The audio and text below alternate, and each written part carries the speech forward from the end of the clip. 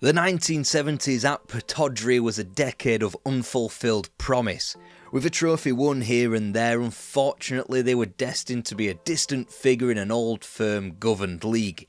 Then Alex Ferguson turned up. This is his Aberdeen, maybe the best team Scotland had to offer in the 1980s.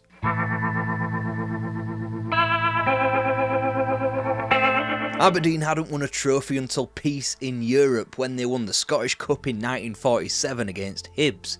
This was the era that belonged to Dave Halliday, who took the Dons to their landmark success, the 1955 winning of the championship.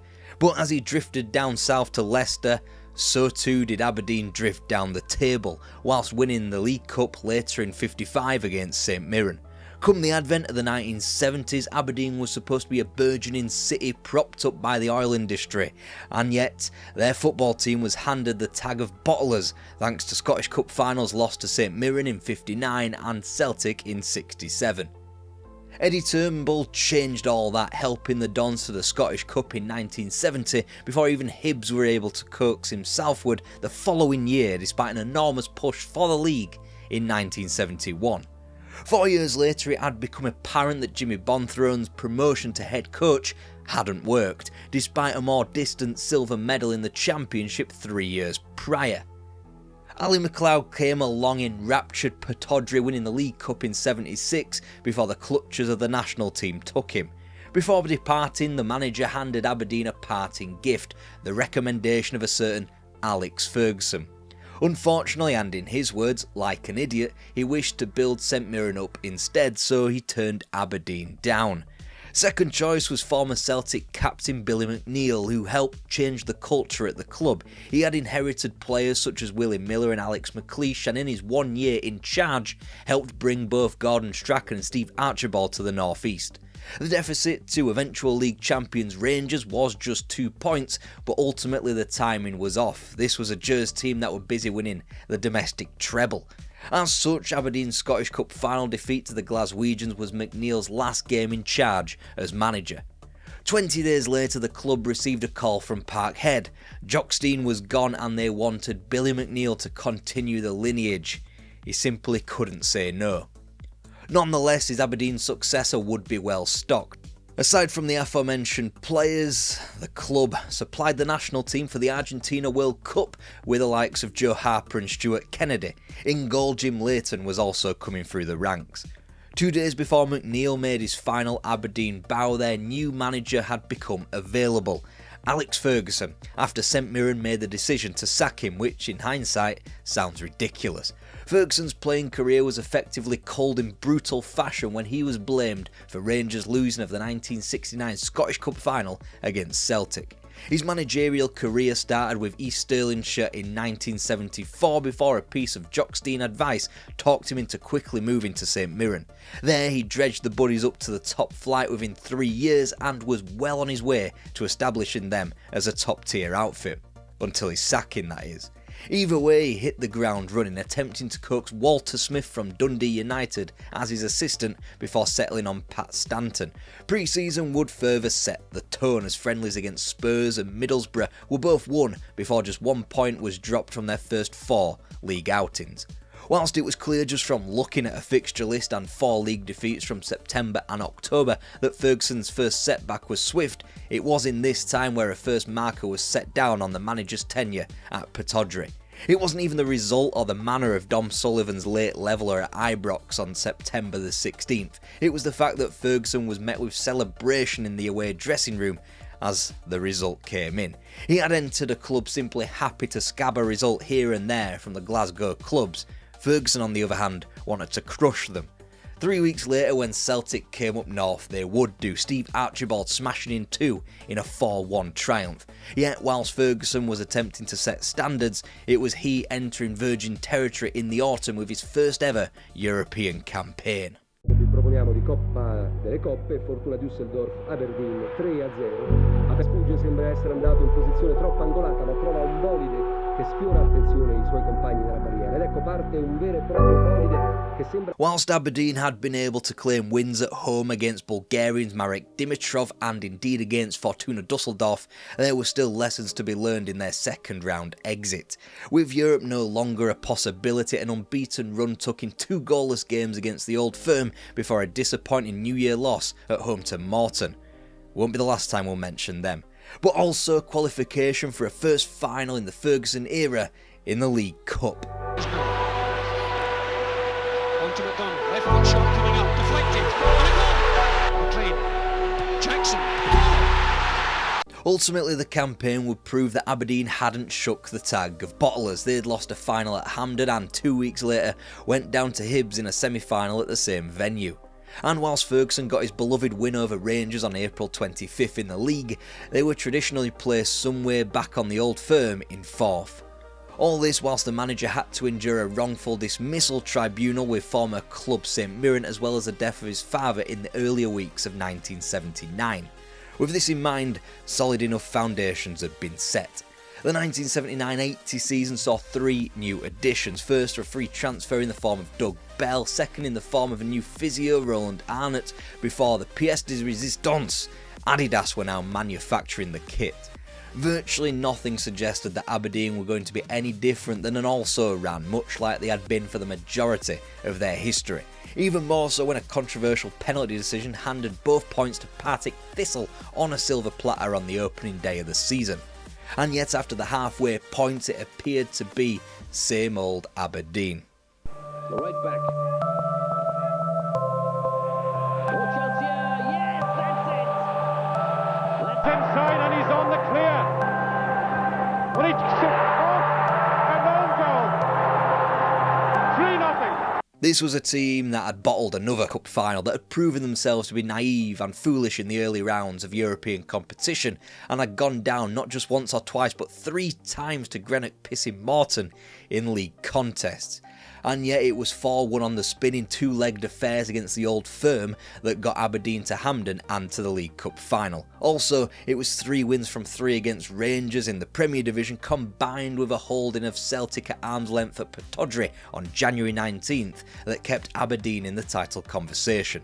And whilst it could be said that Rangers got the win over Aberdeen when it mattered in a Scottish Cup semi-final in April, the season was still all set to be another of progression for Alex Ferguson. After what had become a 4th game from 5 where Aberdeen dropped points when Partick Thistle turned up on March the 1st, Aberdeen still had multiple games in hand. Then they went on a tear. Both Dundee clubs beat, and even famous bogey team Morton were dispatched via Drew Jarvie's winner before a handy point at Ibrox fed into a first crucial week of April. Mark McGee was on hand to rattle in half of the 4 goals put beyond Kilmarnock, whilst another profitable trip to Rugby Park would generate another 2 points 3 weeks later. April was all about the Dons' 2 trips to Parkhead. Jarvie's there with a chance. Oh, a great goal by Jarvie. Oh, that was almost a clearance by Archibald. And that's a goal. McGee knocked in by Scanlon. Archibald had a chance and it scores. Danger for Celtic. Kennedy across. What a chance for McGee. And a goal. Aim for Archibald. Rashford drops it. Strachan scores. Strachan makes it 3-1. The first win, Bobby Clark penalty save and all, put the league leaders on notice. The second win, perhaps Aberdeen's finest performance yet under Ferguson, took the Dons to the top of the table.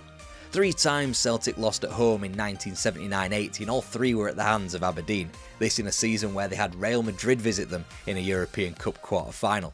St Mirren were dispatched by 2 as Gordon Strachan was preemptively named as the Footballer of the Year. Aberdeen had 3 games left, Celtic 2, all matches played away from their respective homes, with the Dons handed the advantage via goal difference. So even though Tannadice proved a frustrating afternoon and Celtic managed a win over the road the following day at Dens Park, Aberdeen held all the cards going into May the 3rd despite a points deficit. They simply needed to better Celtic's result and not get record-breakingly walloped at Partick 4 days afterward.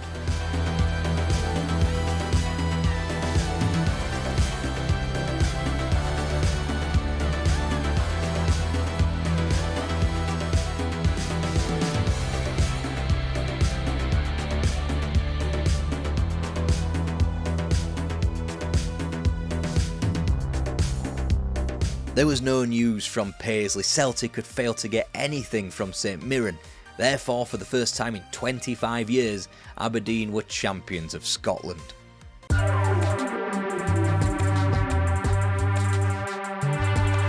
Naturally, any lofty ideals that Aberdeen were the new force in Scottish football were sealed by the immediate fact of Steve Archibald's £1 million transfer to Spurs.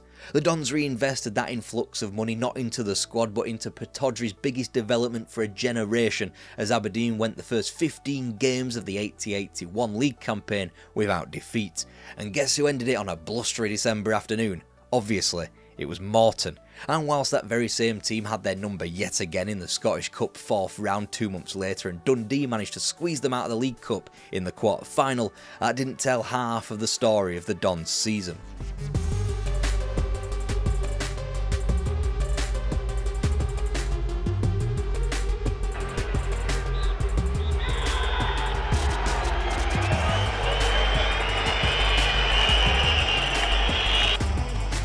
Nicely played by Johnson to Terry McDermott, and a little chip from McDermott, and what a lovely goal!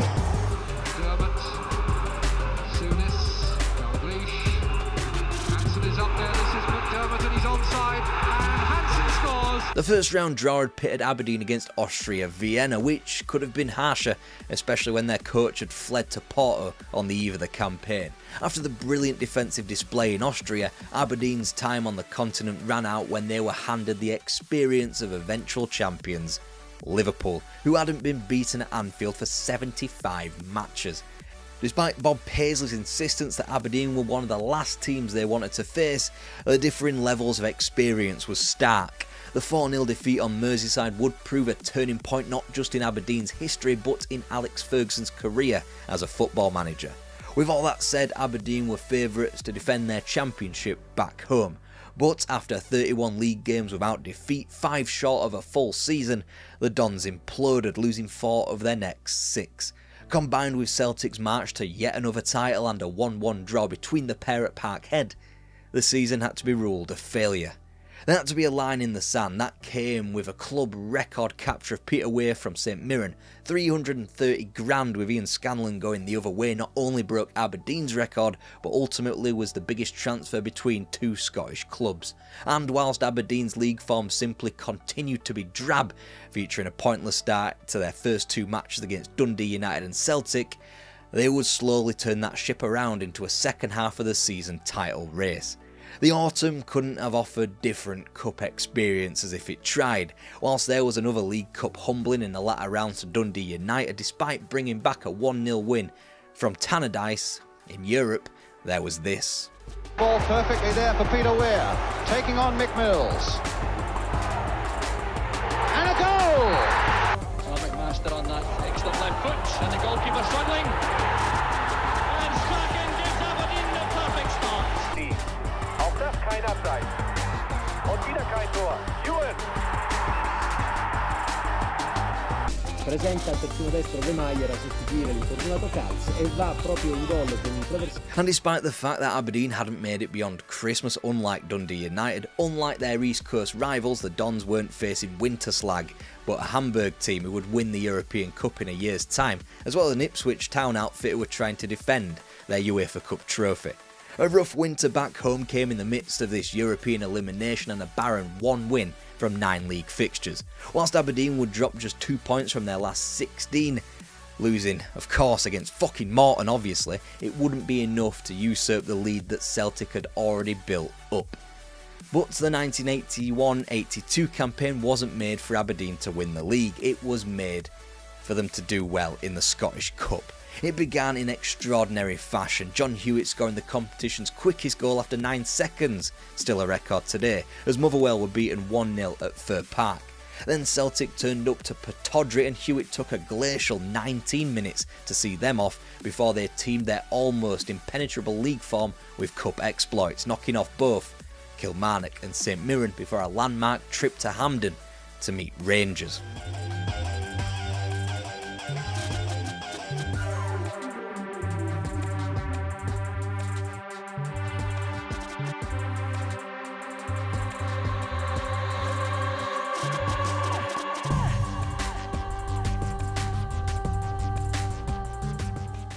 A trophy was salvation for Aberdeen and Alex Ferguson. The fact that it was Rangers who were the victims of the onslaught, even better for both. It meant Aberdeen were taken from a UEFA Cup that featured teams like Dortmund, Man United, Arsenal, Valencia, Roma and Napoli, and into an equally terrifying Cup Winners' Cup that could boast Spurs, Bayern, PSG, Inter, Barcelona and Real Madrid. The luck of the draw meant Aberdeen were one of 4 teams plucked from the hat to play in the preliminary rounds. It meant 2 sweltering August ties against Swiss outfit Sion and 11 goals scored without much opposition. They wouldn't get it so easy again in Europe, as a squeaking through Dynamo Tirana had proven in the first round, and whilst they had managed to avoid all the big sharks who remained, they wouldn't be much closer to home in the last 16.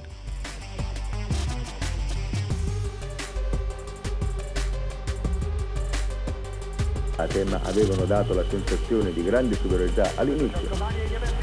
Comunque l'Aberdeen passa. With European football kindly put to bed for the winter, Aberdeen entered the second half of the domestic campaign armed with only neutral momentum.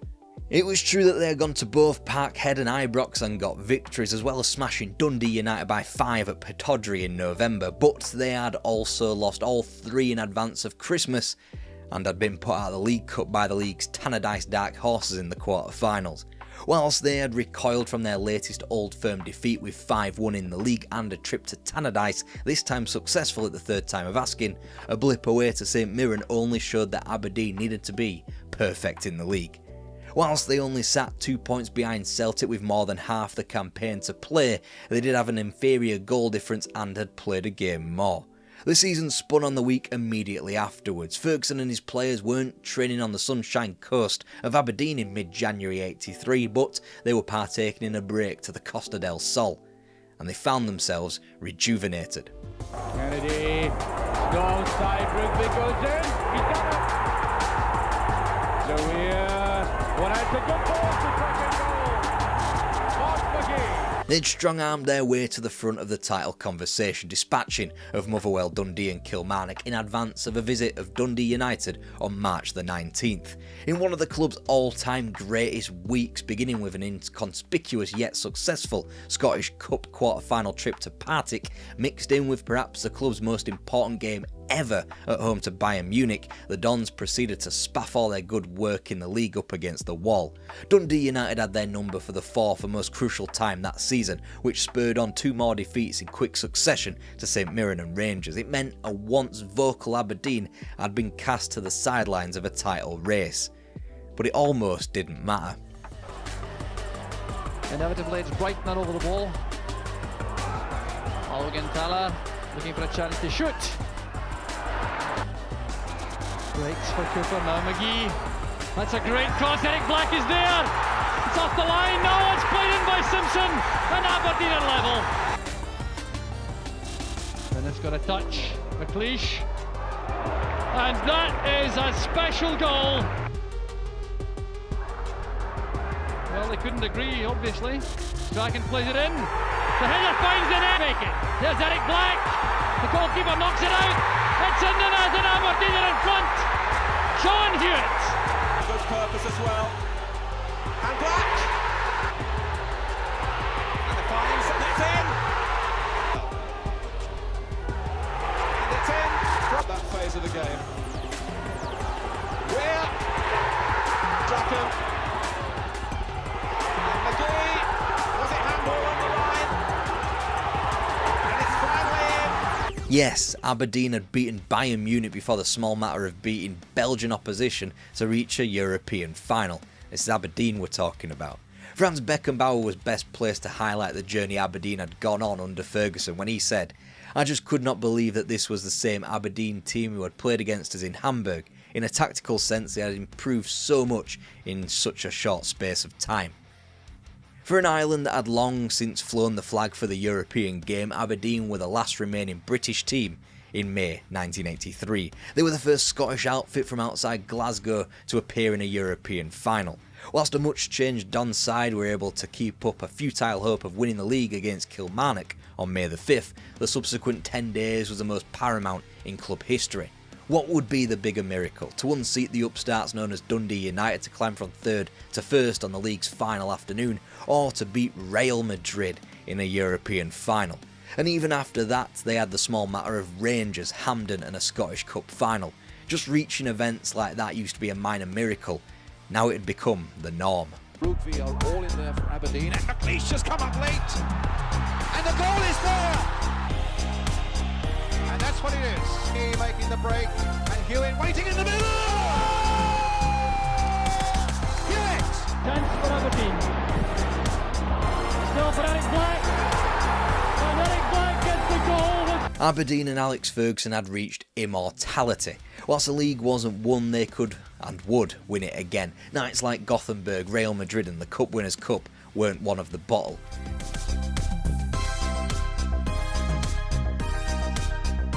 From the top of the mountain, Aberdeen now had to minimise the descent. It began with an injury-hit pre-season of West Germany, but the 1983-84 season would warrant only 2 defeats from their first 24 league fixtures.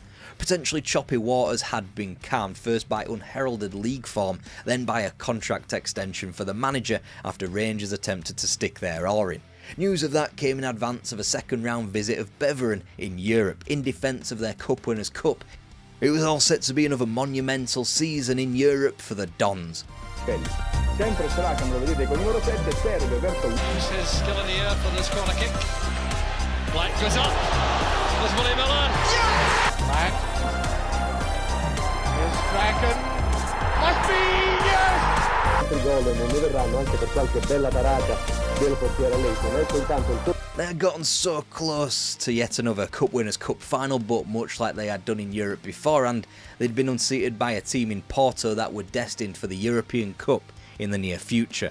Amidst the club being unsettled by personnel change, from the potential of Ferguson in the autumn to Archie Knox's departure to Dundee United and the signing of Stuart McKimmie in the winter, Aberdeen stayed rock steady back home. They were given chance to avenge a League Cup semi-final defeat to Celtic at Hampden in the Scottish Cup in May, and before that Aberdeen had to close out a title-winning campaign. First new acquisition Stuart McKimmie's goal granted Aberdeen their third ever championship with a staggering 4 matches to play, and then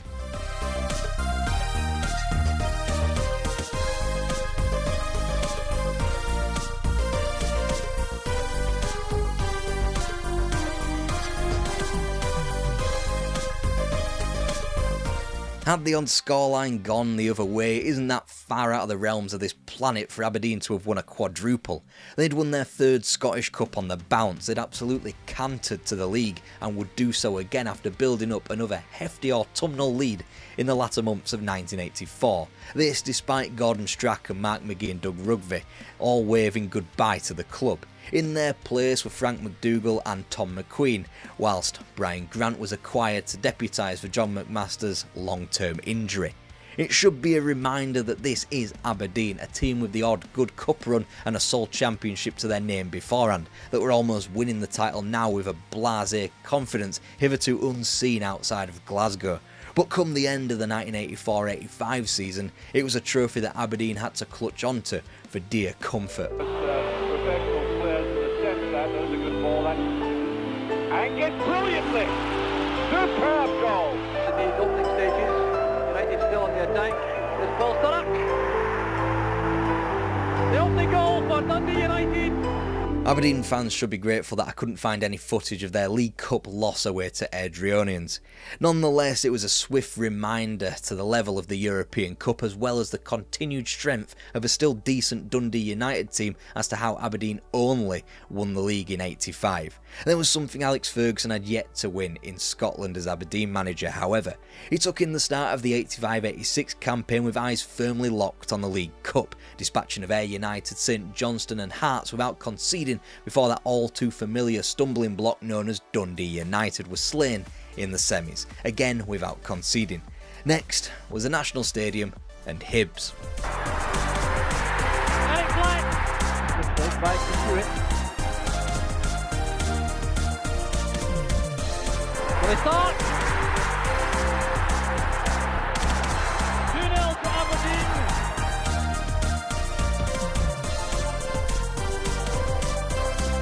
There's Simpson. Eric Black. Peerless in the League Cup, the heavier the pitch has got and the more tense the league campaign got, the more Aberdeen wilted in the league. It was clear as early as January that they would be taking a back seat, not to Celtic, not to Dundee United, and certainly not to a piss-poor Rangers, but to Hearts, and it should be stated completely and wholly understandably. On September the 10th, 1985, on what should have been a great day for Scottish football when they saw off Wales from World Cup qualifying, tragedy struck when Jockstein died from a heart attack. A mentor for Ferguson, he had taken on assistant duties for the national team, and now, with Mexico on the horizon, he found himself as a Scotland national team manager. Via Australia, he would coax his nation to another World Cup, which had become customary at this point. In the meantime, the bread and butter of Aberdeen's league competition had become lost.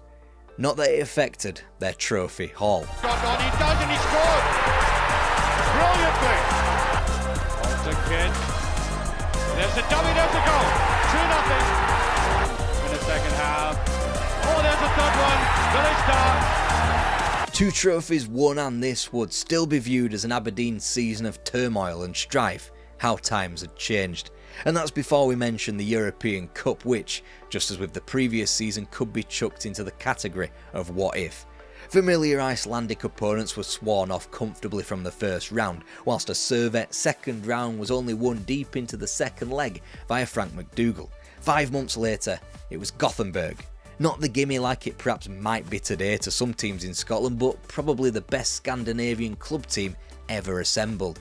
They'd won the UEFA Cup in '82, they were busy wholly dominating Swedish football, and Scottish fans would continue to get to know them as the '80s wore on. It was they who stood in Aberdeen's way of a European Cup semi-final. 2-2. Stiamo seguendo l'azione con cui l'Aberdeen va in vantaggio per la prima volta, siamo al 16esimo, Francia 2esimo, e c'è questa bella conclusione di un grandissimo rilancio, siamo oltre la mezz'ora del secondo tempo, la palla è controllata direttamente da Giorgio, il lancio di Pettersson che pesca molto bene Ekstrom, e Ekstrom aggira il portiere.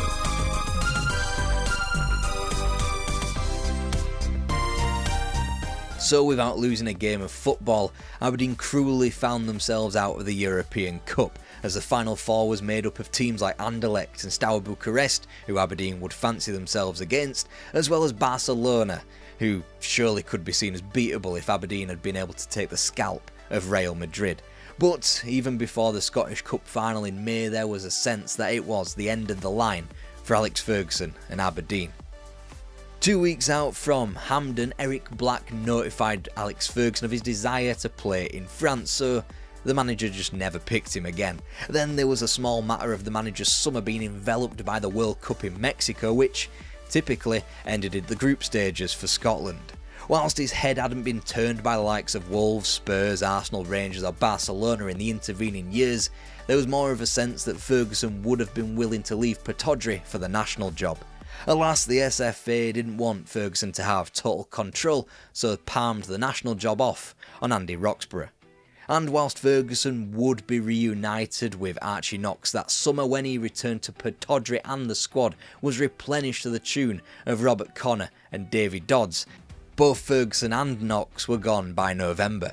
He would leave for Old Trafford, unbelievably for less money than what he was on at Aberdeen in 1986. Ferguson had transformed them from a mediocre club in a town that ought to have been supported better by enormous oil conglomerates that operated in the city to one that, in spite of their disinterest, were winning big on both domestic and continental fronts. Even counting their most recent Scottish Cup trophy from May this year, Aberdeen have won only 9 major trophies when Alex Ferguson wasn't their manager, compared to 10 when he was.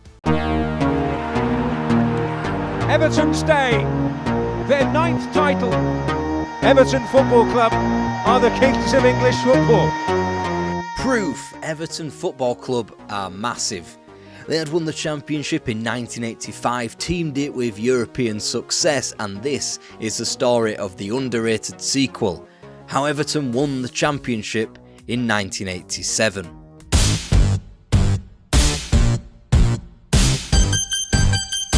Tragedy struck at Liverpool's 5th European Cup final in Brussels. A wall collapsed in the Heysel Stadium after fighting between rival blocks of supporters. 39 people lost their lives in the crush. Their memory is perpetuated by a plaque inside Anfield and by a memorial in a garden in Turin. It was supposed to be a time of celebration. Everton had not only won the First Division, booking themselves in for the European Cup, but they had also won their first ever continental honours and had beaten Bayern Munich to become the holders of the Cup Winners' Cup. Instead, uncertainty filled the air of 1985. The morning after the European Cup final, FA Chairman Bert Milicic and President of the Football League Jack Dunnett drew up a plan to withdraw English clubs from UEFA competition. Within 24 hours, Liverpool had formally announced their withdrawal from the UEFA Cup. Meanwhile, talks commenced with Downing Street, which confirmed the plan for a nationwide withdrawal from Europe. A month later, after Spurs begrudgingly accept this plan, 4 clubs remain wedded to trying to play in Europe. Everton, with the most to lose, front a group also containing Cup Winners' Cup team Manchester United and both Southampton and Norwich, who were due to participate in the UEFA Cup. They took their case to the High Court and, predictably, it did not work. Heading into the 1985-86 season, Howard Kendall saw fit to change the way Everton played. He wanted an option in behind the opposition defence. The squad lacked the speed after Adrian Heath's attributes had become diminished after injury in December 1984. Therefore, after several scouting expeditions, Howard Kendall approached Leicester City's Gary Lineker, whose contract was running out. This was before John Mark Bosman had enlightened us to the free transfer, so the case went to a tribunal. Everton wanted to part with £400,000, Leicester wanted £1 million to let their star man go. In the end, the figure stood at £800,000. It left Kendall with a thankless task of letting go of one of Goodison's favourite sons, Andy Gray. For many, the talismanic figure of the 85 double winning season was sold for just £150,000 to Aston Villa. A pre-season tour took the champions to Canada whilst they fulfilled their Charity Shield duties with victory over Manchester United. Evertonian fuming over the European ban was exchanged for the lukewarm reaction for what is now considered a legendary Everton jersey. Too much white? You decide. Either way, Japanese electronics company NEC were now paying the club £500,000 a year over 3 years for the sponsorship privilege. Everton entered the season as 3-1 joint favourites with Liverpool and Manchester United. Liverpool were managed by rookie Kenny Dalglish, whilst United were reigning FA Cup champions and had beaten the Toffees in the Wembley final that May. The sarcastic fixture computer threw out an opening day against Leicester City, a 3-1 defeat which saw the untested Lineker and Heath attacking partnership flounder, whilst Graham Sharp was banished to the reserves.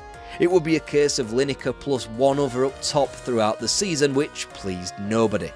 Thankfully, nobody saw it because of the UK television blackout as the Football League's biggest clubs butted head with ITV, who didn't particularly have the appetite to broadcast football. Nobody did, so everyone went without the sport unless they went to the game in person. Lineker would take 4 matches to register a goal, but when he got going, he banged them in, mainly to begin with his head. The opening weeks were marred by the long-term injuries to Peter Reid and Derek Mountfield. Reid damaged his Achilles away with England and would miss September all the way through to March, and Mountfield required a cartilage operation. A mix of that, Manchester United's ludicrously good start, and afternoons like the one at Stamford Bridge where multiple penalties were missed and Kevin Ratcliffe had to go in net, were precisely why Everton lagged so far behind the pace as summer turned to winter. They'd also developed a worrying habit of starting matches horrendously. Liverpool's Kenny Dalglish, Bournemouth's Colin Clark and Chelsea's Kerry Dixon, just some of the names who netted against the Toffees before the first minute was up. Not only were key players either sold or missing, Kevin Ratcliffe and Pat Van den Hauwe had been unable to cobble together a telepathy at the back. Soon enough, the injury crisis would extend to Van der Hauwe, leading to Gary Stevens deputising in the middle of defence, which earned Neil Poynton a debut from left-back. Because of these defensive frailties, Everton were at their best when a frantic game of football was unleashed. Such was their attacking potential. Adrian Heath and Gary Lineker were free scoring, and with Trevor Steven and Kevin Sheedy behind them, the Toffees were brilliant going forward. Limiting them, unfortunately, for the majority of the season was their god-awful defence. Indeed, they scored 4 or more in the league against Birmingham, Sheffield Wednesday, Watford, Arsenal and Ipswich before Christmas. It wasn't just Liverpool and Manchester United that Everton ought to have been worried about. In the midst of that blackout, a new contender revealed themselves, West Ham United, and one that would lead Everton for the majority of the campaign. The season took a turn for the better, however, when a Gary Lineker brace helped Everton to a win over the early pace setters Manchester United. Ron Atkinson's side had won their first 10 but had since capitulated. This Boxing Day defeat took them from the top spot, and suddenly the Toffees were back in with a shout. Then they showed the form of champions, dropping just 2 points in the next 8 league matches, which included one of the more important League Merseyside derbies in recent memory. Richardson, Alan Harper, Ratcliffe joining in, and Grubble. Lineker, can it be 2 for Everton? It is! Everton were also busy making progress in the FA Cup. Exeter, Blackburn, Tottenham and Luton all beaten before a Villa Park date with Sheffield Wednesday was pencilled in. Gary Lineker had finally got the fans back on side, key names were coming back and Everton were the form team in the division. After the derby win, Everton commanded a 6-point lead over Manchester United, but most importantly, a staggering 11 points separate the Blues from Liverpool. The Reds had a game in hand, one that would be comprehensively won at home to QPR. 8 points the difference with 11 matches to go, 1 or 2 wobbles in red would keep the championship under lock and key on the blue half of Stanley Park. It's supposed to be Easter where championships in this time frame were won and lost, but the key movements in this title race happened well beforehand. Firstly, Kevin Sheedy was needed to rescue a point at home to Chelsea before a typically difficult trip to Luton Town ended disastrously, thanks to a 2-goal comeback for the Hatters in the final 8 minutes. The gap had been cut dramatically and much worse news was to come in the week before Easter. Wales vs Ireland in Dublin March 26th were all intents and purposes a meaningless friendly, especially in the days after the home championship was annulled.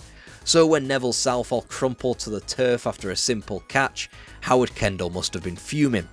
His goalkeeper had dislocated his ankle and damaged some ligaments. Out for the season, Everton would now have to play stand-in Bobby Mims instead of arguably the world's greatest goalie.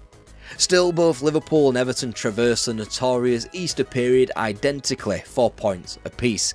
Liverpool were held at Sheffield Wednesday, Everton at Old Trafford, whilst both navigated home victories.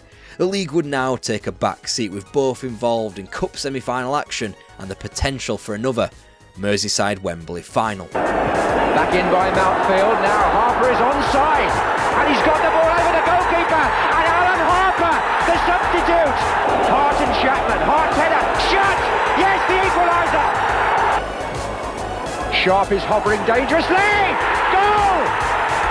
Both needed extra time to dispose of provincial clubs, and now with league competition back on the agenda, Everton trailed Liverpool by a goal, but with that crucial game in hand, which tantalisingly was scheduled for between the league's final day and the cup final against the third wheel in the title race, West Ham United.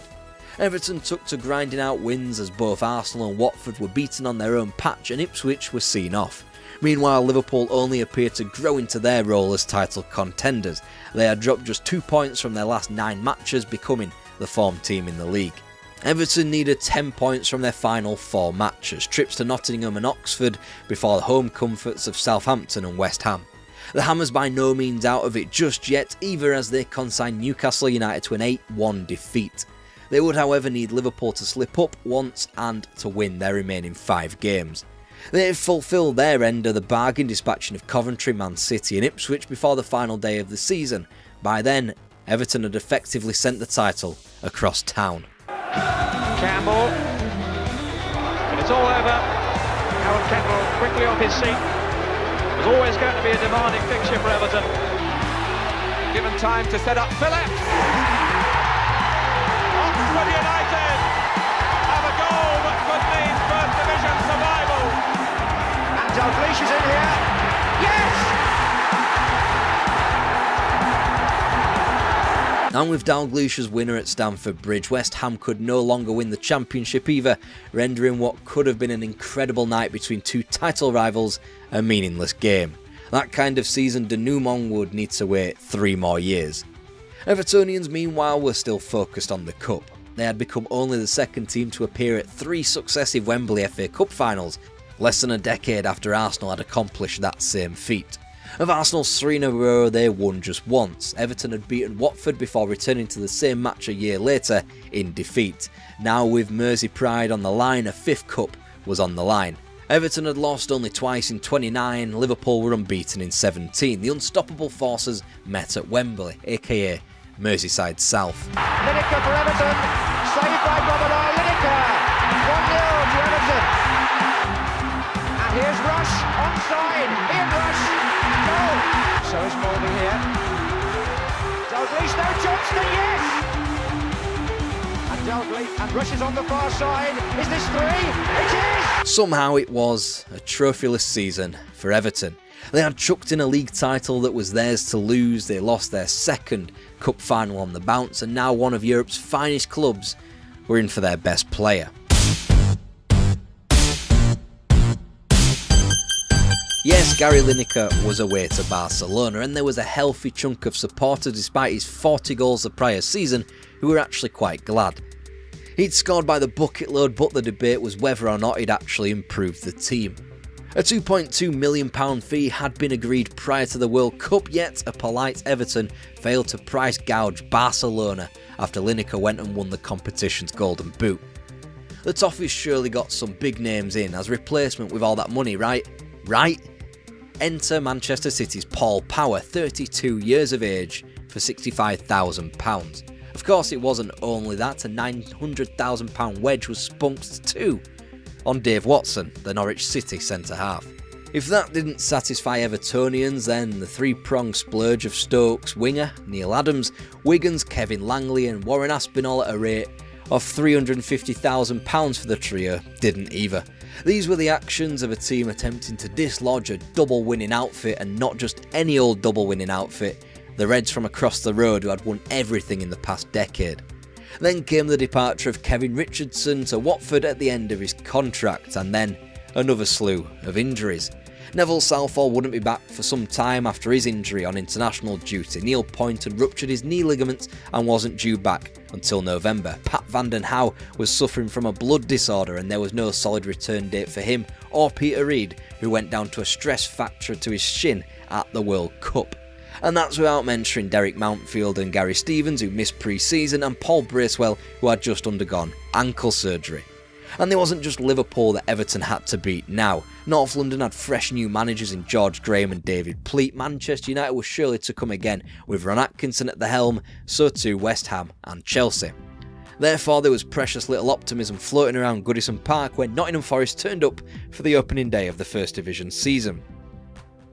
Kevin Sheedy won that day with 2 brilliant strikes, but it would be one of the rare bright days in the early stages of the season. Trips to Hillsborough and Highfield Road weren't profitable, nor was the visit of QPR to Merseyside. Regardless, the Blues maintained their unbeaten start to the season, chucked in another home triumph over Oxford before a defensive 5 was needed to price 3 points out of Wimbledon at Plough Lane. 8 days later, Everton vanquished one of their supposed title rivals in Manchester United.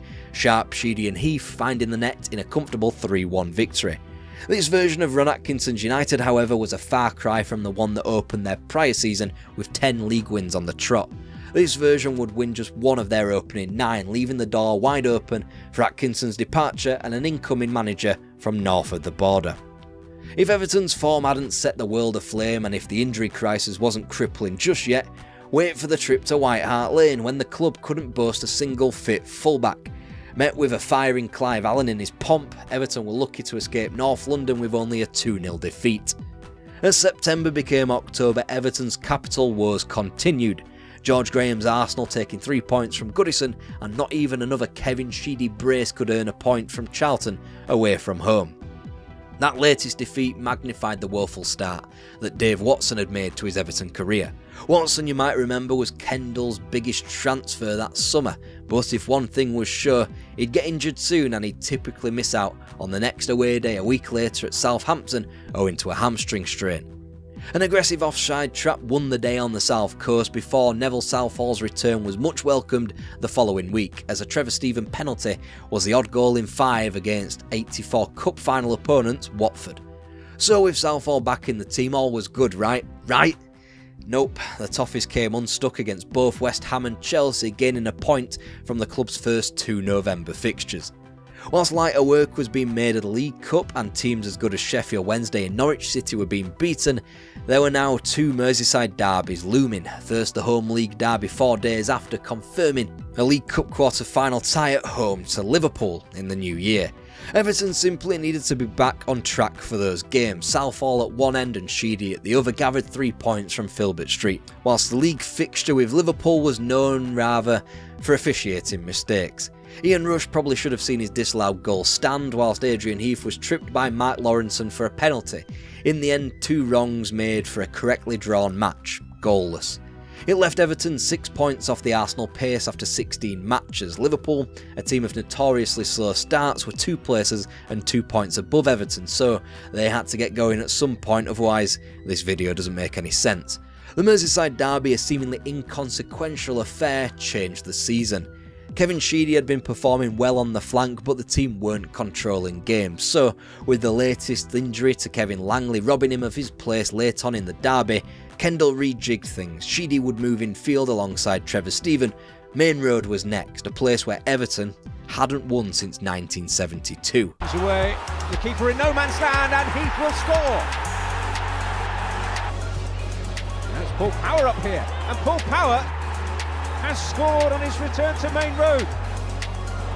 Opportunity here, sharp to Heath, he's got to wrap it up, and that is exactly what Adrian Heath has done. Suddenly it was all up for grabs. 4 stuck beyond Norwich, 3 past Wimbledon, and the brightest performance yet came up at St James Park, where Trevor Steven helped himself to a brace, whilst Paul Power and Adrian Heath completed a 4-0 rout. Just forget about the loss down at Luton Town. Everton never really performed well on the artificial surfaces.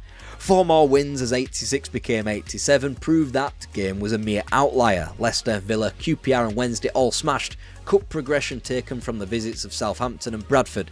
Suddenly, Everton were ahead of Liverpool, only 2 points behind Arsenal, and they had a game in hand on both. Peter Reid had returned, the goalkeeping situation was under control, as was the midfield. Dave Watson was finally back and now in form, and speaking of form, the likes of Sheedy, Steven and Heath were beginning to look like too much for First Division defences. Belief was now flowing through Goodison Park, further emphasised with Leeds United's Ian Snodding's decision to choose the Blues over Liverpool in his transfer from Yorkshire. Battles won off and on the pitch against the Reds just in time for the reprisal of the rivalry and a spot in the League Cup semi-finals up for grabs. Walsh trying to hold it up for Rush. Came off Gary Stevens. Rush! Yes! The blip became a wobble as Everton returned from the City Ground pointless 4 days later. That wobble became a catastrophe as the Blues combined FA Cup elimination down at Plough Lane in the 5th round with 5 points from 4 games in the league. The Toffees had traded in the driving seat for a hit-and-run 3-point deficit over Liverpool with 12 games to go. What had been the fleeting optimism of a first ever domestic treble was now the crushing realism of another failed title challenge against their closest rivals. Now, it's not an enormous surprise that this drastic run of results coincided with a 6-week layoff for Kevin Sheedy and Dave Watson returning to the centre of supporters' vitriol. They'd kept the Wolves at bay with a 3-0 win over Southampton, but Everton needed a bit of luck. They needed one to go in off their arse, and then Charlton Athletic came to visit. Everton, the breakthrough. He scores. Steve with a little flick header there. Oh, that's a chance and a goal. Gary Stevens. 24 hours later, Liverpool lost down at White Hart Lane, and on such weekends, leagues are won. With venues like Highbury and Stamford Bridge to come next, Everton needed to be strong spirits to survive that and to keep their title bid alive. And in these scenarios where the sand is escaping the hourglass of a season and your players are knackered, disillusioned or both, you need the entirety of your squad. And up step Wayne Clark with the winner at Highbury. Up step Alan Harper to turn 1 point into 3 at Stamford Bridge. Everton were back on top by goal difference, cradling desperately onto a game in hand. 8 matches remained, one of which was the daunting trip to Anfield at the end of April. Whilst Everton remained perfect through the visits of West Ham and Newcastle and a tricky trip down to Aston Villa, Liverpool's season buckled. First they were stunned at home to Wimbledon, not the biggest Dons result over Liverpool in the late 80s, before the League Cup trophy was passed up on to George Graham, not Kenny Dalglish, before the month was capped off with defeats at Carrow Road and Old Trafford. Now Liverpool were fighting to keep their title dreams alive. Everton, on the other hand, could drive the final nail in the Liverpool title coffin with a win at home to their biggest rivals on April 25th. Out was provided by Ablett. Rush again. It's McMahon who can shoot. Oh! What will happen this time? Sheedy takes and scores by the near post. Johnston got to it. Rush! Went outside Whelan and timed it beautifully. It's Rush.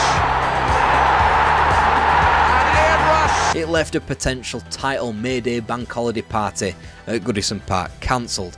Much worse, as Kevin Sheedy was ruled out for the visit of Manchester City, as Everton were toothless in a 0-0 draw against a side battling relegation. With 3 slippery fixtures in Norwich, Luton and Spurs to come, had Everton just passed up a glorious chance to win the title. After all, Liverpool could close the gap to just a point when they met the Cup finalist Coventry City. Instead,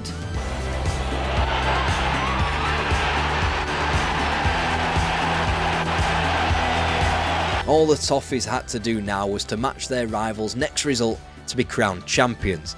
Everton were away to Norwich City, Liverpool hosted Watford, 2 tricky teams who had recently tasted Wembley and Cup finals in just a 48-hour turnaround. Ian Rush grabbed a late winner in front of the Kop, so at Carrow Road, nothing but 3 points was needed. Ball back for Van den Hauwe. The priceless breakthrough comes. Everton's day, their 9th title.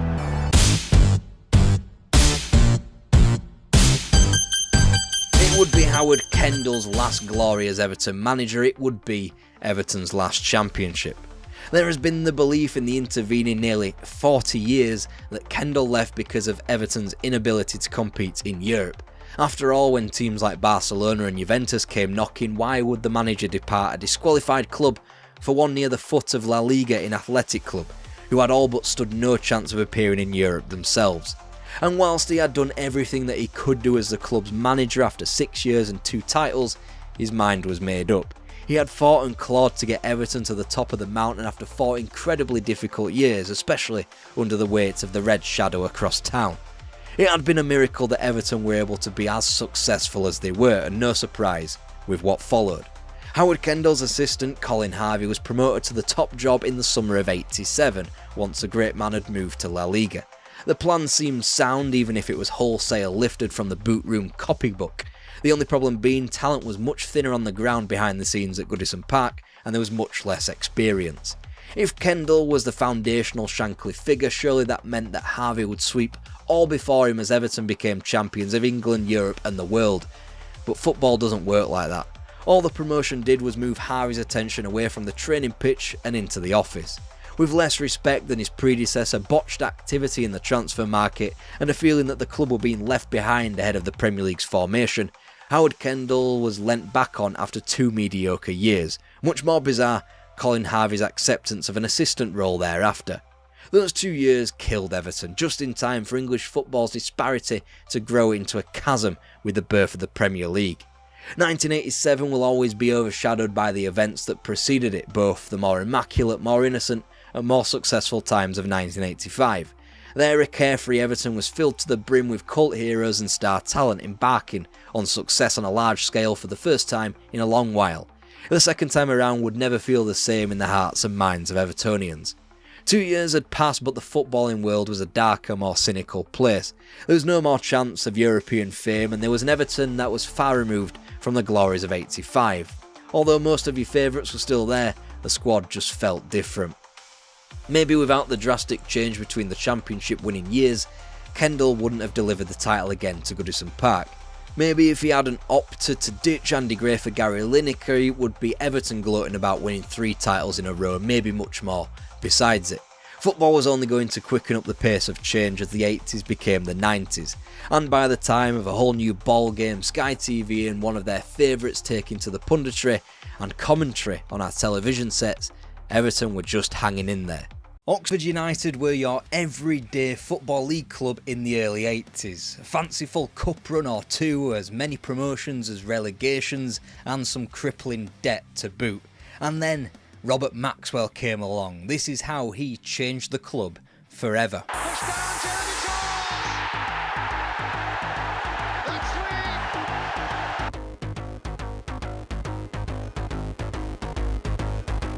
First they were renamed into what we know them as today, Oxford United, and then they received admission into the Football League. The 1960s started as non-league Headington United and ended as Oxford United in the second tier with a FA Cup quarter-final under their belt. The sky seemed the limit.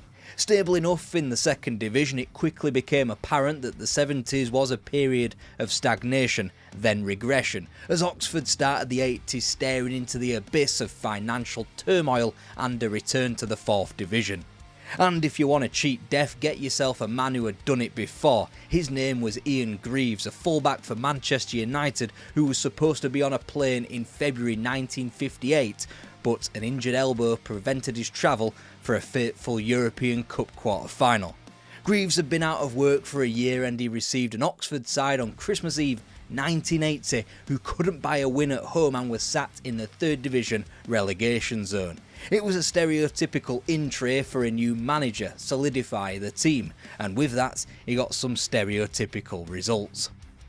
Gong was getting pumped every week by rabble like Colchester, Carlisle and Chesterfield. Here was a more binary outlook on life, as Oxford dared to score more than once in only 5 of their remaining 21 fixtures.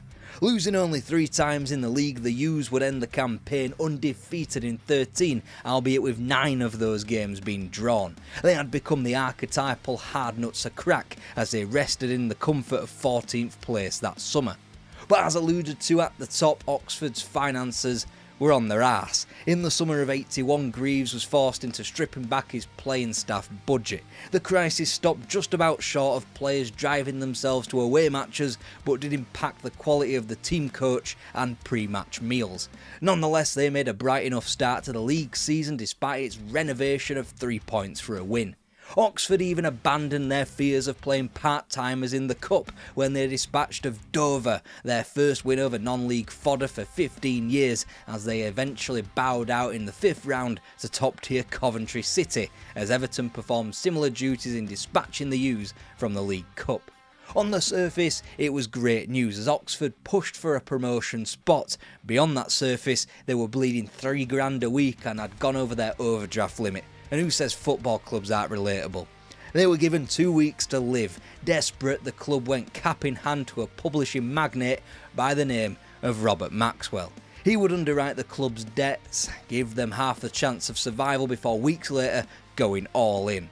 In what was a little sampler, or what Maxwell would probably call hors d'oeuvres, of what the new owner would bring to the club, Brighton refused him helicopter access onto the Goldstone Grounds playing surface ahead of a cup tie in January, so he sulked off back home. Oxford would defeat the First Division opponents by a margin not seen from a lower league club since Scunthorpe dished out a 6-2 battering against Blackpool in 1961. Greaves called it probably the greatest day in my career. 7 days later, he was gone.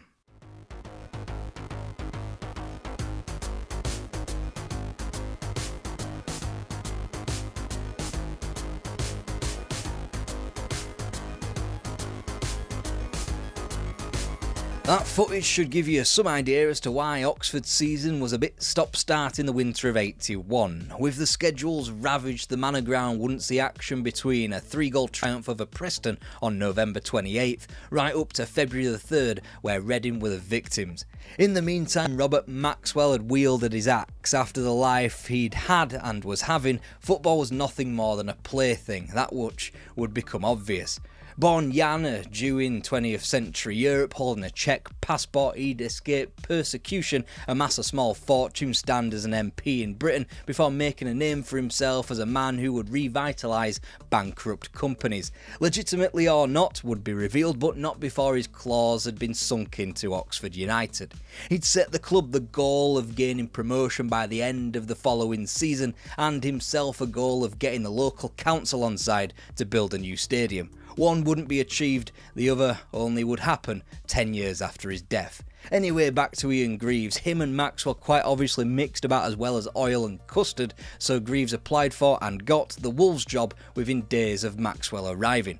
Cut to Valentine's Day. Former Oxford player Ron Atkinson and Birmingham City boss Jim Smith went out for a meal with their respective wives, I should add, and probably no car key swapping went on, but I can't confirm that bit. The wheels were already in motion for Jim Smith's dismissal from St Andrews because Ron Saunders' sudden availability after his resignation from the Villa. It had been resolved at that meal that Smith should take on the Oxford job. They were considerably in better nick now anyway. Whilst they sat 9th in Div 3, they had 3 games in hand on Chesterfield and only 8 points to make up, i.e. promotion was still in their hands. At least it was, until an indifferent March saw 1 win from 7 fixtures and the club's top scorer Keith Cassells, as well as a young prospect Mark Wright, were sold to Southampton in exchange for $150k and Trevor Hebbard. Entering April, they were 3 points closer to promotion, but they'd run out of games in hand. A near-perfect month had them ensconced in the top 3, only for it to be ruined by some scroats called Swindon, who controversially won 3-2 at the county ground. Swindon were fighting for their 3rd division lives, just a shame that their fans' smoke bombs effectively swung the balance of the game, and therefore promotion, as Oxford lost their final 4 fixtures to finish 5th. Meanwhile, Swindon went down anyway. Cassells had been replaced that summer with the signings of Gary Barnett, Mick Vinter and Steve Biggins. Then the season began. Well to get in the cross. What a header too. He had no way through, and then a beautiful ball to Barnett. Could be a chance here. It's in. Put one more.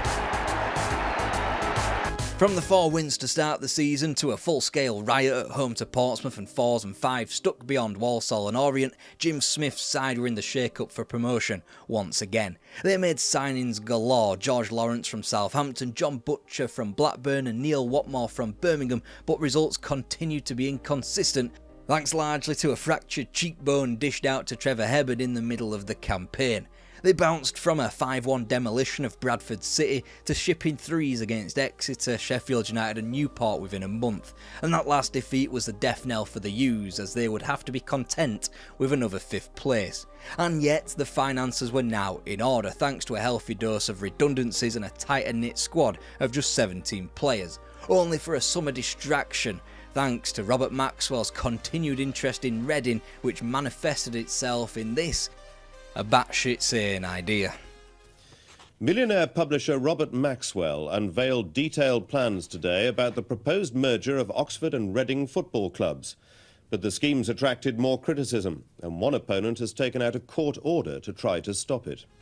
They'd be called Thames Valley Royals. Fortunately, Maxwell wouldn't get the board support over at Reading that he was promised, but in the first snowflake that would become a 21st century avalanche, he was allowed to maintain a financial interest on both clubs.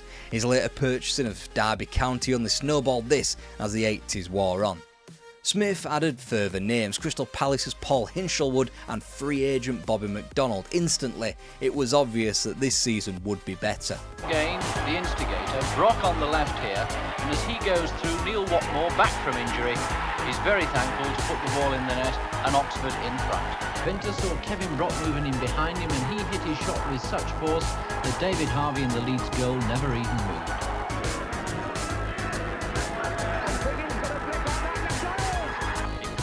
When Oxford won a free kick and Brock buried it in Bailey's net with a lovely ball. Biggins! And it's now! Oh, and McDonald! 1-0 to Oxford! The league form wasn't too bad either, dropping only 4 points from their first 9 league fixtures as they shouldered the responsibility of both a deep League Cup run and a promotion push, commanding an 8-point advantage over 4th place by Boxing Day. It was only natural that the elimination of names like Newcastle and Leeds, as well as 3 high-profile games against Manchester United, as well as an upcoming replay at Goodison Park, offered a distraction from league competition. It had been totally taking the town by storm. 31,000, easily the best of the season, braved a snowstorm to see Everton open the scoring after 7 minutes. Oxford's amazing run of cup success began to look doomed when the trusty left-footed Kevin Sheedy made it 2-0 after 33 minutes. Forced this replay, and Heath made it 4 goals in 5 games when he got number 3 early in the second half, their most emphatic win of the season. As first, Paul Hinchelwood pulled one back for Oxford, scorer, and Everton now play Aston Villa in the semi-final. Once that pipe dream and another in the FA Cup 3 weeks later was put to bed, they'd lose only one of their remaining 19 fixtures to storm to the title. Colin Todd had been signed for just 12 matches, but his experience was invaluable in getting the U's over the line. Finally, after 19 cup games and 46 league outings, Oxford could put their feet up, safe in the knowledge they were second tier again. And yet the summer was spent with Maxwell throwing his considerable weight around in the public eye, threatening to pull funding if the proposed new stadium wasn't built. Like most of his musings, it was an empty threat, as names had continued to pour into the Manor Ground over the 83-84 campaign, Newport's John Aldridge being the headline name, whilst Chelsea's Peter Rhodes-Brown followed. But of course, it wouldn't be the summer without a piece of Robert Maxwell's sensationalism. This time he went for the very top, launching a £10 million bid for Manchester United with the plan to pass little old Oxford on to one of his sons. It of course wouldn't transpire when United chief Martin Edwards raised the price last minute to £15 million and would ultimately not sell the club until 2005 when it was gifted to the Glazers. Lesser of two evils, we'll never know. Distraction wasn't too far around the corner as Maxwell attempted to sink some more money into Derby County before making his daughter the first female director in English football. And if you think I'm making a graphic to represent her to go in this video, you gotta be ill. Oh yeah, and he also bought the Daily Mirror, which would become handy in getting his point across. Let's get back to the football. Oxford further prepared for life in Div 2 by acquiring Dave Langan and Billy Hamilton as the bookies slapped a 10-1 price on United for promotion. It'd prove a bargain. He gave Oxford the lead in 6 minutes. 3 of their 4 goals came in a 5-minute spell just after half-time. Billy Hamilton hit the first from 10 yards. Full-back David Langan made the opening, and Aldridge finished it off in superb style. Pulled the crossbar, and before Tim Flowers could compose himself, Gary Briggs was there with the header. 6 minutes gone when Brian Cox fumbled a shot from John Turek, and Bobby McDonnell scored in his 5th goal of the season. And did 1-2 with Trevor Hebbard to beat offside, and Oxford were ahead. They burst into life in a new division, only going down to defeat when they had to travel to Main Road at the beginning of October. The fact that they simply moved back into gear, slapping 5 beyond Sheffield United, Leeds, Charlton and Crystal Palace by the end of the year was proof enough that Oxford belonged. John Aldridge was smashing in the goals, Kevin Brock was troubling England's selection, and in both Dave Langan and Billy Hamilton, 2 bona fide Irish internationals. Whilst Hamilton's knee ligament injury would test Oxford's depth, they'd managed just fine, helped along by the acquisition of QPR's Jeremy Charles, nephew of John and son of Mel. Oxford had been imperious on their own patch, dropping just 7 points from 21 fixtures whilst maintaining a capable enough record of 7 wins and 7 defeats away from home. It all merged into a 10-point advantage over the chasing pack for a promotion, ultimately confirmed in spite of a loss at Elland Road on April the 27th. Oh yeah, and they also had time to do this in the League Cup. Hamilton, Lawrence takes over, a good looking ball, Hamilton there. No, it's Aldridge, and it's gone in. Good overlap.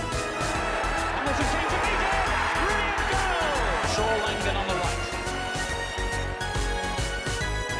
Oh, it's gone in. Whilst this League Cup campaign would sit equidistant between 2 far more memorable tilts at the trophy, Arsenal went to bed on Halloween '94, thoroughly spooked by their defeat. Oxford would go on to be rather uncharacteristically eliminated from both cups under the radar to Ipswich and Blackburn, as opposed to the glamorous defeats they had recently been subjected to. Nonetheless, Oxford had earned the right to call themselves one of the better teams in the country and would have a chance to prove that fact in the following season.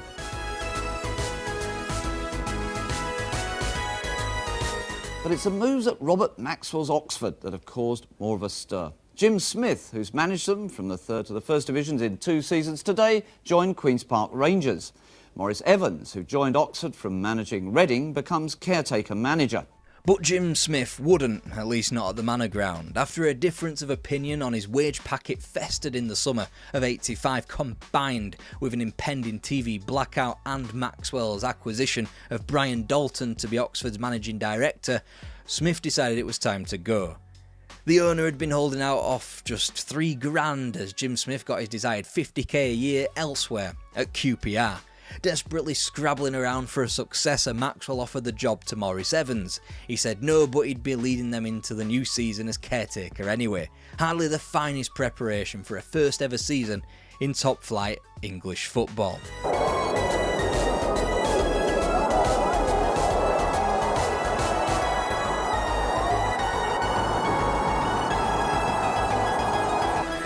Rose Brown, hammered, yes! Switch to hold on. Langham again with the cross. It's there! It's the fullback Slatter! And with one cursory glance at the league table after their latest win, Oxford United were quite clearly holding their own in the top flight, despite all the tumult that summer. Just a shame that there wasn't any live or highlighted footage available to the public until the turn of the year. Whilst the circus the club endured during the summer meant only one name in Neil Slatter was acquired for the team, Maxwell had been busy behind the scenes. He'd vetoed a deal for Adidas to manufacture the club's latest kit, going with Umbro instead, before the unfortunate sponsor of Wang Computers would adorn the strip, with $300,000 pouring into the club. It wasn't long before the club were bolstered by the arrival of Ray Horton into the midfield. Beginning with Northampton, Oxford made it a mission to eliminate all the ends, Newcastle and Norwich going down in the autumn before a League Cup quarter-final draw tossed out a favourable tie against Portsmouth. They say in football that one trophy leads to another, and who was to say that the Daily Express five-a-side tournament trophy won ahead of Arsenal wasn't going to be the catalyst for greater things. Whilst injury had stunted the U's progression out of an FA Cup third round tie against Spurs, Portsmouth wouldn't be granted the same satisfaction in the League Cup, as Oxford ran in 3 goals to confirm a semi-final against Villa, 2 little games away from Wembley. Now, Aldridge working in the middle. Oh, sweetly done. Oxford have got some big fellas at the back. Burt for the shot. Oh, yes! Evans was up there. Scramble. And has the goal been given? It has. The goal's been given. 2-2. Evans. Aldridge.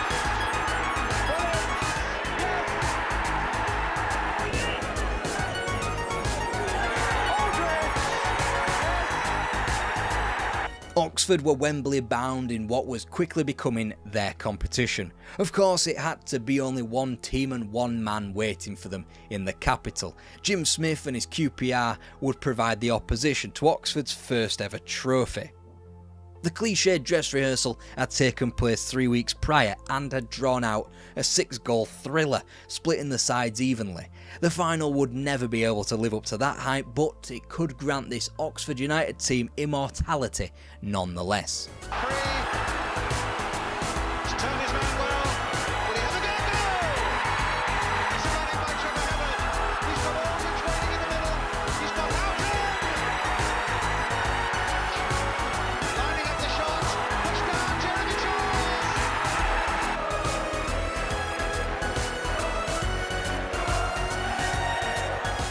Oxford United could not rest on their laurels one bit. They were enveloped in a relegation dogfight and hadn't won a league game since just after their semi-final win over Villa. Fate was in their hands thanks to games in hand, but they did occupy the drop zone with 4 matches remaining. Anybody up to Villa in 16th was still looking over their shoulder. A 6-pointer at Portman Road was a great reality check for the U's, but in defeat it became quickly apparent that this would be one of the greatest one-season wonders of all time. They had 3 matches to play, all at home, but the opposition could scarcely have been more difficult. First, the reigning champions Everton on a run of 1 defeat in 26. Given time to set up Phillips. Oxford United The result had a massive impact on both ends of the table, as it not only kept Oxford within a chance of a survival shout, it derailed the Toffees title bid. Nottingham Forest were next and a win would seal survival, except this was Forest under Brian Clough, former European champions and in the process of building another great team. The loss was no embarrassment, but Leicester's 2-0 win over Newcastle plunged the U's back into the bottom three. The story was simple, everyone around them had finished their season and Oxford needed to win their final match. The small matter of Arsenal. A goal up after just 3 minutes. Penalty. Icing on the cake. Billy Hamilton scores number 3 and the celebration begins. Oxford had lived to fight another day. It was clear it had been taking a lot out of the club in adjusting to a huge league with a change of manager, but the highlights were there to see. Outside the League Cup triumph, there were wins at Stamford Bridge and Main Road as some of the best of the country had to offer in Everton and Arsenal had been beaten. That summer came the solidifying news that Maurice Evans was finally taking Maxwell up on his offer, 10 months after he had offered it. Alternatively, things were made less clear by Liverpool's selling of Ian Rush to Juventus. I only bring this up because they wanted to replace him with his ringer, Oxford's John Aldridge. Thankfully, Italy's 2-foreigner rule meant that Rush wouldn't be immediately signed by the Turin club. Surviving the top flight was made harder in the 86-87 season by the introduction of the playoffs. This would initially place the 4th worst Division 1 team against the highest 3 outfits from Division 2 not already promoted automatically. 14 league goals would make him the champion's top scorer.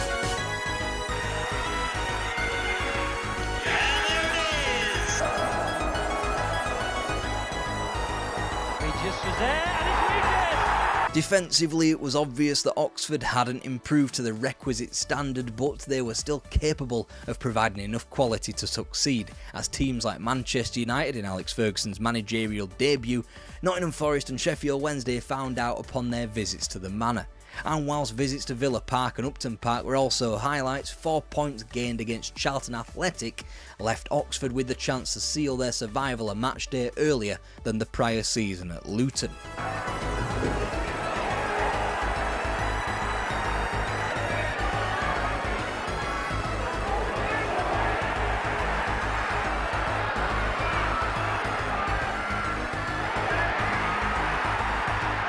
Effectively, John Aldridge's goal-scoring prowess has coaxed enough form out of the club before he departed for Liverpool in January for £750,000.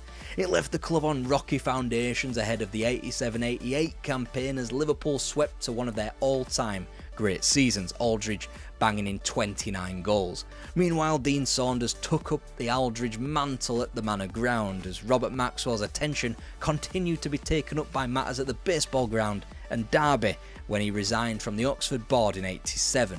Whilst the league campaign was an unmitigated disaster, prompting Oxford's relegation, as Mark Lawrenson replaced Maurice Evans in the campaign's later months, they did come within a whisker of Wembley once again. Steen coming in. Oh, brilliant goal! Brian Steen with the left foot. It was. Oh, it's in!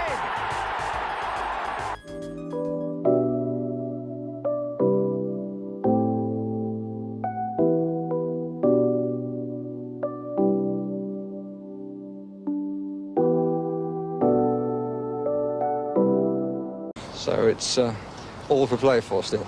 I think so. Do you want to bet against us?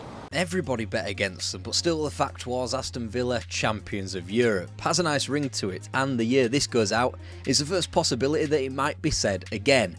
43 years after the first time, this is how Aston Villa won the European Cup in 1982.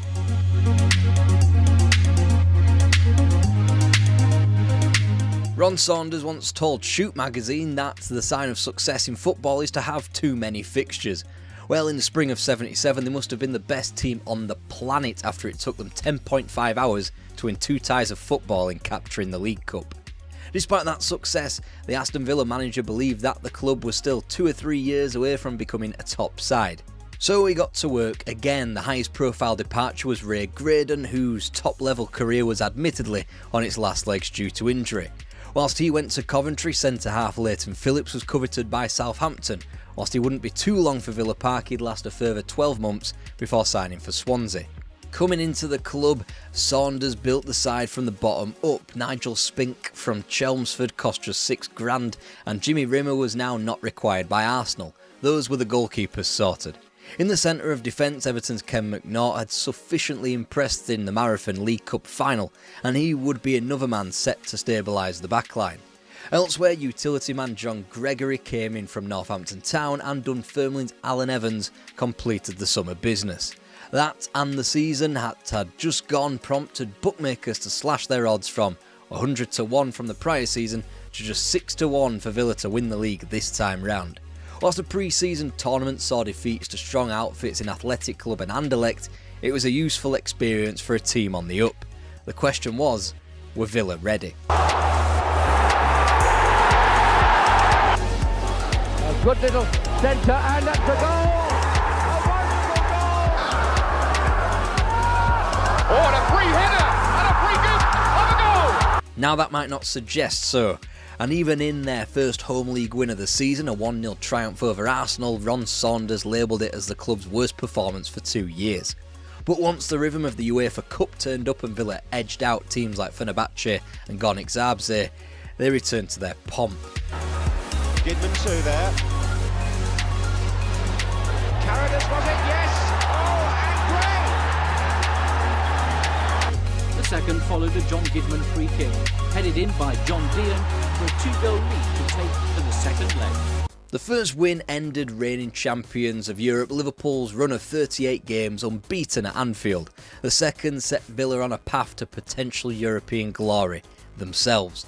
A 3-1 aggregate triumph over Athletic Club ensured they'd be in the conversation come the spring, where Johan Cruyff's Barcelona would meet them.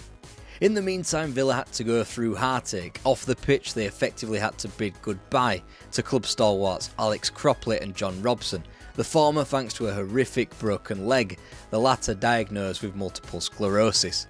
On the pitch, both cups were quickly surrendered. Nottingham Forest began their own time with the League Cup trophy, dispatching of Villa from a December quarter-final.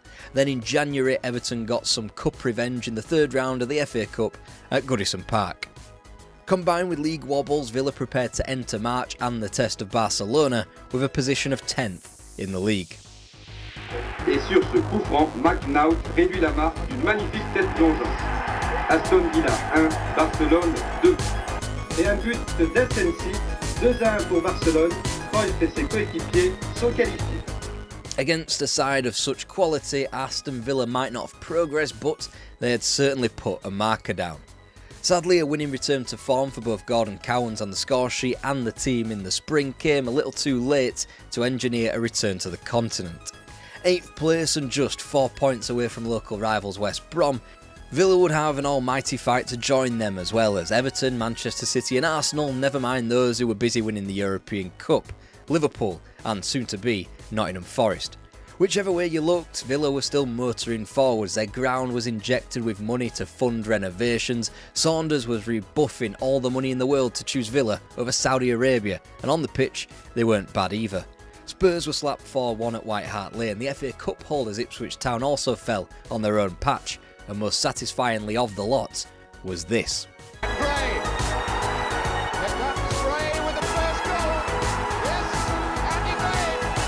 Progression in the Cups might not have come to fruition, with third and fourth round defeats in the FA Cup and League Cup respectively. They couldn't get a game on at Villa Park between Boxing Day and March the 3rd, and players were dropping like flies owing to injury, but still the Villa kept going.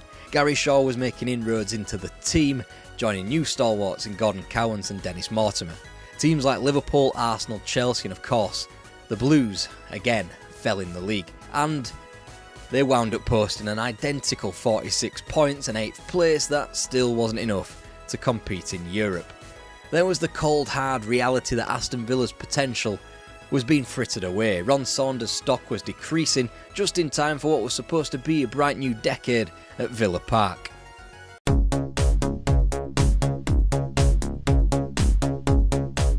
On one hand, the fans were beginning to get what they wanted. Finally, a winger was through the door when Tony Morley was signed. On the other, Villa were hemorrhaging forwards. First, Andy Gray was away to Wolves and Brian Little almost swapped Villa Park for St Andrews, only for a medical to effectively write off his career with a single stroke. He would have one more season with Villa, but cruelly injuries caught up to him. Also leaving was John Gidman for $750,000 to Everton after he stumbled across the wages of his fellow pros at Villa and realised he was being shafted financially. Going the other way was Mike Page for only £200,000, making him, at only 29, Villa's oldest player. The England international would not last long, himself robbed of the latter part of his career owing to injuries. It was another season of misery. Daniel helps it on, comes down to Gray. There's the goal. There's the goal for Andy Gray. Oh, little back spin on it, kill it. Oh, that looks useful. Yes, it's John Walker who scored. Dalglish. Owen River came. McDermott. Johnson. Everton dumped them out of the League Cup in October. 2 months later, their neighbours inflicted a typically surgical defeat on Villa too. That was the match a mere 10 games into his Villa career that ended Page's season and subsequently his time at the club. With Doug Ellis doing his usual hokey-cokey with hierarchical roles at the top of the club, Villa could clutch onto one bright spot and it went by the name of the FA Cup. Bristol Rovers, Cambridge and Blackburn all fell and thankfully second division opposition were handed to Villa in the quarter-final. Second division opposition, but certainly not of the second tier.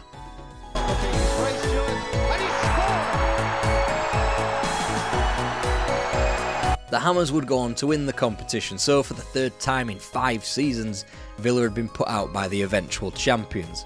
What had been an uptick in form before the tie nosedived into an eventual 7th place finish with yet another tally of 46 points. Safe to say then that Europe was missed out on once again. There wasn't much indication of what was to come. Waterman, who keeps really committing himself and with the Shaw makes it! Waterman, that's a nice ball. Oh! Gordon Cowans for 1-0 Villa. Suddenly it didn't matter that Peter Wiv was signed instead of Graham Sharp. It didn't matter that Shoot had called them yesterday's team. It didn't matter that they were an outside shot at 25-1 for the title. They were going for it anyway. It took just 177 seconds for Villa to find the net in the entire season in a 2-1 win at Elland Road, and by match 12, Saunders' own personal landmark, only goal difference was keeping them off the top of the table. The team of the 80s, that's Crystal Palace if you were wondering, were beaten. 3 goals were scored at Old Trafford, the Blues were vanquished once again, and Spurs were hammered. Suddenly, this Villa side looked the real deal. The side keeping them from the top, Bobby Robson's Ipswich Town, the first team to bloody Villa's nose, and the pair would ultimately make up the title picture in 1981. Ipswich finally tasted league defeat on November the 11th away to Brighton. It was an afternoon that gave Villa belief as they trailed Norwich the following day, only to rebound with both points and a 3-1 victory. It should have kick-started a title charge into the Christmas period. Intelligent bit of refereeing, Sunderland, and that's a beautiful goal for Talbot. 1-1. Cochrane, it's there, Craig Johnston's got it! Shaw and Hawker, Geddes this is, and he's ready to go! And yet the only festive joy could be found at Villa Park naturally came with the visit of Birmingham City. Villa slapped them by 3 thanks to a David Geddes double and a Gary Shaw third. Despite ending the year with a 2-2 draw at Nottingham Forest, 1980 was the club's most promising since the League Cup had been won 3 years prior. 1 point split the top 3 who would be in it for the long haul. Liverpool, who were also motoring towards their 3rd European Cup in 5 seasons, they were the favourites. Ipswich Town in 3rd, they were everyone's second team. And Aston Villa, wedged between them, were just supposed to drop out of the race. Spoiler, of course, they didn't. Molly again. Oh, he beats Money too easily. Gary Shaw. West. And here's Tony Morley. Good running by him. Oh, what a great goal! Evans going up, giving it the touch, but with will. And Peter Wiv. Today it's a cliche to defend your poor results in the Cup by calling it a blessing in disguise, but as Ipswich eliminated Villa from the 3rd round of the FA Cup, that statement only became truer the more the season wore on. Between now and the end of the campaign, Villa knew their schedule and it was 17 league games. Ipswich had both the UEFA Cup and the FA Cup to contend with and would play 31. Liverpool, with a potential quadruple on the cards, would play 27 more times. What finer way to start that sequence then than a 2-0 triumph over the latter that belatedly took Villa to the top of the table on January the 10th.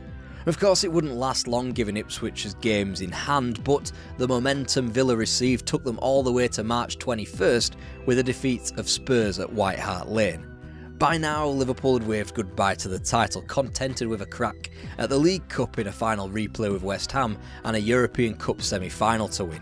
And yet Ipswich remained top, despite reaching the final four of both the UEFA Cup and FA Cup. A point the difference, and Villa simply could not stop winning. Gibbous.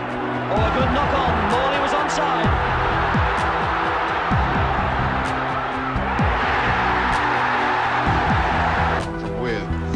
Down, and Bremner's in there, and Bremner makes it 2-1. Coupled with another win at home over local rivals West Brom, whilst Ipswich were busy in the UEFA Cup, meant that whatever happened 6 days later, Villa would be top. That's because Ipswich, attempting to spin multiple plates simultaneously, had been smashed at Elland Road and at the Hawthorn. With the gap now 3 points ahead of Ipswich and the self-same tractor boys the next visitors to Villa Park, the title could almost be won on April the 14th. All by John Walk seemed harmless enough, but Villa's Ken McNaught hesitated for an eternity and allowed Mariner to find Brazil for the opening goal. Thus led to Ipswich's second goal, scored beautifully by Eric Gates.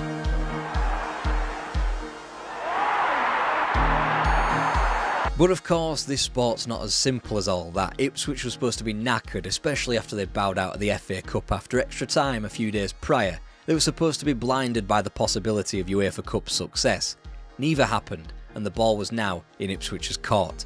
They were the ones who had a game in hand and just a points deficit. Then, Easter showed up. 24 games.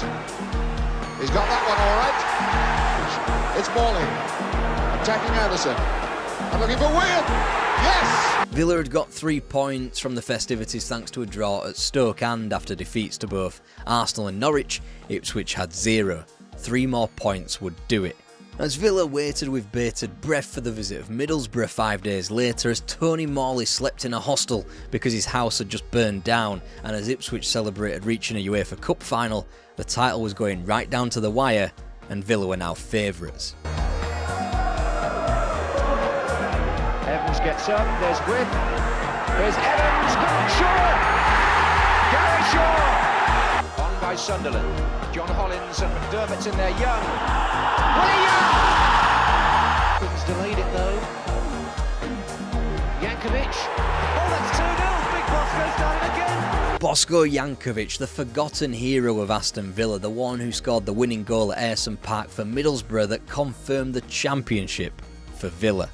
It's become famous now that 14 players were used to win the title, and of those, half were ever present, from Rimmer, Swain, McNaught and Mortimer to Bremner, Cowans and Morley. Gary Shaw missed just 2 games, Alan Evans 3 and Peter Wiff 6. Shaw was voted the Young Player of the Year. Meanwhile, it should be said, Tony Barton's influence and player identification was all over this team. Of the 7 that were ever present in the championship winning year, 5 were signings that he had recommended. Maybe he worked under the radar at Villa Park, but he'd be a lot more obvious come the end of the following season.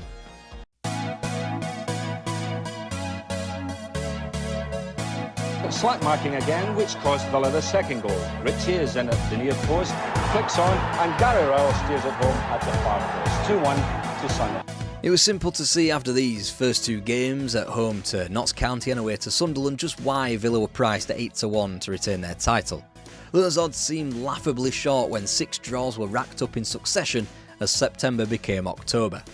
Ron Saunders would win just 5 more league matches as Aston Villa manager after that particular run. With the prospect of another league championship over almost as quickly as it begun, Aston Villa welcomed the European Cup with open arms for the very first time. The game was a volley, swift, precise and worthy of a bigger audience than a mere 3,500. For Turetsky. Beautiful goal! The thing that had been playing on Villa's players' minds was whipped away from them for the winter as domestic matters took precedent again. By the time the club entered February, the League Cup was no longer an option thanks to West Brom, but there was far more important news before the 5th round of the FA Cup against Tottenham Hotspur on February 13th. I was well aware that when this happened last week, they were taking security away from me, which I feel the manager's got to have, which I felt that I deserved, and I felt I owed them nothing. Aston Villa might have been 17th, but that wasn't the reason for Ron Saunders' resignation. As usual at Villa Park, it was matters off the pitch that shaped those on it drastically. With the advent of 82, Saunders was informed that his rolling contract was no more. He would be given a fixed 3-year deal. That, combined with the frugal nature of Villa's transfer business, had caused the manager to have had just about enough of the club. The following day marked the start of the new era, one with Tony Barton in temporary charge, as Villa were held 1-1 by Southampton, before crashing out of the Cup at White Hart Lane 3 days beyond that. With the European Cup due to return in less than a month's time, Villa were in shambles, but at least they could count on some guaranteed joy. Scott just got there in time, and Will has done it. Peter Will has broken the deadlock. That was the release that everyone at Villa Park needed. Whilst they weren't pulling up trees with their football or about to march up the league by winning the remainder of their games, some life had been injected back into the club. The machine that Ron Saunders had built wouldn't go away overnight, and with Tony Barton's careful hands now guiding the players, Villa were able to continue as they were doing, and that started up once again with some European visitors. Cowan finding Shaw. Good tackle, but it comes to Shaw again, and still Shaw. Oh, he's done so well here. And it's in! Floated in high towards McNaught, who got up. Through to the semi-finals of the European Cup against Anderlecht, and with local bragging rights earned over West Brom, Tony Barton penned a 3-year contract. His first big test as official manager, reach the European Cup final. Turned on by Shaw. Cowans again. Hawley! 1-0! And Brendan, for the umpteenth time, makes the challenge that epitomises Villa's performance, and Aston Villa's triumph here in their first season in the European Cup. They're through to the final, and Tony Barton has the opportunity. Villa would grace the European Cup final, and Tony Barton had even won Manager of the Month for April. The Villa were back, and at the perfect time. Now they had 35 long-ass days to prepare for Rotterdam and an almighty test in the final, Bayern Munich. This wasn't the vintage of Beckenbauer, Meyer and Muller that ran roughshod over the 70s show, but it was still filled with household names. Klaus Augenthaler at the back, Paul Breitner the skipper in midfield, and Karl-Heinz Rummenigge up front. Rotterdam was ready. So away we go in the European Cup final for Tony Morley. Oh, he missed it! And it is! Peter Will! Villa in the lead! And with one shinned effort from Peter Wiv, Aston Villa were changed forever. As for Ron Saunders, he would pay the price forever for swapping Villa for the Blues. He left a club destined for the European Cup to one that were hurtling towards the second division at pace. Even though he relegated them and brought them back up, he left the club, again on course for relegation, for another West Midlands powerhouse. This time West Brom, who he also helped relegate within 5 months. It was a managerial run that would give credence to the conspiracy theories that he was simply doing a destroy and exit on Villa's closest rivals. While it's hard to believe that story, it remains perhaps one of the starkest cautionary tales in football management history. It would take a while for Villa fans to forgive Saunders for jumping across town. All could realise his accomplishment in taking what had been yesterday's team apparently to European glory. It was only with the passing of time and the cycling through managers such as Barton himself, Shrewsbury's Graham Turner and Billy McNeill that Saunders' achievements at Villa Park became more and more obvious. Doug Ellis had typically returned to power and had done nothing about the club's imminent slide back into the second division under McNeill, just 4 years after they had last played in the European Cup. Yes, they'd ended their defence of the big-eared trophy comprehensively with defeat against Juventus, but had reaffirmed their quality with a Super Cup win over Barcelona in 1983. And Manchester United have won the FA Cup with the biggest winning margin for 80 years.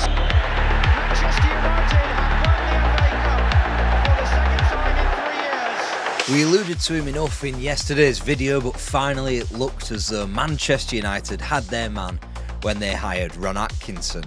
They were back winning silverware again, but could it really be deemed that much of a success? The name on people's lips in the summer of 1981 wasn't Ron Atkinson but Lawrie McMenemy. After all, Manchester United supporters had had enough experience of the manager when his Southampton side defeated United at Wembley 5 years prior in one of the biggest FA Cup final shocks of all time. Since then, he had gotten the Saints promoted and they were marching in on being a top-class football club. This was further emphasised by the fact that they had comfortably outperformed United in the league the prior season, finishing 2 points and 2 places ahead of the Red Devils. Unfortunately for United, McMenemy was settled in Hampshire and believed he still owed his current club something, as they had a European campaign ahead of them in the UEFA Cup. Therefore, he remained at the Dell and United would have to source their manager from elsewhere. Another young manager pulling up trees in the early 1980s was Bobby Robson, and another man who had fine experience in embarrassing Manchester United.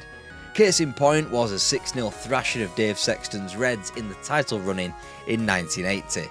Ipswich were already recent FA Cup winners but had their season in the sun in 1980-81, when a treble charge was only snuffed out by Aston Villa in the league and Manchester City in the FA Cup semi-final.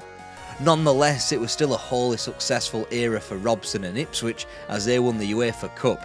United alternatively hadn't even troubled European success since the days of Sir Matt Busby in the late 60s. That being said, Bobby Robson was never going to leave a settled Ipswich Town job, especially with the lure of the national team right around the corner. Ron Saunders neither who United scoped out, but it was quickly apparent that a first season in the European Cup for a manager who had just helped lift the league title for Aston Villa was too attractive a proposition. Either way, Saunders wouldn't last much longer at Villa Park, not sticking around to pick up the European Cup the following summer. But he wouldn't be Old Trafford bound, no, that job was handed to Ron Atkinson. As mentioned ad nauseum in our Dave Sexton video, Ron Atkinson simply had Manchester United's number in the previous few years as West Brom manager. The Baggies played brilliant attacking football, were littered with incredible talent and were boinging up the league like nobody's business. Atkinson had already lifted the Baggies up to third in 1979, which was the club's highest position since they narrowly avoided winning the domestic double of 1954. A further 4th place in 81 and a continued presence in Europe, thankfully for United, wasn't enough sway to keep Atkinson in the West Midlands. The first hint that he might just be a little differently inclined to Dave Sexton was his choice of club vehicle. Atkinson would roll in and out of the club in a champagne-coloured Mercedes coupe. The question now was, could Manchester United play champagne football to match?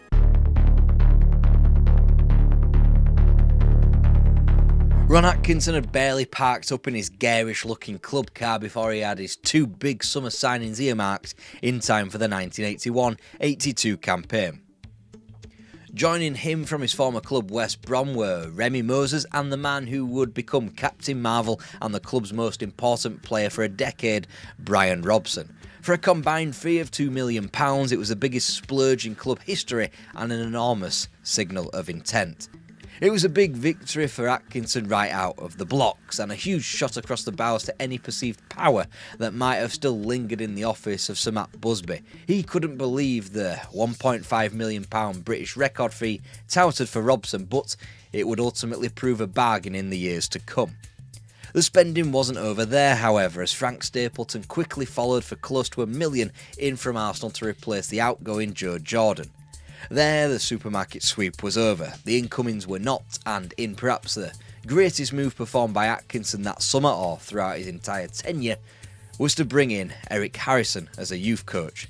Made famous by his scouting and development of the class of '92, it was Harrison who had long made his name at the club for nurturing talent such as Mark Hughes, Norman Whiteside and Clayton Blackmore.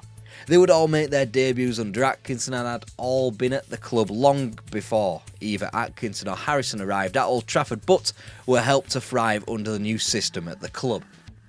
Instantly, with the regime change, the club relaxed, and nobody more so than Gary Birtles, who actually rediscovered the art of finding the back of the net. In what was a relatively Lionel Messi-like form at Old Trafford, Birtles netted 11 goals after failing to strike a single league goal in his prior season at the club. Nonetheless, the ruthless Atkinson quickly sold the forward back to Nottingham Forest at the end of the campaign after a return of a goal every 3 games. Once United got out of their winless first 4 fixtures, they looked and felt way more expansive than they had ever done under Dave Sexton. 5 goals were slapped beyond both Wolves and Sunderland before Christmas, and the club even went to Anfield and got the 3 points. But it's all just a matter of perception. United lost just 1 fewer game than in Sexton's final season as manager, scored just 8 more goals, and were even defensively more sound, conceding 29 from 42 matches as opposed to the previous tally of 36. It resulted in their climbing up into the league podium, admittedly far behind both Liverpool and Ipswich Town, but it was an incredible foundation to begin a new era on. It, of course, helped that United hadn't won a cup match that season, or even scored a goal in a domestic cup game, losing all 3 fixtures 1-0 in both legs of a second round League Cup fixture against Tottenham and away at Watford in the 3rd round of the FA Cup. Those fortunes couldn't have been more different in the subsequent season. He's playing the ball in for Whiteside. And Stapleton against his own club. He's got Whiteside in the middle, he's got Koppel in the middle as well. He's found Koppel, and Koppel has found the net. And here's Koppel in a lot of space. Can it be number 4? There's the answer. Orbiston making a run forward down the left.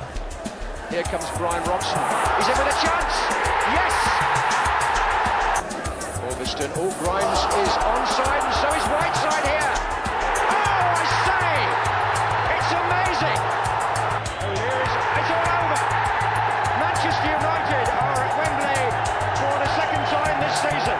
Arsenal had been dispatched in both semi-final stages of the domestic cups, and with league form being routinely solid throughout, United had gone up another gear in the 1982-83 season. Atkinson improved the squad immeasurably with the signing of the experienced Arnold Muren from Ipswich. His creativity allowed Brian Robson to flourish as he netted 15 goals in 49 matches. Meanwhile, Frank Stapleton, Norman Whiteside and Steve Coppell all chipped in with double figures as well. Whilst United's domestic cup form had been hitherto impeccable up to the key trips to Wembley, the same couldn't be said for their long-awaited return to Europe.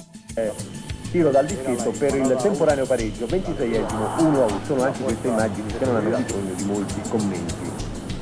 Sta di fatto che il Valencia riesce a gol che fugge all'operatore un po'. Extremely bad luck in the first round of UEFA Cup competition to be drawn a team like Valencia, who had been far more experienced and successful in Europe in recent years in comparison to United. It was Valencia who had defeated Arsenal just over 2 years previous to lift the Cup Winners' Cup. But that quickly paled into insignificance for United as they unthinkably had their first ever League Cup final to contest. They couldn't have been drawn a harder foe in Liverpool, not only for their standing in the English and European game, but for their sheer knack of winning the League Cup at an alarming rate. Whilst United hadn't visited Wembley under the guise of participating in the League Cup final, Liverpool had won the previous 2 editions. The match would go the distance. Looks for Whiteside. Took it down beautifully, turned away from Hansen. Whiteside! What a fantastic goal! Again, the outlet is the fullback, Kennedy. It's in! Whelan. And again, Whelan scored it! Brilliant goal! As Liverpool have won the Milk Cup competition for the 3rd year running. A cruel twist of fate, and just 15 minutes separated Manchester United from the League Cup trophy. Regardless, Norman Whiteside, scorer on the day, had his heart set on returning to Wembley later on in the season, as proven with crucial goals in the FA Cup. It was he who split the sides in a cagey 5th round tie with Derby County down at the baseball ground, and he who decided things at Villa Park in the semi-final with Arsenal. And this time, United wouldn't feel so hard done by in terms of their opponents. Instead of Liverpool, this time when United travelled down to Wembley, they'd be meeting Brighton. Outlet now. Crossed in towards Smith. and a goal! And it came back off Jimmy Case for Duxbury, crossed in once more, Whiteside, and Stapleton! Alverston's made a tremendous break through the middle for Wilkins. Oh, a brilliant goal by Ray Wilkins! Here's Grealish, will he try a shot? He's thrown it for Stevens! I told you! 2-2! Told you! And has Robinson got the legs? He's got Moran after him, and Robinson still in control! Play for Smith! And saved by Bailey, my word! Brighton, who had only just been promoted to the top tier of English football for the first time in 1979 and had spent effectively all their top flight life battling relegation. They had finally fulfilled their promise by returning to Division 2, and whilst they wouldn't be back in the top tier of the sport until their most recent promotion to the Premier League in 2017, they had given United an almighty fright at Wembley. Had Gordon Smith scored in the dying minutes of extra time, it would mean yet another trophyless season for United, and all the hard work cultivated by Ron Atkinson thrown out of the window. United would not give them another chance in the replay 5 days later. Alverston again, low in for Davis, who got a good position. Robson! That's the goal! Turned it in for Whiteside! Muren takes the kick. And the header by Robson finds Stapleton. McQueen made a touch, and it's been thrown in! And Manchester United have won the FA Cup with the biggest winning margin for 80 years. The sky was supposed to be the limit. Unfortunately, not joining United and Atkinson on this journey were the names of Steve Coppell and Alan Davis, no, not that one, whose careers at the top of the sport were prematurely ended by injury. Nonetheless, it appeared business as usual for United on the pitch as they raised their game to match the biggest team of their era, this time beating Liverpool at Wembley in the Charity Shield curtain raiser before a late September win at home against the same club in the league. United's full force going forward was further evidence in their highest goal return under Atkinson yet. Unfortunately, they laboured to far too many draws in the league, and their poorer defensive record of shipping 41 goals sealed their title bid dramatically. In the end, Liverpool predictably proved far strong anyway, as they wrapped up their third title in succession, joining the likes of Herbert Chapman's inspired Huddersfield Town and Arsenal in achieving that feat. United would have to wait a while longer to match that one. For now, the Red Devils had to simply just be content with being entertaining in their own right in the league and reserving themselves for the cup competitions. Taking a backseat this year was surprisingly the FA Cup, as they were stunningly eliminated away to Bournemouth at the first hurdle. Even though they featured in 6 League Cup fixtures, United's campaign in that particular competition wouldn't reach the final as they were put out by Oxford United in a 4th round second replay. No, the cup run that took precedent in their 1983-84 campaign was a European run for the ages, something that United fans had been crying out for. Early triumphs in Czechoslovakia and Bulgaria booked the Reds in for a Cup Winners' Cup quarter-final that was the headline act of the competition against Barcelona. Suffering a 2-0 defeat in the Camp Nou, United were unsettled in advance of the return leg, with news emanating for Turin that Brian Robson was their number one target. With Juventus more than capable of offering the midfielder tenfold the amount of wages he earned at United, and with plenty of money in the bank to thrust under United's nose, their authority wavered ahead of Barcelona's visit to Old Trafford. In the quarter-final second leg, Brian Robson made his intentions perfectly clear. A goal! As Vitor played it back carelessly, Baruti cleared with the foot. Wilkins and Baruti in trouble. Robson! Whiteside, Stapleton! 2 goals in 2 minutes! Inarguably the greatest atmosphere at Old Trafford during Ron Atkinson's time, it probably ranks higher than the silverware that straddles this March night in the Cup Winners' Cup in the minds of supporters who were there. Yes, it was only for a spot in the semi-final of UEFA's tertiary cup competition, but it was Barcelona, and it was a loud, brash indicator of what Manchester United could be. Only for that old, inconsistent United to return in the semi-final against Juventus of all teams. A draw at home wasn't enough, as a side governed by Michel Platini proved just too strong back in Turin, as United suffered through the injuries of both Robson and Muren, as well as the suspension of Ray Wilkins. Only a goal away from progressing to a seemingly winnable final against Porto, United were extremely unlucky on the continent again. Whilst those enormous ties captured the imagination of Manchester United and their supporters, league form understandably suffered.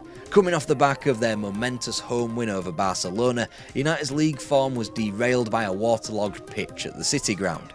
Momentum dead in the water, Ron Atkinson's decision to take the players warm weather training in Mallorca backfired. They wound up winning only 2 of their final 10 matches to finish 4th in a 2-horse race, even behind Southampton and Nottingham Forest. The optimists among the Stretford end would note that United juggled a decent European run with a top 4 finish that was effectively a half-hearted title challenge until the final weeks. That was enough solace to keep the United faithful going throughout the long summer of '84. They'd be back in the thick of it once again, just as soon as they shook the cobwebs of 4 draws to start the season. Of all campaigns, 1984-85 didn't so much epitomise Ron Atkinson's time at Old Trafford, but caricatured it. They'd be both victorious and humiliated in equal violent measure when Newcastle, West Ham and Arsenal were pumped at Old Trafford. Just as sure as those 3 points were totted up, they'd be taken away with chastening trips to Villa Park, losing 3-0, Goodison Park losing 5-0, and to both Roker Park and the City Ground, where 2-goal leads were surrendered to Sunderland and Nottingham Forest respectively for a pair of 3-2 defeats. Those losses caused ructions in the camp, with Gordon McQueen and Gary Bailey having a square go in the dressing room. McQueen knocked Bailey out, which triggered the latter to take up Kung Fu, which benefited nobody really, as his goalkeeping only became more erratic the more the 1980s wore on. Defensively, United were a shambles. Offensively, they now paired off Brian Robson with Mark Hughes in a bit of a dream team. Gordon Strachan from Aberdeen and Jesper Olsen from Ajax only bolstered United going forward, as their attacking numbers were at their highest in the league. Combating that, United's defensive numbers were also at the highest they'd ever been under Ron Atkinson, as the club shipped 47 goals and finished a pretty distant 4th. Then again, everyone was a distant speck on the rear-view mirror of Howard Kendall's Everton, who had run away with the league title months in advance of the season's conclusion. Once again, United felt inclined to finish 4th in a race that they really ought to have finished 2nd in, especially once Liverpool were beaten at Anfield yet again, and this time thanks to Frank Stapleton, to close out the month of March 1985. Then they went and beat Liverpool in the Cup semi-final replay at Main Road 2 weeks later. That particular success, however, was sandwiched perfectly between 2 needless defeats on the road at Sheffield Wednesday and at Luton Town, before the ultimate aberration to end the season, a ridiculous 5-1 defeat at Watford 5 days out from United's biggest day of the season. You see, United were due at Wembley once again for the FA Cup final. They faced the runaway league champions Everton, who were hoping to achieve something that their closest rivals Liverpool had never done: win the domestic double. Ron Atkinson and Manchester United had no regards for those particular sentiments. Scoring opportunity, and we could have a player sent off in the FA Cup final for the first time ever. Striking time in 3 years. It more than made up for a season that could have been derailed with patchy form, that could have been derailed by a pitiful European exit to Hungarian side Videoton on penalties in the quarter-finals of the UEFA Cup, a season that could have been a massive distraction from the enormous shake-up transpiring behind the scenes. Robert Maxwell had attempted to purchase the club armed with £10 million as Martin Edwards prepared to float the club on the stock exchange. Thankfully for United, Maxwell's bid collapsed at the 11th hour and he stayed Derby County instead. Meanwhile, the Edwards family continued to make a lot of money from the club, and Bobby Charlton was drafted in as a club director. All in all, it set Manchester United up for a head of steam going into the 1985-86 season. 10 wins from 10, Villa, Ipswich, Arsenal, West Ham, Forest, Newcastle, Oxford, West Brom City and Southampton all fell, and United had seemingly never had it so good in the First Division. Luton and Liverpool might have dampened that 100% record, but United remained undefeated until a November the 9th loss at Hillsborough and remained top right through until the end of 1985, despite further wobbles at home to Arsenal and at champions Everton. 1986 looked to be the year that United finally claimed that league title back after almost 20 years of it deserting Old Trafford. Mark Hughes was in stupendous form, netting 10 from his first 15, then with his form taking a nosedive, so too did United's. They surrendered top spot to Liverpool on February the 2nd, losing at Upton Park before being incapable of grabbing that spot back from their Merseyside rivals the following week after a 1-1 draw at Anfield. From then on in, the wheels came off. United won just 5 of their last 14 matches. Mark Hughes managed to find the net just 3 times in the league between October the 26th and April the 16th, as his imminent transfer to Barcelona was made public. A 1-0 defeat at Loftus Road to Queen's Park Rangers effectively put the title beyond United, as the Merseyside machines of Everton and Liverpool, and even the surprise title contenders West Ham United, roared through. After such a crippling loss, Ron Atkinson tendered his resignation to the board. The air had gone out of the club. Atkinson's signings of John Severbeck, Colin Gibson, Peter Davenport and Peter Barnes were making less and less sense. They were due to lose one of their key figures in Mark Hughes, and they'd just traded in another stab at the title for another 4th place finish. If they'd started the campaign with 10 wins and still couldn't do it, when would they win the league? Out of both cups by March, and with European football no longer a possibility thanks to the Hazel disaster, Manchester United rejected Ron Atkinson's resignation. Even though their one-team title surge had turned into a 3-horse race that the club were just onlookers for. It had been a mad ride for Ron Atkinson and Manchester United. It now looked to be nearing its end. Ron Atkinson was exactly what Manchester United needed. He provided a different mode of thinking, a different plan of action, and consequently United's ailing latter part of the 70s was rejuvenated in time for the middle portion of the 80s. They might still have occupied a place underneath the Merseyside shadows thanks to Bob Paisley and Joe Fagan at Liverpool and now Howard Kendall at Everton, but United were beginning to creep out from underneath those crushing shadows. The first piece of silverware since the management of Tommy Docherty was acquired in the form of 2 FA Cups in 3 years. Even though United consistently flaked out on title races to the more domineering sides from across the River Mersey, the club were now firmly established as a team that could go out and compete in Europe as well as back home simultaneously. This was a team in transition, one that Atkinson expertly manoeuvred through. Half of his 83 cup winners against Brighton wouldn't be in the starting lineup for the same success 2 years on against Everton. These were days where United moved quick both on and off the pitch. But this version of United lived fast and died young. By November 1986, Ron Atkinson had run his race as Manchester United manager, despite statistically becoming their most successful manager this side of Sir Matt Busby. Winning just one of their first 8 matches to begin the 1986-87 season, mere weeks after tossing in the league the prior campaign, Atkinson had become burned out. He was gone after frittering away another chance at winning domestic silverware with the 4-1 League Cup loss against Southampton. As Atkinson's mantras of team bonding, drinking and entertainment enveloped the squad and the shunning of the so-called pasta preachers, it finally caught up with United. And it just about marked the beginning of the end for United's prolonged spell in the doldrums. This time the club would be steered through into a new management by Bobby Charlton, not his former manager Matt Busby. And Charlton's choice for the next manager of Manchester United came from Govan, and he was just about finished remodelling Aberdeen in his image. To be brutally honest, West Ham United had lived off purely their name and reputation for way too long. They were circling the drain. Their stars of the past, Moore, Peters and Hurst, were all gone. Ron Greenwood followed them in 1974. The Hammers were supposed to be over. Then John Lyall turned up and made a credible case for being the most successful manager in West Ham history.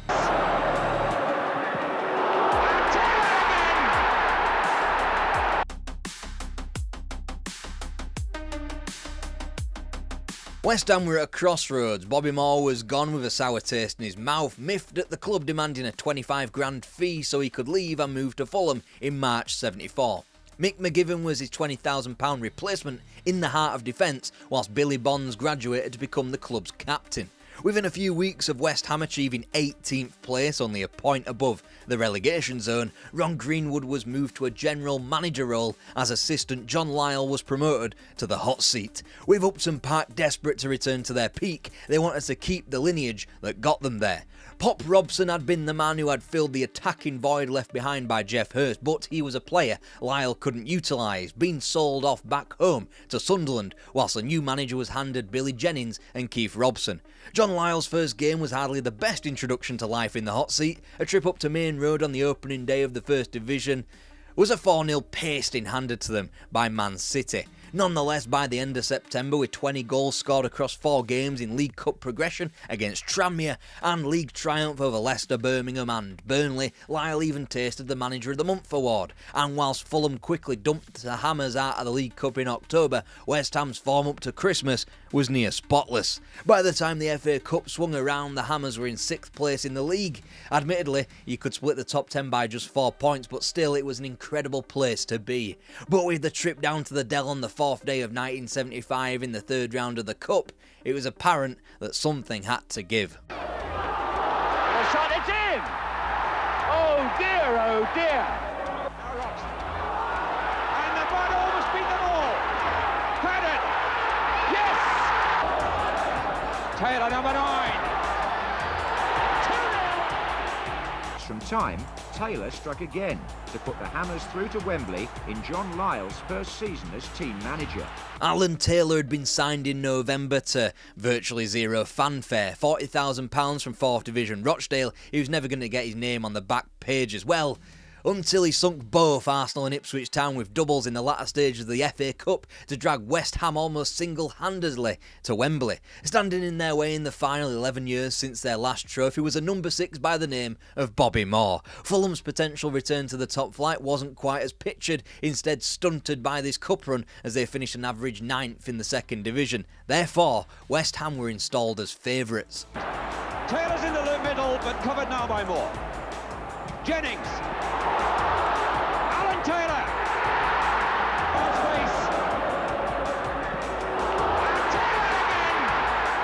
Of course it had to be Alan Taylor with his 3rd double in the Cup that year to divert the FA Cup from West London to the East End. A player who nobody had heard of months prior had just popped up, scored 6 goals and won West Ham only their 3rd ever trophy. So what if they succumb in the league to finishing in the bottom half? They quickly looked set to rectify that at the start of the following season, beating the likes of Stoke, Burnley, Spurs and Man City all within the first month, as well as getting a point at Anfield.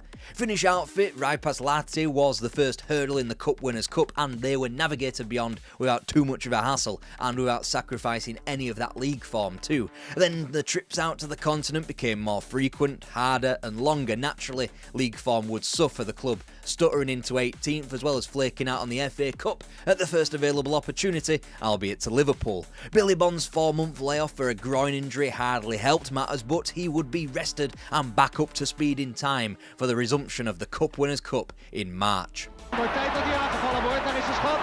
Hij laat hem los en het wordt een goal, denk ik. Nee, ja! Bons, hij scoort en zet zijn ploeg op. Chipped it again towards Brooking. And it's there! Brooking has done it! Oh, and he let it go a yard too far. Oh, but a great goal! Keith Robson! Taylor, Brooking, beautiful timing. Still Brooking, yes, number 3, magnificent! January 24th was the last time West Ham won a domestic game in the 1975-76 season, a 1-0 home win over title challengers QPR, if you must know. But nobody at Upton Park gave a shit, just as long as he kept winning 3-1 at home in continental second legs. In vanquishing Eintracht Frankfurt, West Ham would be paired off with Anderlecht in the final, who would be given home advantage effectively in Brussels.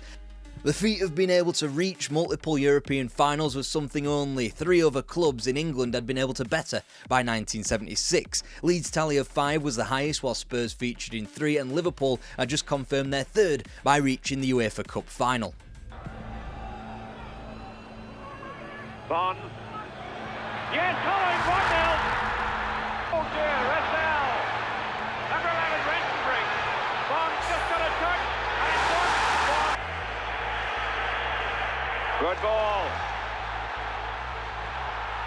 Vandale, 1-0. Brooking. And it's Einstein. It's there. Beautiful goal by Rock. 3-2. Forgiven. Vandale. 4-2. Anderlecht would go on to become one of the meanest teams on the continent in this age, making the Cup Winners' Cup their own for a brief period of time. So much so that Rob Rensenbrink would become immortalised as the competition's most prolific scorer. That defeat in Brussels triggered an incredible hangover at the bowling. Out were the likes of Bobby Gould, Clyde Best and Graham Paddon. Pat Holland and John McDowell were sidelined by seemingly endless injuries. Pop Robson's return was a clear stopgap, and whilst Paul Mariner's transfer was supposed to be the better option, Ipswich ended up poaching him. John Radford was eventually signed, seen as a distinct second choice. Another name in through the door though, Alan Devonshire, for just £5,000 from Southall. Only one of these signings would excel. Ultimately, it was Pop Robson's return which staved off relegation for the Hammers. He netted 11 goals from his last 15 outings in the league, transforming a club who couldn't buy a win to one that lost just one from their last 13, dredging the club from rock bottom. In the summer of '77, Ron Greenwood ended his 16-year association with the club. He'd leave as general manager to become the England boss. This only exacerbated the hangover. Compounding that departure, Billy Jennings ruptured his Achilles tendon not long into the campaign, keeping him out of the season, and would ultimately be the beginning of the end to his Upton Park career. So West Ham threw money at what had quickly become a matter of urgency. £300,000 spent on David Cross and Derek Hales, neither of which were able to keep the club afloat.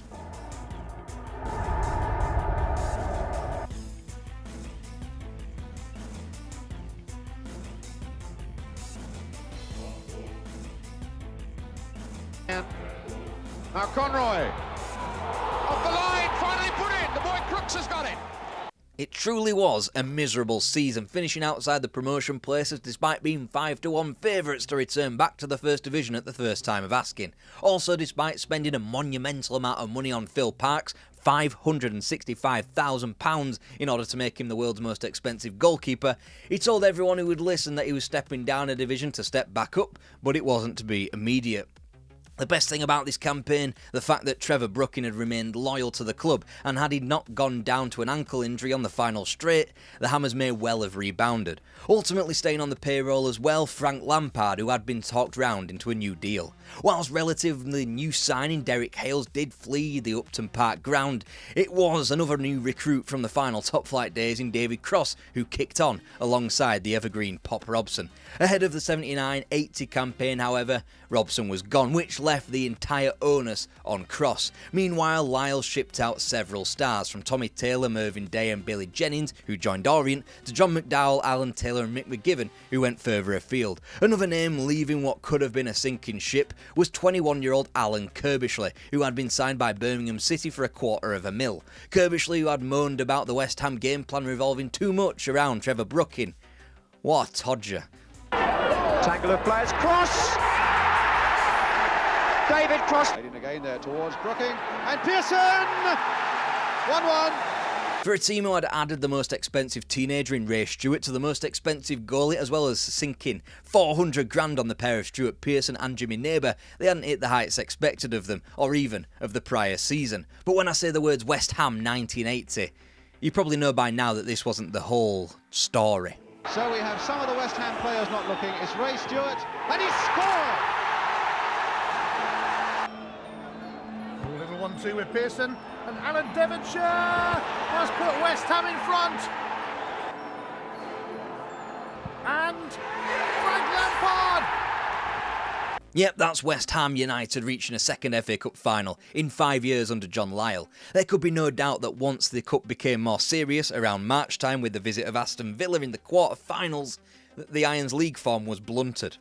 From just 2 points behind league leaders Chelsea to begin March with 2 games in hand no less, the Hammers dropped like, well, a fucking hammer into 7th place, but it would all be made worth it if they could get over the line in the cup. After sinking WBA after a replay, and then the trio of Orient, Swansea and Aston Villa in more decisive fashion, the Hammers were taken the distance by Everton in the semi-final. The replay's geography, a curious one, given that West Ham had just 4 days after the original game at the more neutral Villa Park to sell out and schlep up to Elland Road, where a majority Evertonian crowd waited for them. Not that it made much of a difference, as the Hammers booked their place in the final against Arsenal. The Gunners, not quite a team in the form of '71, but this was their 3rd successive FA Cup final. Billy Bonds was made to wait for an infamous FA disciplinary hearing to see whether he'd be eligible to play at Wembley. He'd be sent off in a league encounter on April 22nd, a defeat at home to Birmingham that had killed the Hammers' promotion blows. Thankfully though, Bonds was merely warned of his conduct and was allowed to play in the final. Oh, Devonshire's round the back. Oh, right across, it's free. Driven in, and is it a goal? It is. Cup 1 West Ham tails were up. John Lyle was handed a new contract. They obliterated their transfer record again by parting with $800k to acquire QPR's Paul Goddard, and for once, that optimism was translated onto the pitch. In white, we're feeling generous. Holland needs help. In the end, sending it up for Pike. And might find Goddard again onside. Oh, and it's in there. Goddard trying to turn. Oh, and it's there.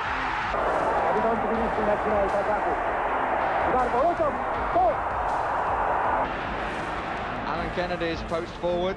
There's Irwin. Bonds at the back. Martin, only to Alan Kennedy, who puts it in!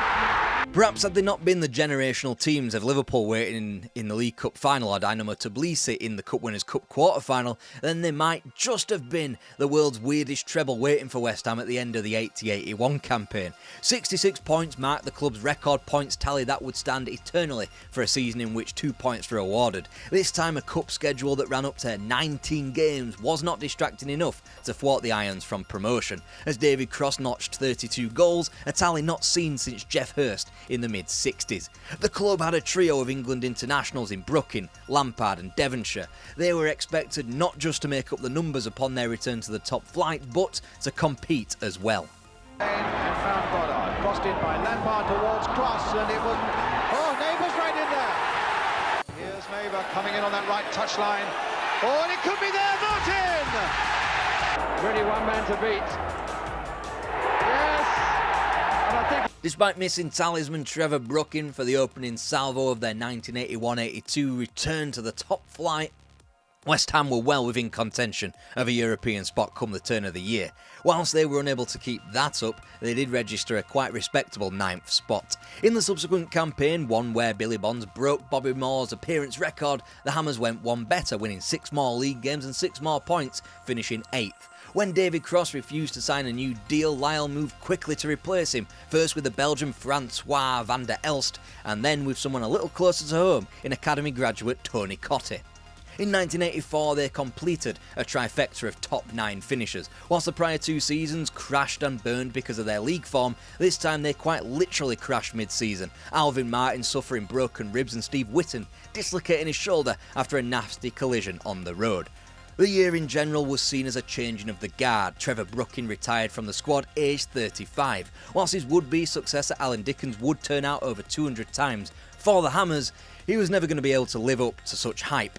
Also moving out of the glare of the first team were Billy Bonds and Frank Lampard, who wouldn't just yet retired, but they featured less and less. Thankfully, John Lyle wouldn't join them in departing, rebuffing QPR's advances to remain on as West Ham manager.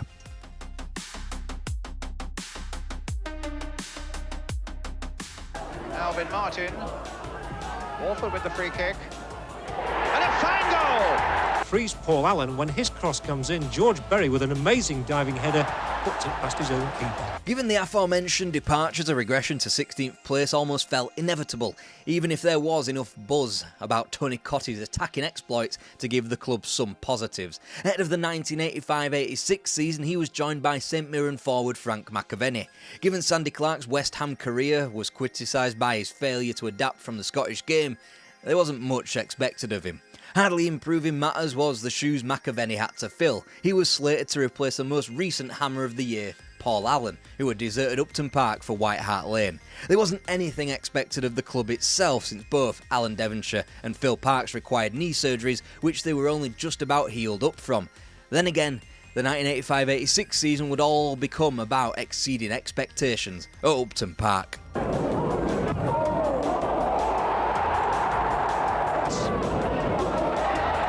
McAvenny's precision are well rewarded. Sounds obscene, but arguably the turning point of the season comes on the opening day against Birmingham City. Paul Goddard's shoulder injury necessitates a rejigging of the lineup. Subbed on was Alan Dickens, which meant Frank McAvenny slotted in up top alongside Cotty. The rest was history. And whilst Cotty's form sagged in the opening weeks as McAvenny's stock rose, after being dropped for a 1-1 draw against Southampton at the start of September, the youngster returned to the lineup, scoring 10 in his next 10 appearances. They'd all gone fucking mad. 18 undefeated in the league, equaling a club record, 9 of which were won on the spin, and now suddenly West Ham were challenging with the likes of Liverpool, Everton and Manchester United for the league. But the reason we have so little footage from the earlier part of the season is because this, the most extraordinary of campaigns, was hidden behind a television blackout for vast swathes of the opening months. Either way, West Ham's first weeks of 1986 were largely taken up by the FA Cup, thanks to a slew of postponements and cup replays. Due to defeats at White Hart Lane and Anfield, as well as just one league game between January 18th and March 15th, the Hammers plummeted down the table, but they had made the most of the cup once again. Whose deft flick is pounced upon by Tony Cotty, who weaves between Butcher and Brennan to beat...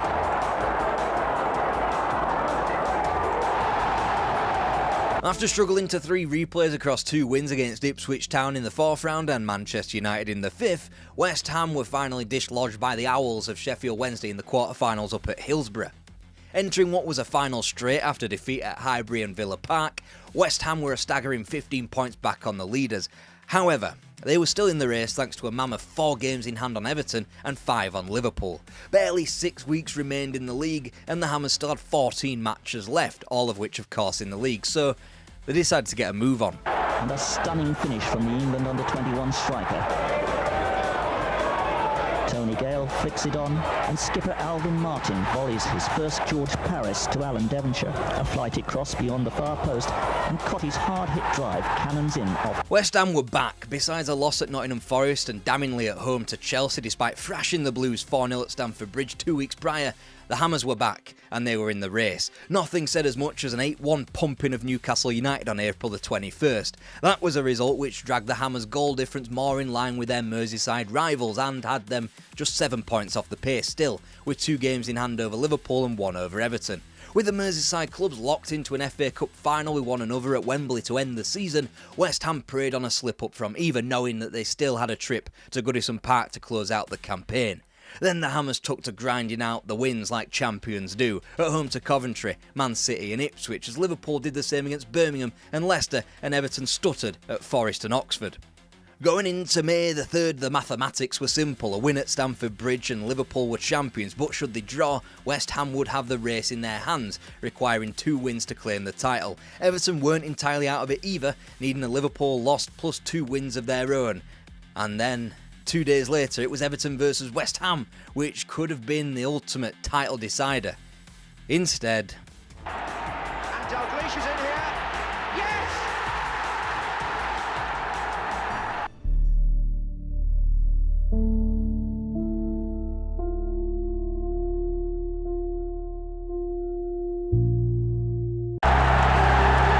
Rotterdam, here they come. Cross coming in, and it went all the way. And it's in there. And it's Trevor Steven. And it's the second for Everton. What seemed impossible has happened. Everton were finally on top after over a decade in the doldrums since Harry Catterick last steered them to the title.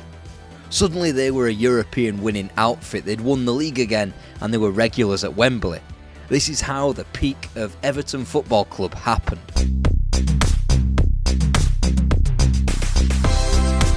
Harry Catterick, the most successful Everton manager, was gone. Nobody wanted to succeed him. Names that Everton chased and chased, from Bobby Robson and Don Revie to Dave Sexton and Jimmy Armfield, all rejected them. The up-and-coming Grimsby Town manager Laurie McMenemy was informally interviewed, but instead Everton turned to Grease. Not the musical. Northern Irishman Billy Bingham was the national team manager of the country called Greece, and their participation at the 1974 World Cup had become black and white. They weren't going. Therefore, he quickly became available and Everton pounced. He entered the club at their lowest ebb since their promotion back to the big time in 1954. Not only had they recorded their lowest finish of 17th since the relegation of 51, they had become stale. The Mersey Millionaires were now old-fashioned. Bingham inherited some players still coasting off their 1970 championship, some players that had been bought since that hadn't lived up to the hype, and others that had come out of the youth system and just weren't ready, except for Mick Lyons in defence. Combine that with a dour, disastrous form of defensive football, Everton were going nowhere fast. Only the acquisition of Birmingham City's Bob Latchford offered any glimmer of light, as Bingham's second season took the club out of mid-table hell and into the title conversation. In a league of rancid quality won by a Derby team who barely won half of their games, Everton still finished some way off the pace in fourth and weren't remotely entertaining in doing so. Their style of play was likened to the modest tortoise, slow plodding, not about to win any beauty contests. With the wrong players in Howard Kendall, Colin Harvey and Joe Royle being moved on, embarrassments in the cup competitions, the Bingham era was only going to last so long.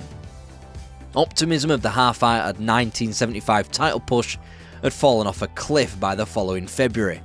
Whilst the failure to sign Kenny Dalglish that summer was only retrospectively labelled a disaster, the true beginning of the end of Bingham at Goodison came in the early months of 76, with defeats like 5-0 at St James's Park and 3-0 up at Main Road. They did actually start the 1976-77 season well, only for a home draw against the same Manchester City team to trigger the end. The Merseyside derby was lost shortly afterwards, and after ending 1976 winless in 6th, nowhere in the league, the cord was finally cut. The football surely couldn't have got much worse, and not many could argue with the decision. However, Everton being Everton, they'd arranged Bingham's sacking a full month before officially sacking the manager, yet still allowed him to sign players in Duncan McKenzie and Bruce Rioch. Then after that shambles, they weren't prepared to hire the next manager, despite giving themselves a full month head start to secretly do so. Everton's league season continued to fall off a cliff in the meantime, as Don Revie rebuffed them again, Ron Saunders, Brian Clough and Dave Mackay rejected them, and even Bill Shankly was approached. It finally looked as though they'd got the man they wanted all along, Bobby Robson. Everything was agreed with the manager, the club were willing to buy him out of his current club, and then the plug was pulled. Bobby Robson had one condition: he wanted to tell Ipswich Town himself, and yet his agreement to join Everton was leaked to the press. If they could do that to me on the first day, what might happen further down the line, was Robson's understandable response. So he remained with Ipswich and didn't do too badly out of it. But there remains a mystery of who leaked the information to the Daily Express. The widely held view is that Everton surely did, and yet it was the southern desk of the newspaper that ran the story, inferring that actually Ipswich Town knew all along. If that is the case, it's one of the shrewdest moves ever to keep hold of a football manager. After that, when Newcastle's Gordon Lee was approached for the job and accepted, the news was met with a shrug. Then he took them to Wembley and pretty much all over the country in a Marathon League Cup final. And it's fitting that Old Trafford, where in 1970 Chelsea and Leeds settled their differences in the longest FA Cup final, that it should now be the scene of the climax of the most prolonged League Cup final. McNaught came in and Latchford! There's Nickel. Oh yes! Again and win it. Here's Little. And he's got there! Lyons getting in. Dobson's there. And Lyons is there! And Lyons! Mike Lyons! It's 2-2. This is Smith. Oh, and Little is going to score! Oh! Before a chance at another momentous trip to Wembley via the FA Cup, only they had to get by Liverpool in the semis first.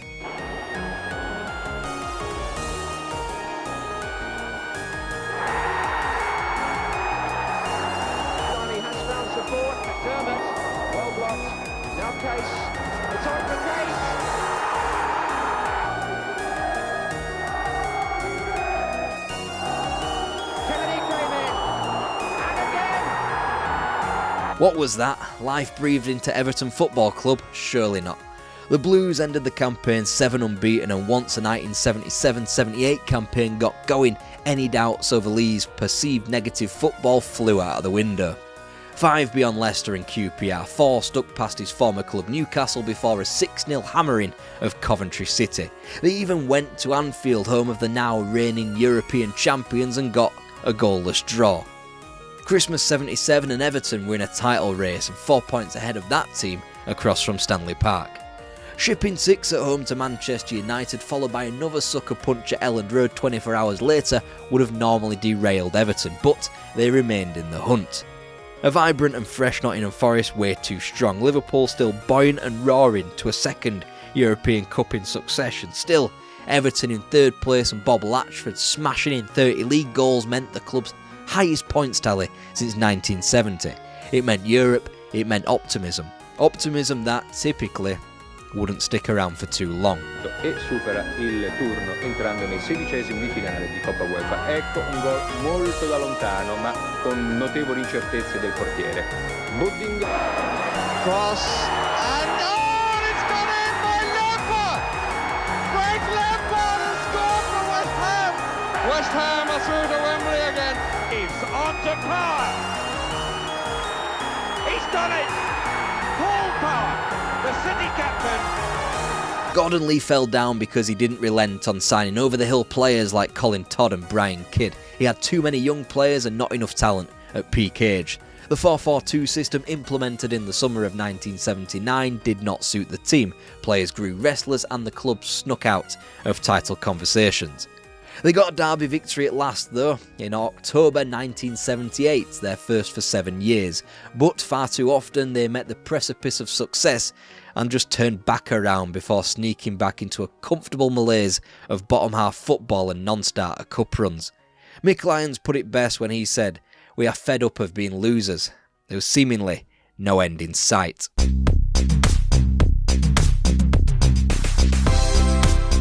A combination of economic decay, the local political shambles and increasingly changing football landscapes, Everton were in danger of becoming ancient history. Whilst other clubs got with the times, Everton still counted the cost of spending £1 million on Goodison Park's main stand in 1969, as they lurched from transfer disaster to transfer disaster, missing out on names such as Martin O'Neill, Peter Wiv and Peter Shilton.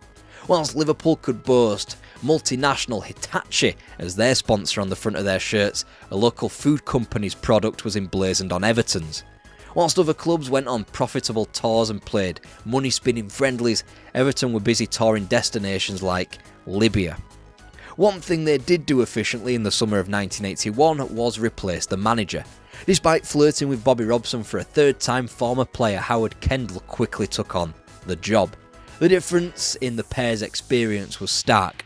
Robson had just won the UEFA Cup with little old Ipswich Town. Kendall had no top-flight experience as a football manager.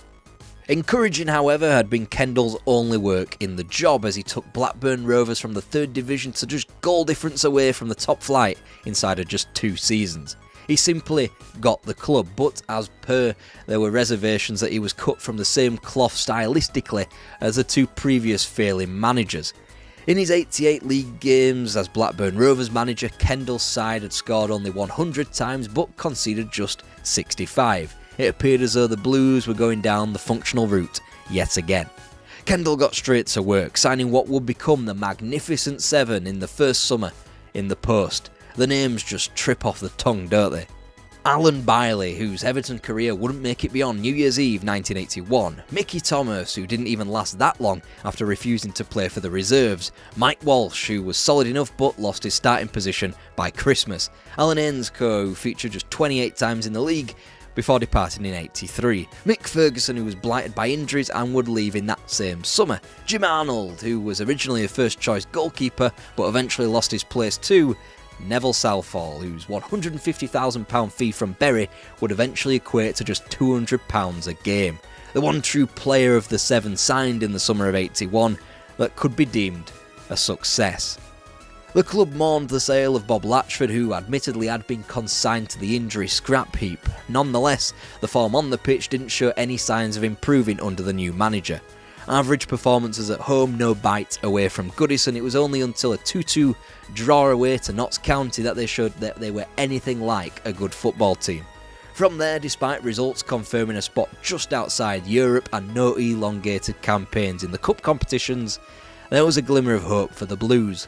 So 8th place in the league was a solid enough return when Kendall was trying to lay the train tracks mid-transit. By December, his first team had come to resemble the squad that started the season in the reserves.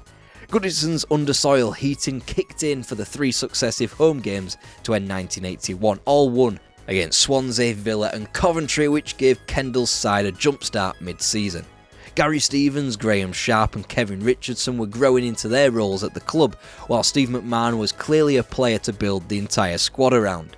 Meanwhile, Kendall tried to overhaul the squad so much that he was forced to keep his own player registration and take to the field a few times as player manager. His last professional appearance would come in the FA Cup 3rd round loss at Upton Park in January 1982. That month, Kendall dipped into the market once again and came out smiling with a club record fee, £700,000 spent on Adrian Heath. The manager was ruthless, slapping 10 players on the transfer list over Easter to replenish the wage bill. The subsequent 82-83 season began as the prior campaign ended, an inconsistent Everton seemed just as likely to slap Aston Villa, Spurs and Man City as they were to lose away to Watford and Notts County. When an explosive post-bonfire home derby against Liverpool was lost by 5 goals, it appeared as though Kendall's Everton was going nowhere. Still continuously aiming for improvement, the club's volatile player turnover continued well into 1982. Peter Reid acquired at a cut-down price of just £50,000 from Bolton, whilst a tribunal generated a £100,000 fee out of Liverpool reserve Kevin Sheedy, whilst Tranmere's Derek Mountfield cost just £30,000. Even if mistakes were still being made in the market, such as David Johnson's ill-thought-out return from Liverpool, a squad was being cobbled together. On the pitch, Everton's 82-83 was one that brought joy and frustration in equal measure. In the second half of the campaign, they were able to juggle miniature winning runs with winless ones, resulting in another near miss for the European places. 64 points, same as last time. The barrier to continental entry was placed 4 points higher thanks to Aston Villa, a team they had embarrassed 5-0 on the opening week of the season. Everton toiled to the quarter-finals of the Cup, but unfortunately were paired off with the eventual winners Manchester United at Old Trafford. But if you listen to the outside voices, you'd have believed that this Everton team were the worst in history, as they were flung from pillar to post, defeat to defeat, in the league in the subsequent 1983-84 campaign. They were robbed of Steve McMahon, who departed for Aston Villa for £250,000, Howard Kendall was a perpetual week away from the sack, and players designed to score goals for the club, Graham Sharp and David Johnson, weren't doing. By October the 26th, 1983, Goodison Park had had enough. A post-war low turnout of 8,067 pitched up at the home of Everton for a second round, second leg 2-2 draw against Chesterfield in the League Cup, which confirmed Everton's limp progress to the next round.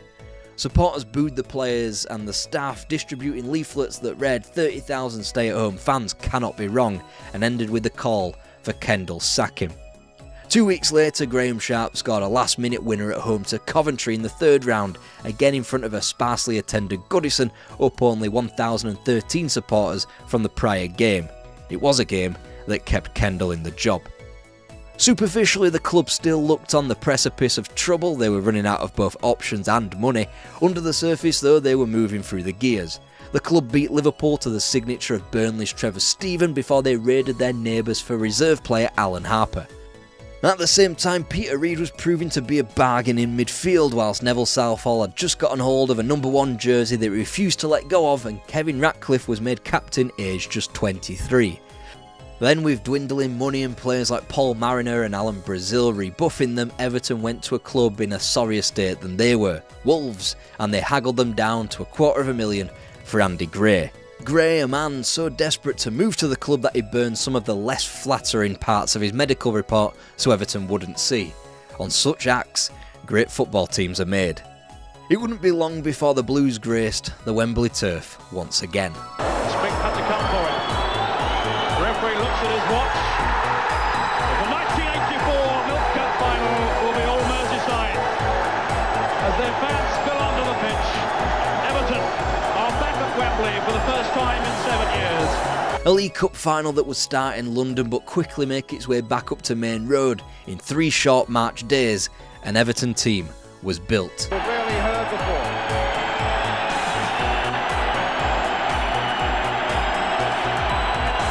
Liverpool 0. Souness. And a goal! Souness for Liverpool. Again, Stevens with a chance to play it in. It's over, and Liverpool have won the Milk Cup of 1984. Alright, they didn't win it, but the league form had booked the season's trend, kick-started with the New Year's clash at Birmingham City. It was a game where Howard Kendall sat his players down and told them that they were all on their last chances. This, combined with the promotion of Colin Harvey to permanent first-team coach, changed the club's fortunes forever. Everton ground out a 2-0 win at St Andrews, didn't lose in the league until March 14th and steered themselves from 16th and back into the top 7. The Toffees were marching up the league and had Wembley in their sights. Southampton were the next opponents in the FA Cup in a semi-final to be played at Highbury, when the other semi-final saw Watford and Plymouth converge on Villa Park. Everton had got a rough draw. This was Southampton, the title contenders, the team that ran Liverpool the closest in the First Division. But if Everton could get over the line against the Saints, there's a good chance they'd be canonised at Wembley a month later. Are all in there. Mountfield, and it's hit! And that final whistle which has come, Highbury's invaded, the Everton players are dancing with joy, they've got us through to Wembley. After being absent from Wembley for 7 years, Everton decided to pay the stadium 2 visits in 2 months. Their opponents were Watford, a slippery prospect despite the Blues being named overwhelming favourites. Another good omen though, the last 2 League Cup final runners-up both went on to lift the FA Cup. Watford, possibly the youngest FA Cup final team in history. Everton, marginally more experienced, but the 2 young managers personifying what this cup final really means. Cross headed half away, and Stephen Sharp, and a goal for Everton. And Gray is closing in here. Oh, and Sherwood didn't collect, and the goal is given.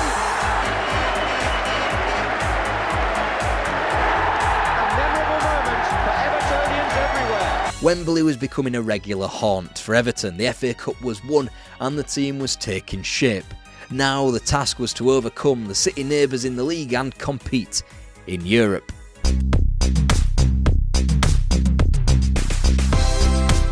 We were only 7 months removed from Howard Kendall tendering his resignation to Chairman Philip Carter. So much had changed in the interim period. 2 trips to Wembley were successful, Europe was coming to Everton's doorstep and the team was finally complete when Kendall went back in for the signature of Sunderland's Paul Bracewell. The midfielder was joined by Pat van den Hauwe from Birmingham for just £100,000. Everton's pre-seasons of recent years had been laced with suspicions, infighting and failures in the transfer market. This one, rubber-stamped with a win over Olympiacos in Athens, went off without a hitch. Then what normally would be a cherry on top of that pre-season, the winning of the Charity Shield, took on new meaning because of the team the Blues defeated. And now Sharp coming through, and saved first time, and saved the second time! Oh, it ended off Grobbelaar! Taking the Charity Shield for Everton. What a way to start a season for them with a victory. All that only for Tottenham Hotspur to pitch up to Goodison on the opening day and stick 4 goals past them. Only for West Brom to also take 3 points 2 days later, and I guess that's why they call it the Blues.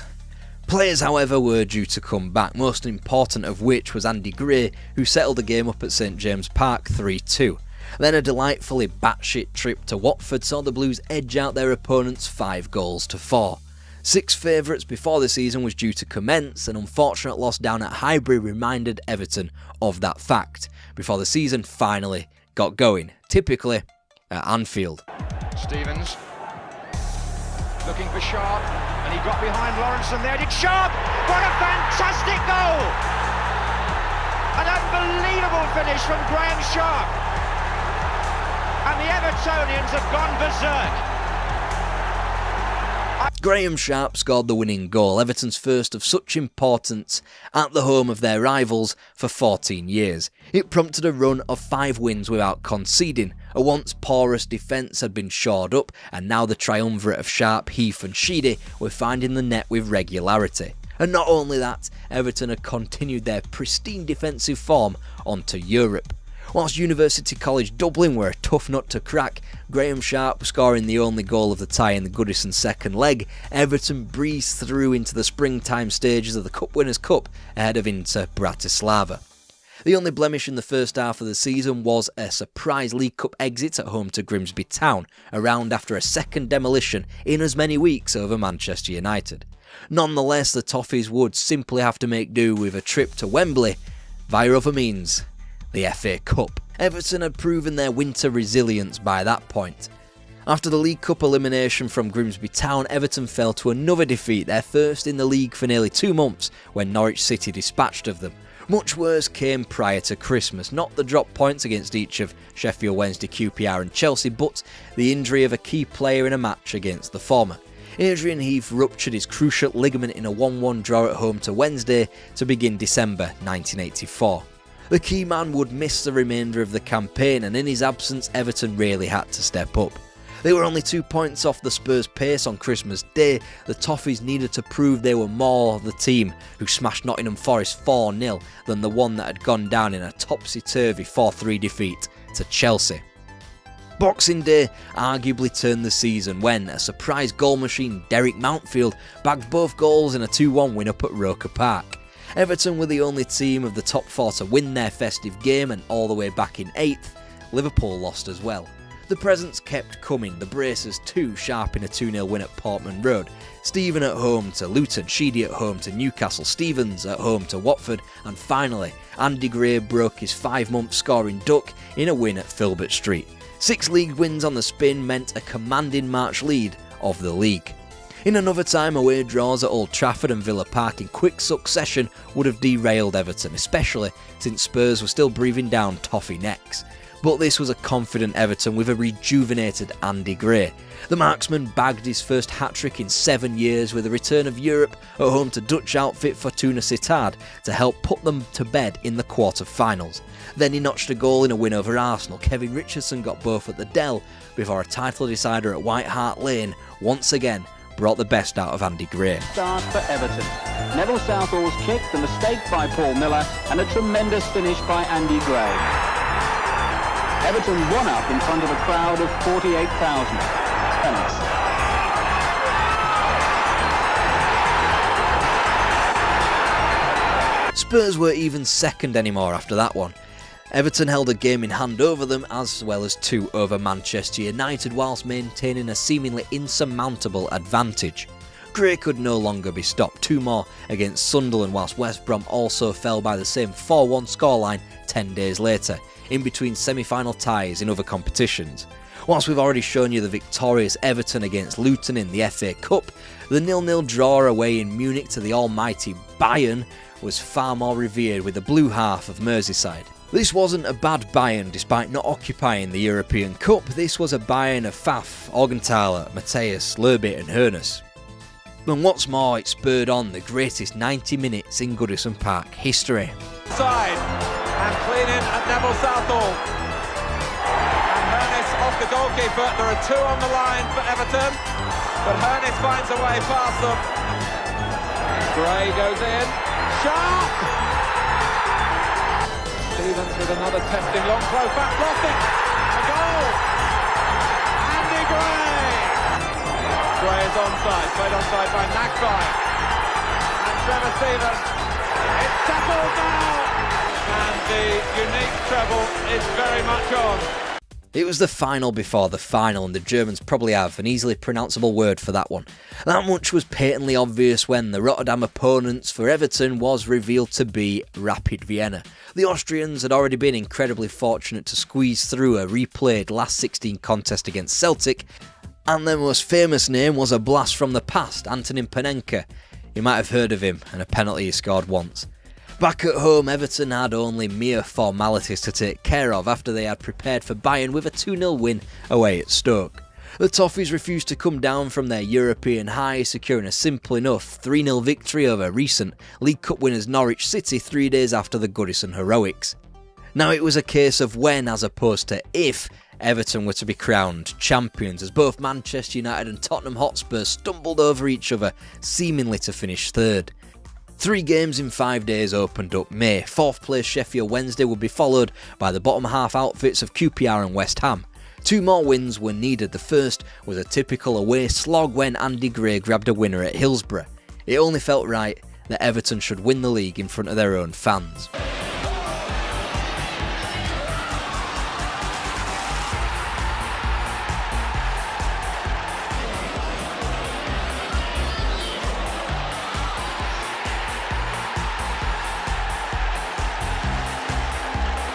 After such a momentous occasion, Everton were due in Rotterdam, the city in which Aston Villa won the European Cup 3 years prior. In a good omen, the Toffees settled in the same hotel as Villa had done before they won their trophy. Would it make any difference? All the back pass might come to Sharp. He's got Andy Gray in there. That's the goal! Just moved just a moment for Kevin Sheedy. There's the cross coming in, and it went all the way. And it's in there. And it's Trevor Stephen. Offside. Now here's Sheedy. Well, there's the answer. Now they are there. Everton have won it. A European trophy was finally won. Liverpool were beaten to the league. It was the peak of an Everton mountain. Where now?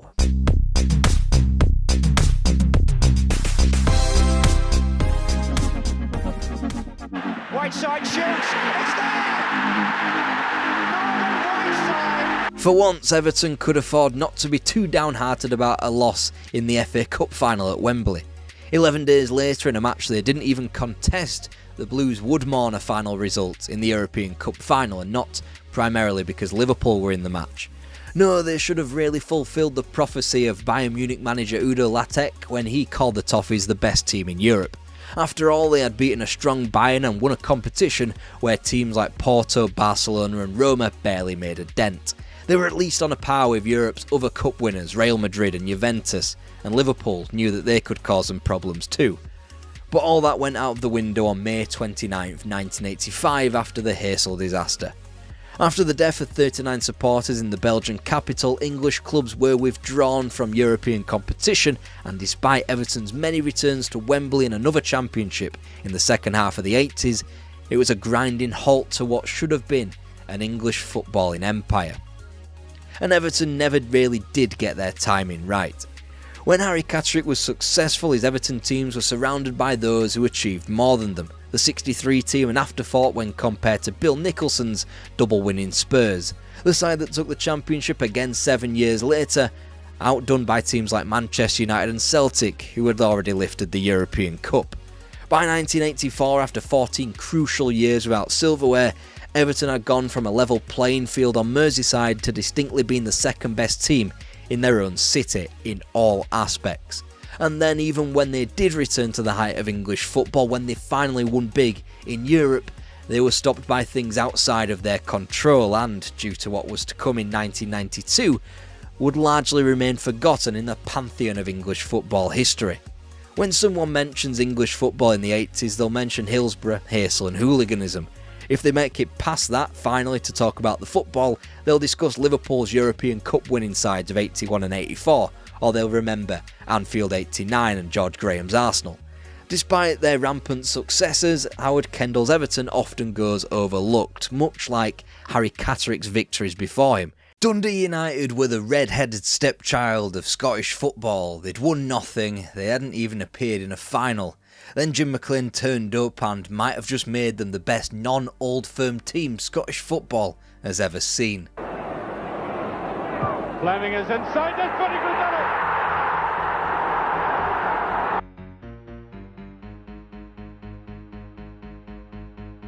Dundee United, or Dundee Hibernian until 1923, first got into the top flight of Scottish football 3 years after their name change and entire restructuring.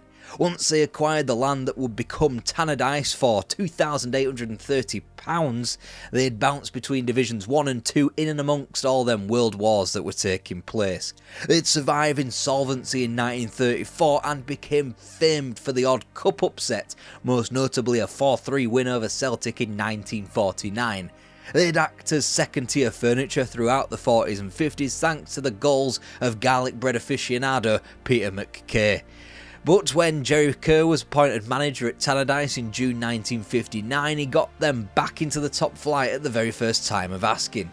Unlike previous management, money had become available to Kerr thanks to Pools, a charitable organisation that would fetch about 10 grand annually for the club. They'd be competitive, inflicting the Dens Park massacre of '65 on their neighbours before beating Barcelona home and away the following year in their first European outing in the Fairs Cup. More on them later.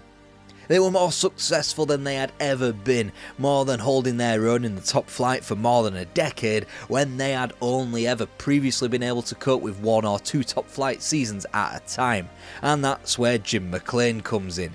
He knew the area well enough, having played close to 100 league games for Dundee, and appeared all set to make the promotion from coach to manager upon his return to Dens Park.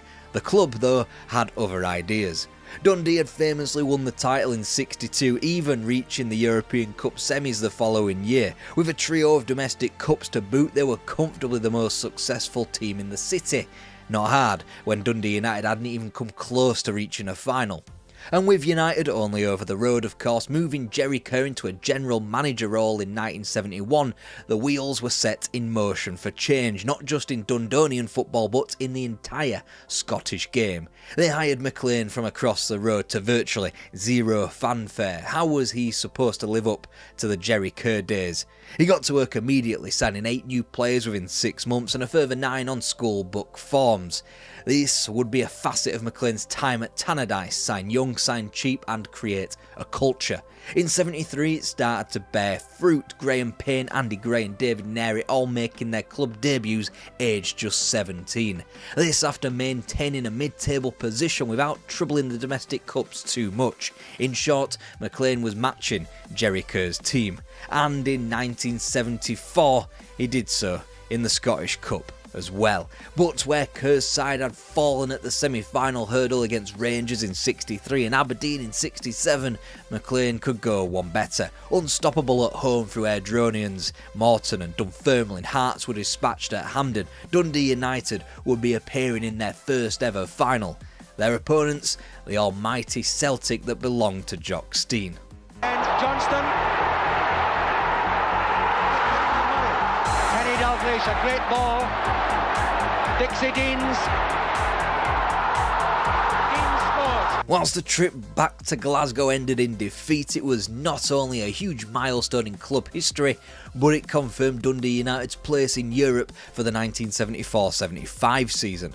Unfortunately, the Tangerines hadn't quite enough experience to carry out what was a relatively continental approach from McLean, as they bowed out in the last 16 of the Cup Winners' Cup to Turkish outfit Bursaspor.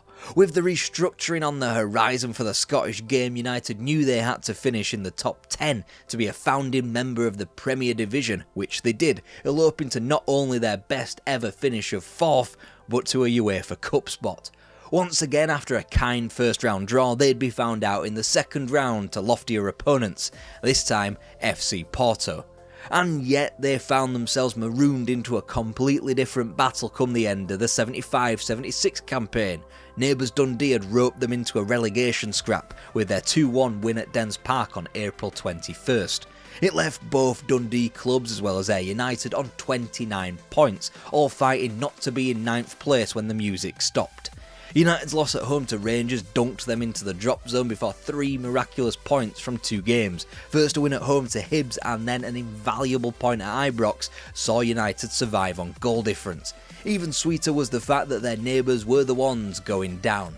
Jim McLean wouldn't have to suffer such a potential embarrassment in the Tannadice dugout ever again.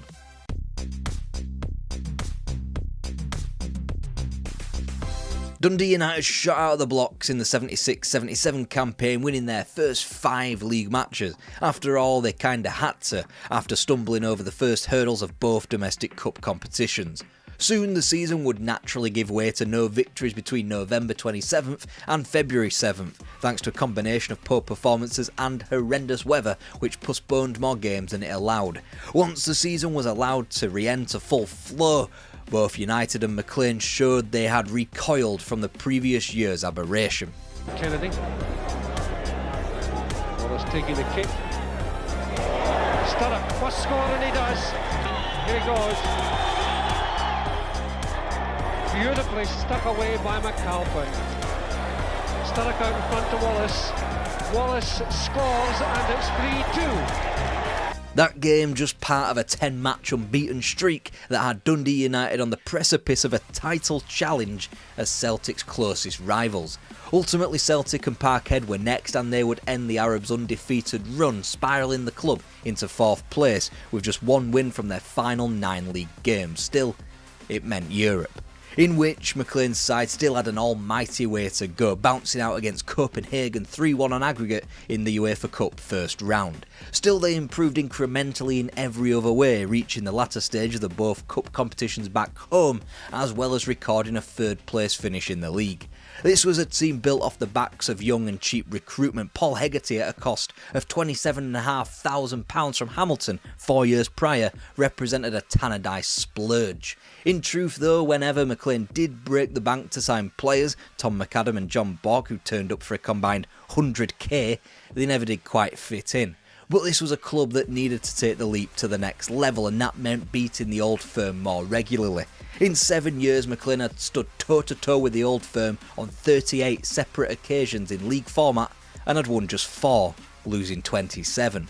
78-79 was different. In October, both Old Firm clubs met United and neither prevailed, Frank Coppell sinking Celtic. 2 months later, the same story, a win against one giant, a draw against the other. This time, it was Rangers' turn to fall to the Tangerines in a 3-0 rout. On Christmas Day, McLean's men sat top of the table, with Partick Thistle as their nearest rivals apparently. Then, with winter setting in, United's momentum stalled, losing both league games that they'd be able to get on between Christmas and the start of March. Ultimately, they'd finish 3rd again, only trailing the Celtic pace by 4 points, and whilst key defeats late on in the campaign to the Old Firm will resonate, it was just as much a trio of needless defeats to Morton, as well as at Love Street and Easter Road in the winter, that derailed United's title bid. But it was clear that the title bid had done the Arabs the world of good. Duckwood is still down, but that's a good ball to Pettigrew. Still a chance. He scores. Fleming is inside, this Pettigrew done it! He's on the clear!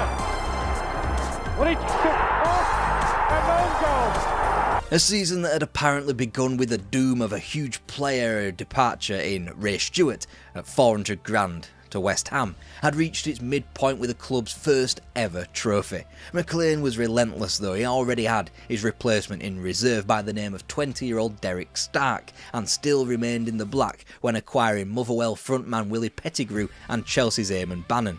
And while United's other cup campaign didn't amount to much of anything, it's worth showing the first Dundee derby in the cup for 24 years nonetheless. A Pettigrew clear to score from 15 yards, uttered by George Fleming, saw Graham Payne chipping the ball neatly into the Dundee goalmouth. It struck Dundee's Ian Redford, and Paul Stark was there to score. Goal was a real beauty. A corner kick by Payne was knocked out of the Dundee goalmouth, and fullback Frank Coppell moved in smartly to send Pettigrew clear. The striker turned by the time United's 4th goal came along. It saw Pettigrew controlling a Stark cross to score. Box with this tackle, and Pettigrew accepted the opportunity of getting his 4th. Rangers would go on to eliminate United from the following round, but joke's on them. McLean's side would finish above the Gers for the first time in club history, despite a poor return of 37 points. It meant yet another campaign of UEFA Cup football, not that United knew how to manage it just yet, out at the 2nd round stage for the 2nd successive season. But Europe simply had to take a back seat because of what the Arabs were up to in the cups back home. In turn, there it is, a chance for Dodds. That's it, the opening goal, Davy Dodds. Payne with the corner kick. Hegarty's headed off the bar. The ball's in the net. Paul Sturrock scores the 2nd goal for United. There's Payne with the corner. Hegarty's in again. That's it. Sturrock. And he saved it. And gives Cooper with a chance. And is it going in? It's the goal. The League Cup represented a closing of the gap to the Dundonian neighbours, and whilst the Scottish Cup final was lost, United had taken Rangers to a replay, and in both competitions they had dispatched of Celtic at the semi-final stage to reach Hampden. Jim McLean's Dundee United had officially arrived. His stock had risen that much that he'd be enveloped into Jock Stein's national team employ ahead of the 1982 World Cup. Understandably, amid the hubbub of the Cup's successes, United flaked out to 5th place, but it still meant UEFA Cup football, and this time they didn't do that badly. People had a great night last night, and this time he puts it the other side 5-1. And to arguably the best performance in Dundee United's history. Cross towards Milne, and a perfect header to make it 4. And after dispatching of Monaco and Gladbach, as well as running up a 2-goal lead over Serbians Radnički in the quarter-finals, it should have been only the start of something special, only for that advantage to be snuffed out late in the day in the return leg. The fact that United had come such a long way was amplified by the fact that the season, with its 4th place finish in the league, felt like a disappointment. They even had time to cram in another trip to Hampden as well.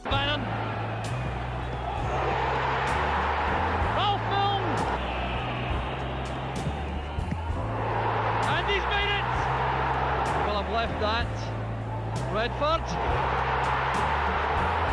Ian Redford surely wins the cup for Rangers. But now Hampden was starting to feel like a curse. Their 4th final in 3 seasons, and despite winning 2 trophies, United had claimed both their League Cups at Dens Park in replays. Somehow McLean would go his whole managerial career without lifting a trophy at Hampden.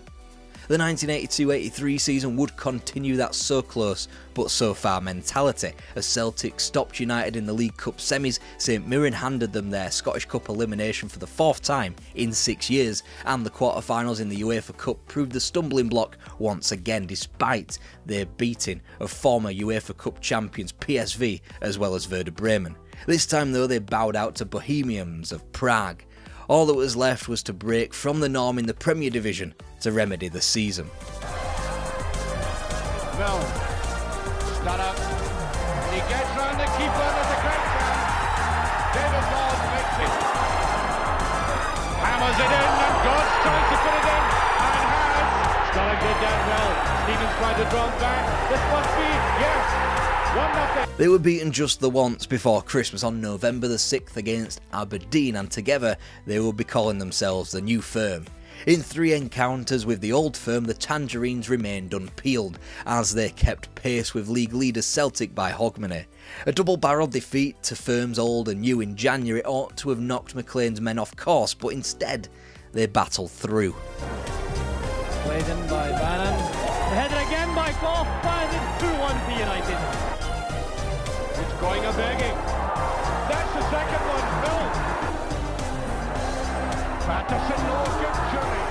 Yes, stop. Holding Celtic at home, they stuck another 5 beyond their neighbours before getting revenge over Aberdeen and defeating a lacklustre Rangers in advance of an enormous title showdown. Parkhead, April the 6th, and a win would take Dundee United to the top of the table with only 6 games to play. They held out for an hour, but Celtic proved too strong, winning 2-0, and that was supposed to be the end. The almighty Celtic with their 3-point lead, and even now Aberdeen viewed as more prominent title challengers thanks to their game in hand. Dundee United hadn't really been in a title race before, they still had another trip to Parkhead to come, and were now supposed to depart the scene until... It's Bannon against Thompson. 1-0 to United. Oh, stutter, and that's it. Bannon to take it, sliding it in, off the post, and Dodds completes the task. Deadly in its accuracy and execution. And it is an absolute travesty that the game that changed the very fabric of the title race is lost to the sands of time. The match on April the 20th, where United were down to 10 men, where they were clawed back twice by the league leaders before Ralph Milne scored the late winning goal, not just for the match but for potentially the title race as well. McLean labelled it probably the best performance away from home since I became manager. They went to within a point before 3 days later leapfrogging Celtic thanks to their disastrous defeat at Pittodrie. United simply had to keep winning, and they did, at Morton and at home to Motherwell as well as against Kilmarnock. It appeared the easiest thing in the world, 3-4-0s, no problem whatsoever. It left one match to go, enough finer place to seal their first ever championship. Dens Park on the final day against their neighbours, a win would make sure. Inside McNamee. Gone to the left. Absolutely unbelievable. Taken. Here's Bannon. He's taken the first time. And Bannon makes another rebound.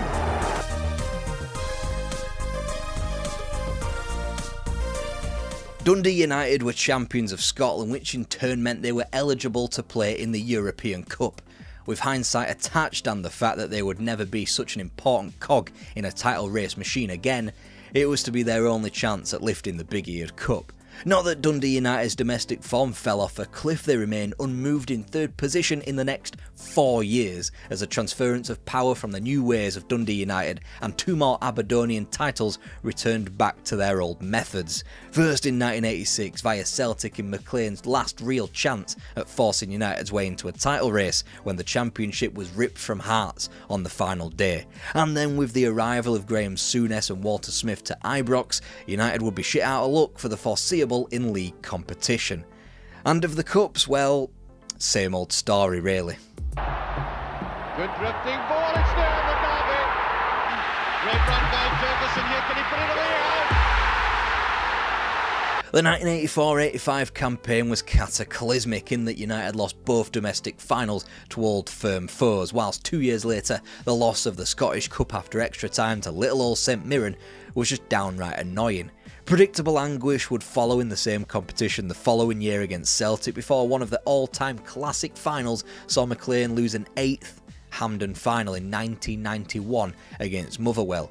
It was a curse that Jim McLean just simply wasn't made to break. But there were other frontiers. Dropped by Milne, and his shot was deflected into the net. By Ralph Milne, 26 minutes gone, and that's 1-0. Chance now for Stark. Whisper it from the rooftops, or whatever people say. Dundee United were 90 minutes away from the European Cup final. As only the 7th Scottish team to appear in the European Cup, they were as close as possible to following in the footsteps of Jock Stein's Celtic.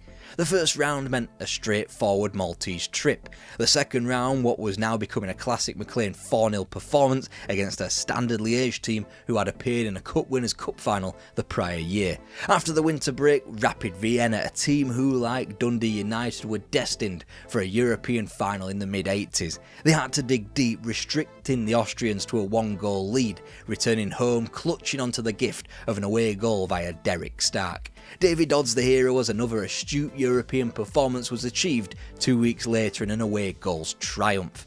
In a field that also contained Dinamo Bucharest and Liverpool, Dundee United received the middle of 3 evils in Roma. Roma, who had European honours in a very distant past, but not a great deal of experience outside of their 1960s Fairs Cup exploits. If anything, it was McLean's men who held more experience in Europe. Not that it would matter to names like Falcao, Bruno Conti and Tonino Cerezo, to name just a few, but they'd not been to Tannadice yet, had they? Off back in. Oh, chance for Bannon. Still not in, it's there. Davy Dodds scores. They've looked by far the better side. Looking for a second goal. There it goes, it's a goal! It's the red zone. That's a good ball, and that is given offside. Well, I wonder if our colleagues at Italian television will show us the replay of that on the flanks. And there is Conte. Oh, that's a goal! Beautifully put in. 1-0 by Maldera. And that's put away. 2-0. Just inside. This could be the end.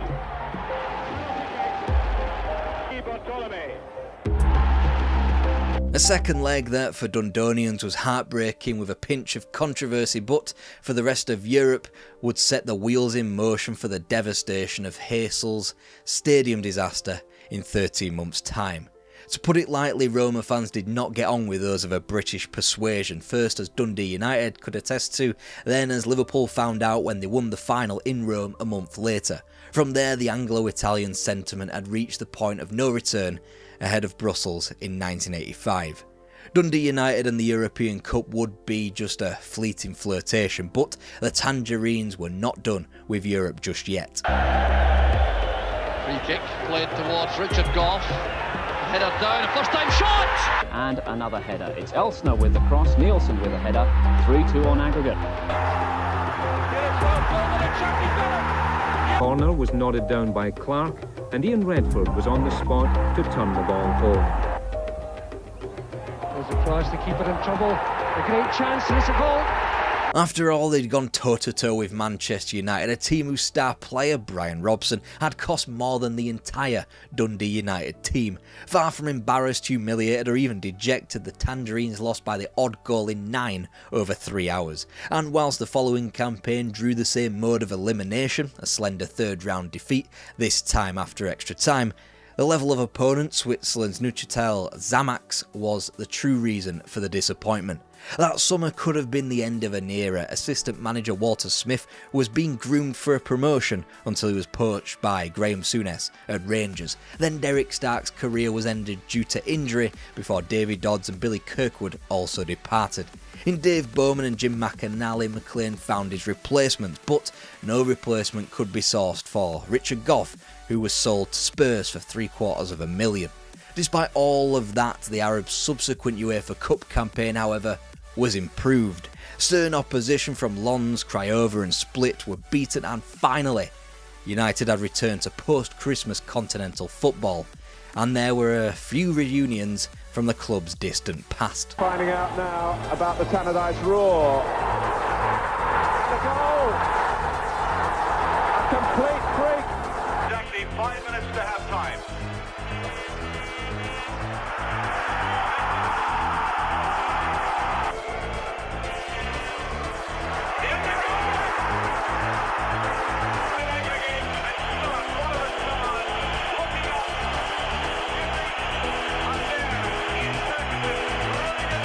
Kevin Gallagher it was with the goal in front of their own fans before Dundee United limped to 3 domestic draws against the best and brightest that Scottish football had to offer.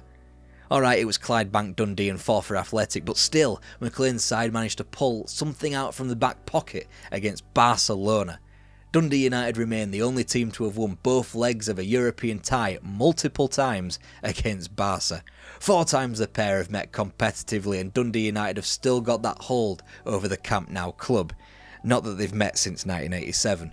Next, another name from the Tangerines' history book in what was quickly becoming the ghost of European endeavours past. There's Bannon, the chance again, there's Ferguson!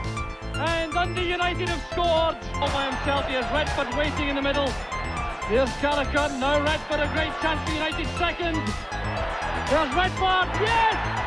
They weren't able to pummel the West Germans by 5 in front of their own fans this time, and with the second leg away from home, the borrowed time known as Dundee United's UEFA Cup campaign was supposed to be over.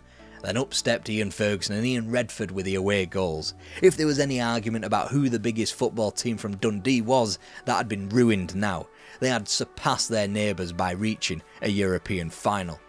Now they look to match the efforts of Celtic 67, Rangers 72 and Aberdeen 83, meeting them across 2 legs with the Swedes, IFK Gothenburg. Anderson with it. Wilson! Keon Clark. And that's the goal which United were dreading.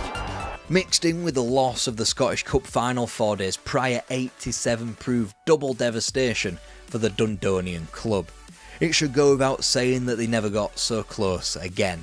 Scottish football wouldn't have another representative in a European final until 2003.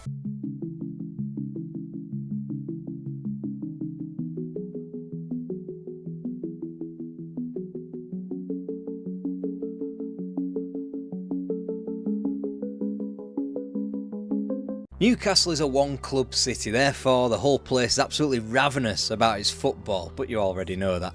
And when it's not going well, sadly for Newcastle United, this can be quite frequent. They hang their hopes on the cult hero. The 1980s was bad for the town and for the club, but there were those that enabled them to feel again. This is that time.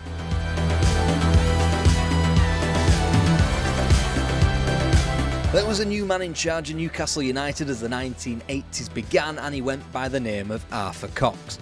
Cox had spent time curating his team. After all, the club was in the midst of a harsh transition.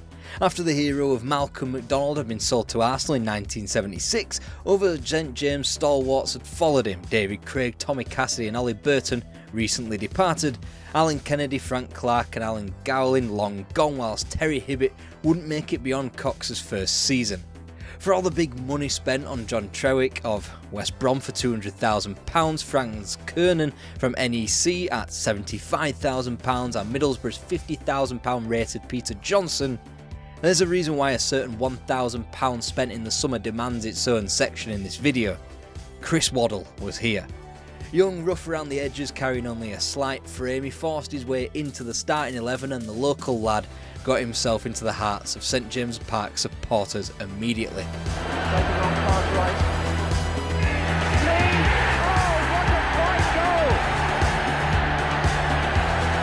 ground, this is a good run, good stop by the goalkeeper Carr. Can he get it in this time? Oh, I say he can. Brannigan looking for the opportunity to cross. Instead to Stonehouse. Stonehouse crosses. Sadly, it'd be the one bright spot in what was almost a season of complete parody. 42 matches, 14 won, 14 drawn, 14 of course lost. Not much scored despite barely a goal a game conceded. Newcastle United were the definition of bang average. And despite the addition of Imre Varadi, who bagged 20 goals, assisted well by the continued great performances by Waddle, it wouldn't get much better into the 81-82 campaign. Jack! Truick in there again. Wharton coming on the blind side. Has it gone in? Yes, Teddy Wharton claims it. Exits to other teams in black and white, from the League Cup to Fulham in October and to Grimsby Town in the FA Cup that January, spurred on a great run of form that stopped just about short of Easter 1982. From losing only 2 of 15 league fixtures in 82 and being just a point and a place off promotion, the Toon pissed all that good work up against a wall when getting a point from the next 7 fixtures. In the end, what could have been promotion was merely an incremental improvement to 9th. They won more and scored more, but come the end of the campaign had crucially lost more and conceded more than they had done the prior season.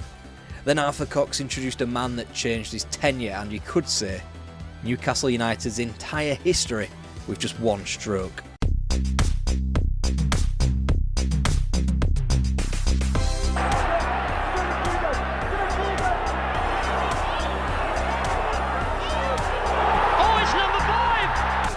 Support. Still Dean Coney, and it's gone through the goalkeeper and Davis! 4-1. Getting it away as far as Hazelwood. Hales. There for number 10, and then for McAllister. Now Dermot. Good save by the keeper. And has it gone in? Kevin Keegan's belated homecoming after his career had taken him to Scunthorpe, Liverpool, Hamburg and Southampton came in a 1-0 win over Queen's Park Rangers. The addition of Terry McDermott, also returning after what had been 8 years away from Tyneside, didn't hinder the club either. The club had struggled to be beaten but also struggled to win in a 6-game spell either side of Christmas, which registered a win and 5 draws. Them gobshites were languishing in about as mid-table a position as you could get, 12th with 30 points from 23 games with equal amounts of victories and defeats. But after being put out of the cup by eventual finalist Brighton, Newcastle were being steered towards an unlikely promotion spot by Terry Mack, Keegan, Waddle and co. 4 stuck beyond Shrewsbury, Grimsby, Rotherham and Charlton, 5 past Barnsley, and yet it was all just a little too late.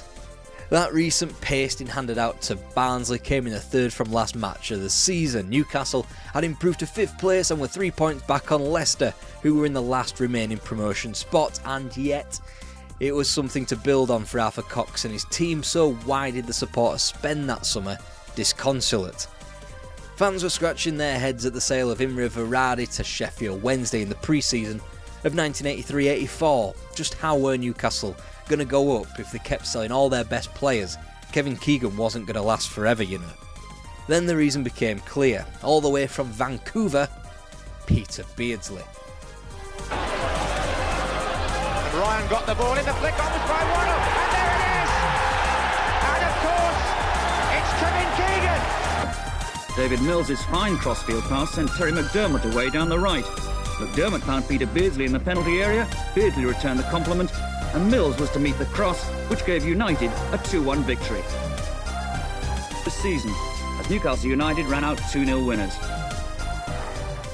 Come their miserable FA Cup elimination at the hands of Liverpool in the first week of 1984, Newcastle were housed within the top 3, having won 14 of 23 matches. Between Keegan, Waddle and Beardsley, they'd be responsible for 66 goals in a marked improvement in front of goal. This incredible form didn't count for a great deal. The division was packed with heavy names such as Sheffield Wednesday, Chelsea and Manchester City, who also vied for the 3 available promotion spots. They always seemed capable of throwing in a bizarre loss. See the recent 3-1 defeats at Carlisle United or Crystal Palace for proof of that. Then Glenn Roeder entered through the door, steeled a defence that could concede goals quite freely. After a 1-0 defeat against Grimsby Town in February left them behind the Mariners into 5th, it proved a turning point, especially with a trip to Main Road next, where a win would put promotion back in the Magpies' hands. The defender Mick McCarthy to Chris Waddle's long through ball, and Peter Beardsley took full advantage. Terrible square pass from City striker Derek Parlane was picked up by Terry McDermott. Newcastle wouldn't be beaten again for 2 months. In that time frame, they sank Cardiff, Middlesbrough, Leeds, Swansea and Charlton, whilst holding fellow promotion hopefuls Chelsea at arm's length with a draw on March the 10th. 7 points was the difference between themselves and Grimsby Town with just 7 games to play. A win before a hectic Easter would be perfect for the Toon. That game, however, would see the league leaders come to St James Park. Mike Ryan looks to meet it. Might come from Exton. Might come here for Shelton. Gary Shelton. In another time, Newcastle might have sulked down the division. Now, though, they held firm, drawing at Ewood Park before slapping 5 beyond Carlisle United and 4 past Derby to enter May and, consequently, enter the First Division once again.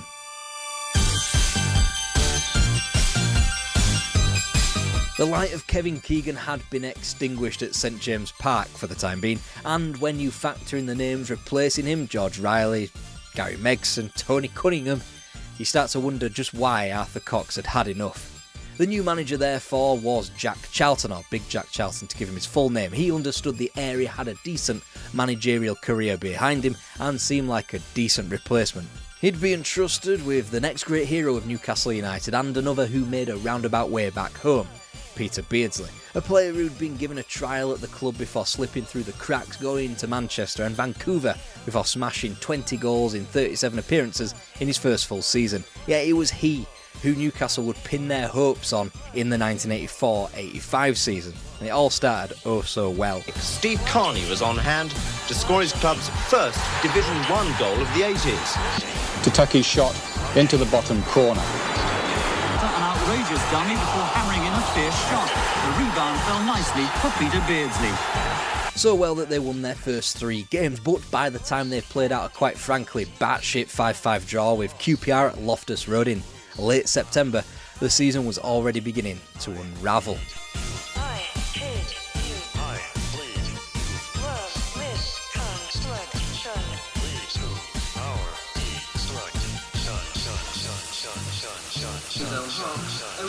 Producing the lethal finish. The Ipswich won 2-1 and are now home to Oxford in the next round. And Nicol. Across the goal! The FA Cup was quickly skimped out on, losing at home to Forest in a third round replay 8 days into 85. However, the Toon had already seen their season's highlight on New Year's Day when Sunderland made the short trip to St James Park. Coolness, and that was provided by Peter Beardsley. Bennett's attempt lies on by Gary Megson, who gave Beardsley the chance to apply the killer touch with 10 minutes to go. 18th before proceedings, albeit with relegation only a slight possibility. Victories over the likes of Luton, Watford, West Brom, QPR, Southampton and Stoke in the second half of the season promoted them to the safety of 14th. The club's second season back in the big time would be sufficiently rocked by huge news emanating from the Gallagher. Jack Charlton is due at the club tomorrow to clear his desk, and is adamant that he won't reconsider his decision.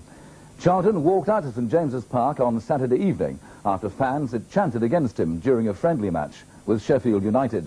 Shortly after his first England cap, Chris Waddle had been sold by Newcastle against his will down to Tottenham Hotspur, and his manager wasn't too keen on throwing money at the situation. Because of this, he was lambasted at a pre-season fixture, and Charlton simply chipped and waved goodbye to St James Park. In came Willie McFall on a temporary contract, but it soon became obvious he was the next man to lead the club. You'll just have to trust me on this one because of the infamous 1985-86 English football television blackout. There's only really footage that exposes three enormous lowlights in the club's history from that season.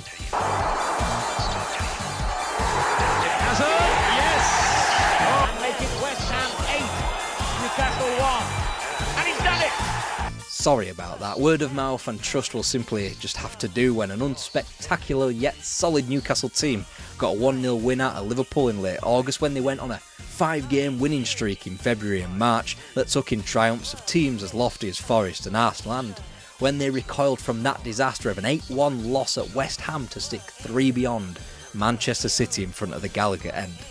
St James Park hadn't even had time to mourn the loss of Chris Waddle because another genius had graced the club.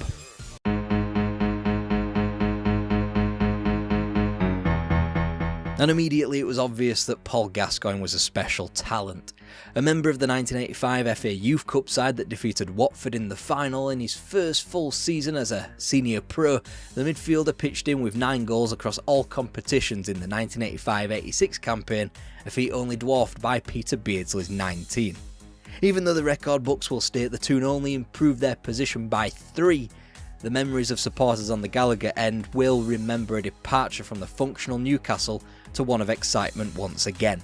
Yes, they improved by 3 places but netted 12 more goals and bagged themselves 11 more points.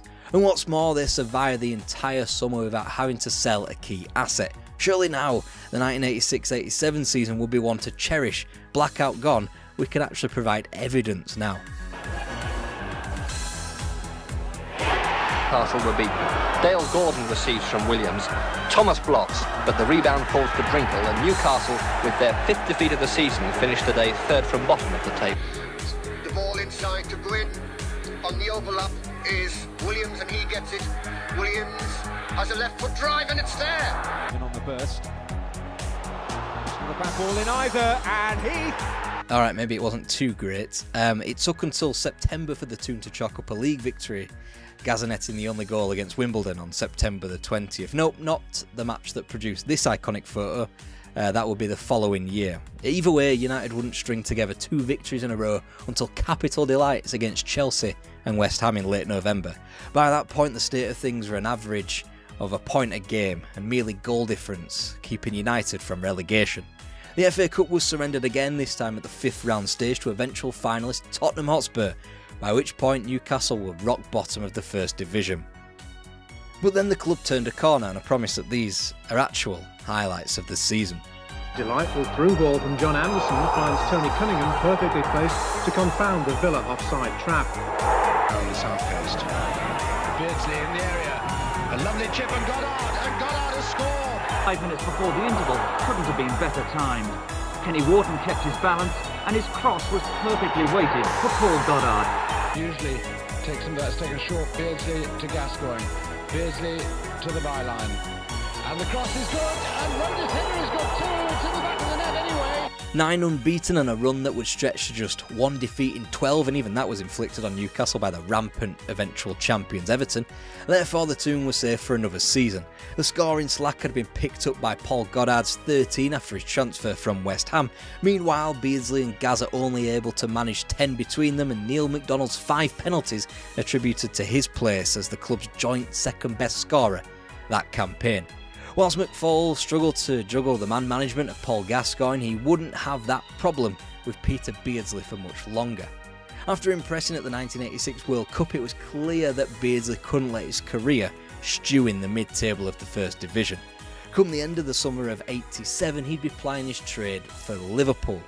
Whilst they would romp to one of the all-time great First Division campaigns and a title-winning 90 points, Newcastle United weren't that bad either.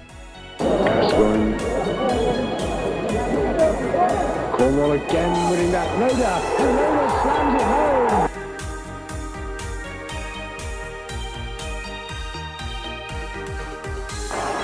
Spurs are definitely having an off day, and here it's about to get even worse.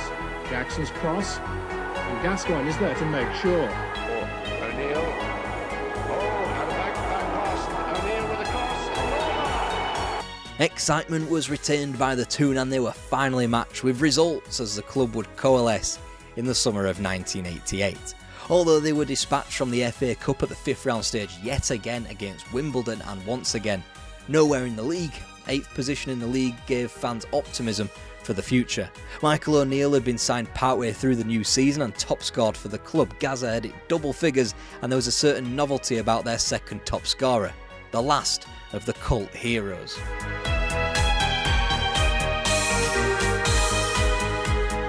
His English may not be up to much just yet, but the smile told the dozens of waiting fans he was glad to be here. Jet-lagged he may have been, but he still managed a gentle run-out with the first team squad, in front of a crowd most non-league sides can only dream about. Mirandinha's official unveiling, though, came at a special midday press conference in a Newcastle hotel. Through interpreter Humberto Silva, the 28-year-old South American passed the diplomatic test with flying colours. The first Brazilian to play in the Football League did so for Newcastle and he was called Mirandinha.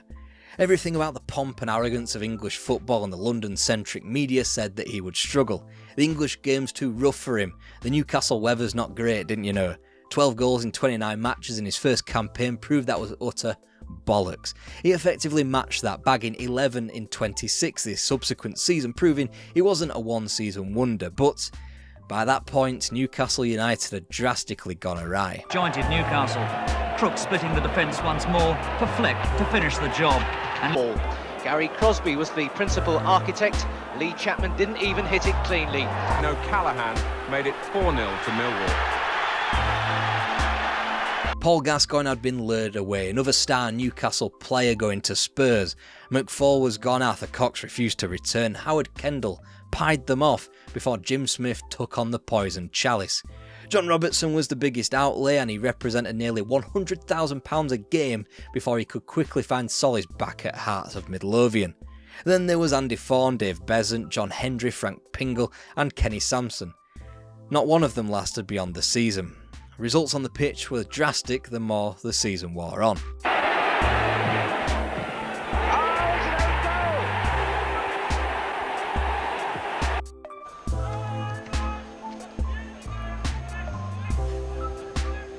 Anderson couldn't read it. Crooks could be in there.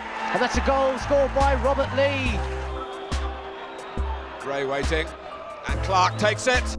And Colin Clark has kept his run going against Newcastle United. A goal on his debut for Rangers. Just have a quick check to see who was in the middle. And it's Barrett. And Pearson. 2-0. Brock. And that's a magnificent left foot from Hurst. Newcastle United would end the 1980s as they found it, relegated to the second division with relatively little to shout about in terms of material success. But the supporters made sure they enjoyed it. They had the names, the performances, the memories they could hang their hat on for forever and a day during the decade. The problem was that the club just could not get their timing right. Kevin Keegan was never going to be at the club for the long haul, but he was the catalyst for the feel-good factor and the rise to the top flight. Even then, the club were never blessed with three exciting peak-age players at the same time. If Gaza was entering his prime, Waddle was about to leave. Just when Gaza and Beardsley struck up a partnership, the latter departed, and before we could see the midfielder forge the same kind of relationship with Mirandinha, he was sold as well. The flicker of promise had evaporated. It would take a long old time in the second division for things to get better. After the reigns of Jim Smith and Ozzy Ardiles, it was clear that Newcastle United were on their deathbed. Stoke's 3-0 win against West Bromwich Albion kept them in the First Division, but sent Leeds down after 18 years. The phrase doing a Leeds has always been a bit harsh, since plenty of other clubs have been tossed into financial turmoil and down the leagues. It originated in the 2000s when a Peter Ridsdale endorsed demise sent Leeds into the third tier, but the 1980s were actually the worst time to be a Leeds United fan, as this video will attempt to prove.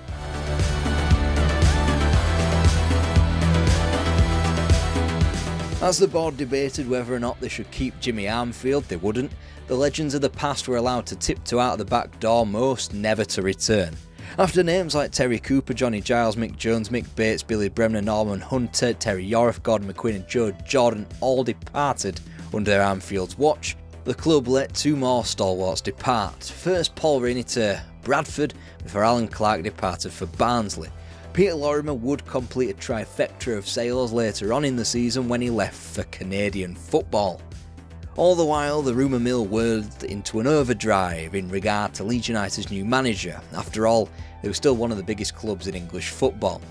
FA Cup winning coach of 76, Laurie McMenemy rejected Leeds' advances to remain on the south coast with Southampton. Then it was down to Aston Villa's Ron Saunders to palm off the club before Arsenal's Don Howe couldn't face returning to Elland Road where he had previously coached. Things had got that desperate that even the seemingly forbidden boundaries outside the United Kingdom were being sourced for managers like Rinus Michels and Cesar Luis Menotti. In the end, Leeds had seen fit to lurch back to the caretaker management of Maurice Lindley to begin the season until they caught wind of a fluttering piece of news from north of the border. Jock Stein was available. The man who had built Celtic into an empire, made them the first British team to win the European Cup and won 9 league titles in a row. That Jock Stein. Celtic had botched his succession, naming Billy McNeil as his successor but failing to add Stein to the board, instead insulting the great man by having him run the club lottery like he's Dale Winton or something. Aged only 55 and not out of the management game yet, Manny Cousins hooked him in and Leeds were at the races ahead of the 78-79 season. After Lindley had taken the reins for a decent enough 2-2 draw at Highbury, there was a newfound sense of optimism with the legendary Scot in charge, perhaps one of the few British managers to be able to hold a candle to the great Don Revie. Turning inside Frank Gray, back for Ardiles, and a goal surely for Colin Lee. Leeds, good stop. Good build up by Leeds, Graham. Now the results were hardly world class, but there was a glimmer of something. The pair of 3-0 wins over Wolves and Chelsea attested to that. Then in mid-September, news again from north of the border would serve to shake Leeds United to its very core once again. Alan McLeod had resigned as Scotland manager. Leeds won't do no if Jock Stein goes. He's a beaut manager, proved it with Celtic. What would you feel if he was to leave the club? Tragic really, before he's had time to show what he can do. How highly do you rate him as a manager?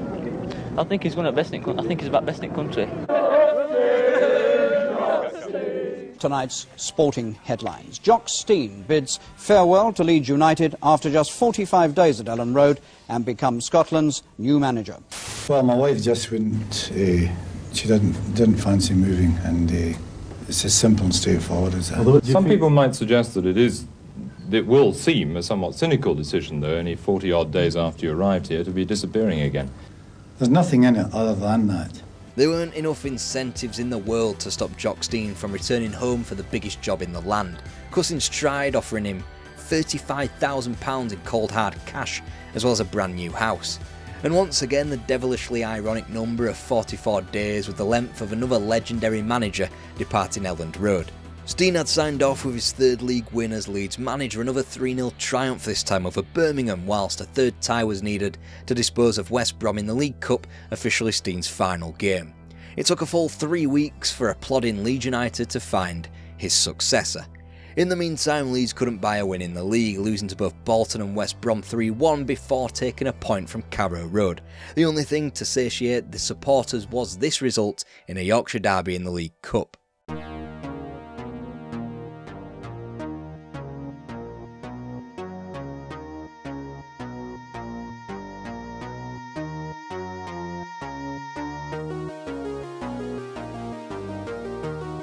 It papered over the cracks. The long wait to discover a new manager was enough to outrage the fans, but when the man now tasked to lead the club into a new decade was announced, they should have gone bananas.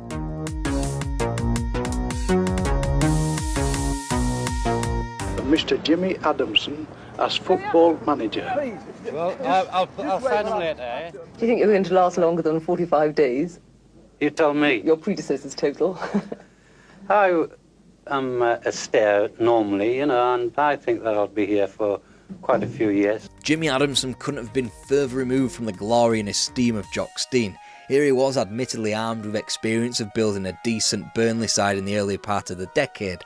The more pertinent example of his management, though, had come more recently from Sunderland, where he was unable to succeed a club legend in Bob Stoker, leading them to relegation and failing to get them back into the top flight at the first time of asking. This was the man now given the task of continuing the legacy that Don Revie had initially built. With Tony Curry installed as a new captain ahead of predecessor Trevor Cherry, the reign began brilliantly.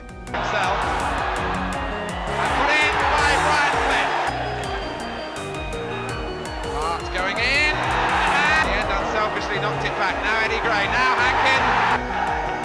Lart's going for it. Not only that, as we entered November, Adamson's new side were the first to take a point away from Anfield in the league all season, drawing 1-1. Yet more progress would be made in the League Cup via QPR, a one-time surprise title contender now back in their natural habitat as mid-table fodder. Mid-table would be a place Leeds quickly exited either side of the new year, as Adamson's Leeds got fit and firing almost immediately.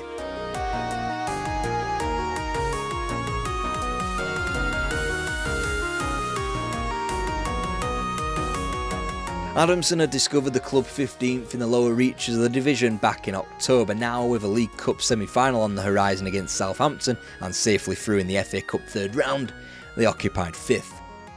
It was only really the fact that they had played more matches than their closest rivals and the fact that they were probably going through a bit of a honeymoon period that kept them out of the title talk in '79. It handed them even more importance over to the 2 fixtures over Southampton in late January, where a League Cup finalist would be decided.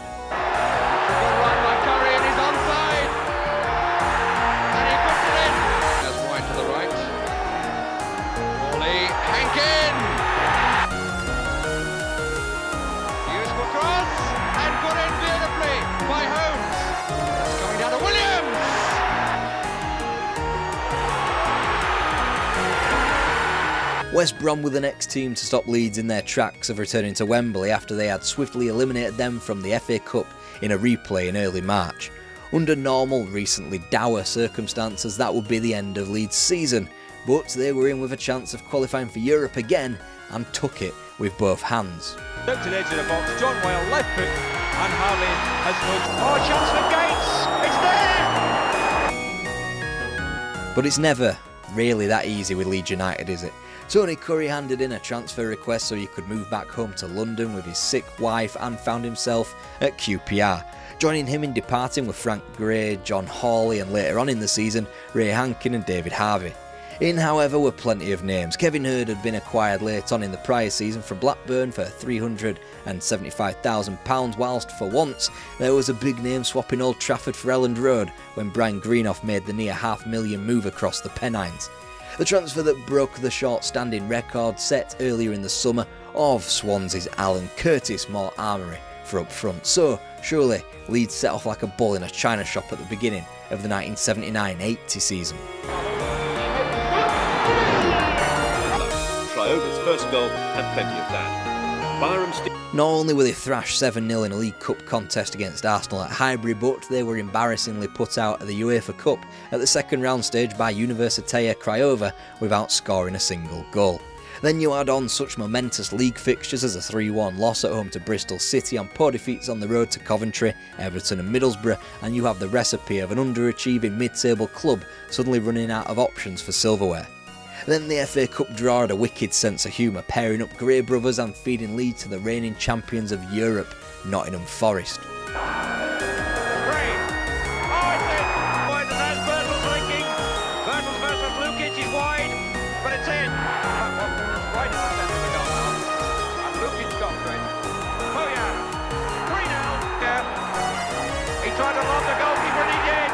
Leeds moped from 9th to 11th after their season was effectively ended prematurely.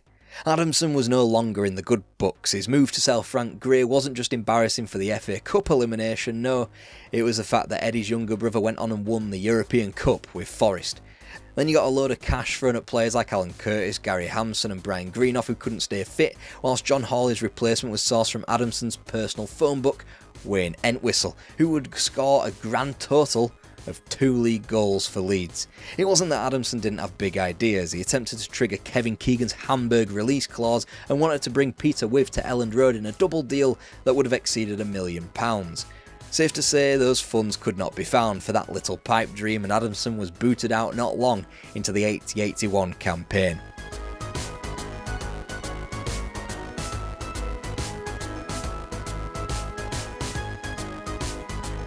Adamson has been the victim of a cruel campaign by a section of the Leeds crowd, and after 12 months of speculation, he resigned today following a meeting with the board.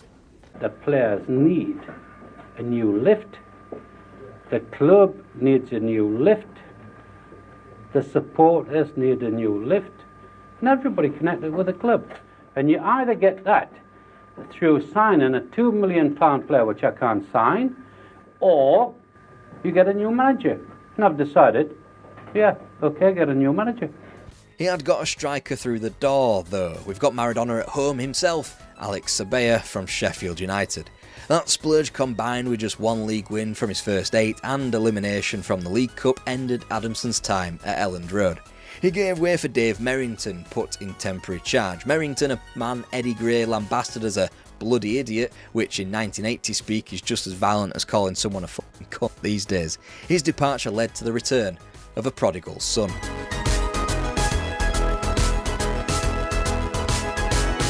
Leeds United needed a man of confidence, and Alan Clark was certainly that. A Revie disciple and, at the age of 34, the youngest manager in the First Division.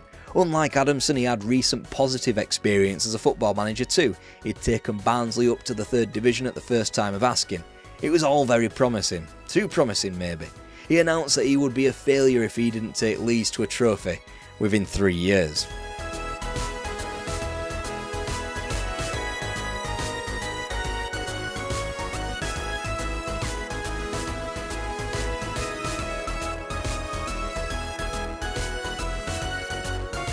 When Leeds weren't being resolute defensively and scrapping away to 1-0 wins against Man City, Everton and Palace, they were being slapped 4-1 at Roker Park and by 5 away to Arsenal. The approach to Christmas, promising enough. 3 more dour wins by the odd goal over Brighton, West Brom and champions of Europe, let's not forget Nottingham Forest. But the next defeat was never too far away at Main Road before Christmas and then at Highfield Road in an FA Cup 3rd round replay. Once again, a season at Elland Road was all but over with a January elimination from a cup competition. It was only a fine end to the season that had Leeds breathing sighs of relief.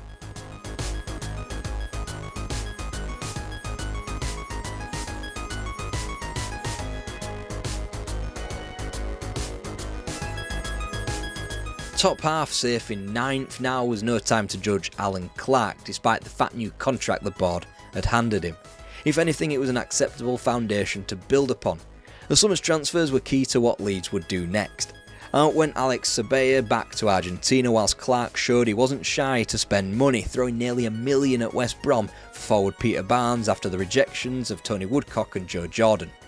One man who did return was Frank Gray, as Nottingham Forest were pried open for both the former Leeds man and centre-half Kenny Burns.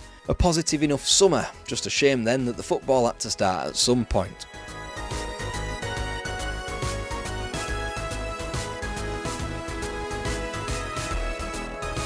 Each defeat seemed more cataclysmic than the last. Right from the off, shipping 5 at Swindon set the tone for the majority of the season.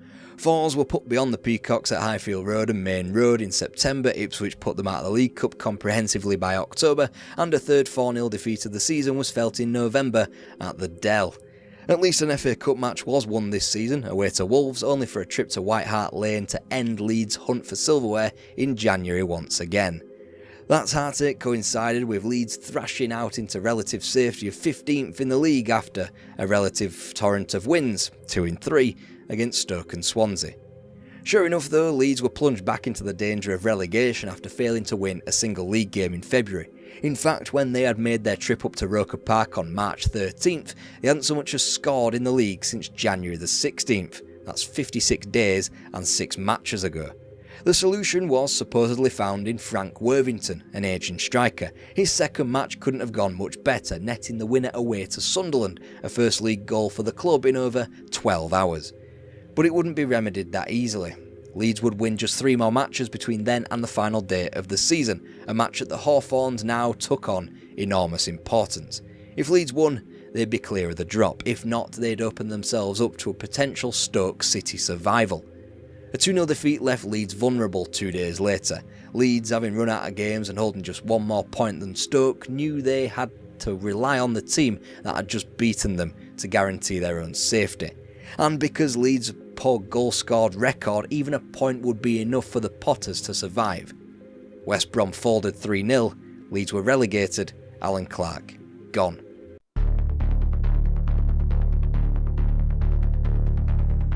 It had been 21 years since Don Revie saved the club since becoming Leeds United manager. There was now very little evidence of his existence.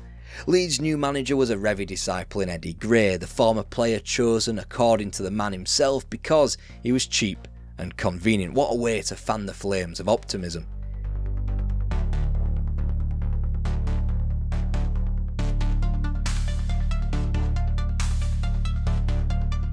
What's worse than being piss poor in the top flight? Yep, that's right, being mediocre and having to sell all your players in the second division. Frank Worthington's brief stay was over. Peter Barnes was quick to depart for Real Betis, and he wasn't the only name that Leeds lost heavily on, Brian Greenough leaving on a free. Retrospectively, perhaps the worst bit of business was allowing David Seaman to go for peanuts to Peterborough. In the end, the one positive departure money-wise was academy graduate Terry Connor, leaving for £400,000.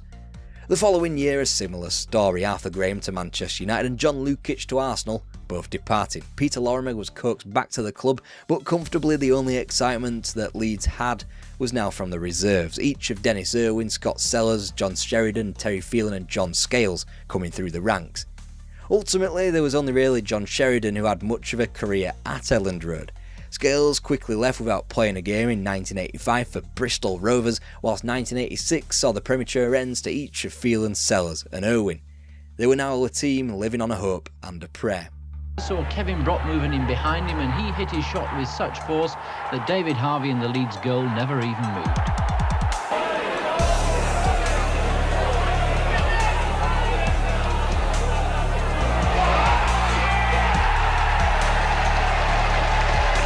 It was only Peter Lorimer's reinsertion into the team midway through the 1983-84 campaign that drove them back into the top half, and whilst the subsequent campaign began brightly, 4 wins from 4, the club's inconsistencies quickly bled through into what was an 8th placed finish. Oh, it's got in! Briggs got there! Graham Sharp has taken the responsibility from the spot recently, and he's aiming for his 20th goal of the season, and he gets it. Eddie Gray remained hamstrung by club finances, shopping for lemonade footballers in the hope they'd make champagne football. In advance of the 1985-86 campaign, Gray finally got Manny Cousins to open up his wallet and through the litany of decaying moths, found £250,000 to sign Ian Snowden from Doncaster. With Snowden, the continued maturing of Sheridan and the cheap signing of Ian Baird, Leeds were handed the tag as promotion favourites. By October, Eddie Gray was sacked.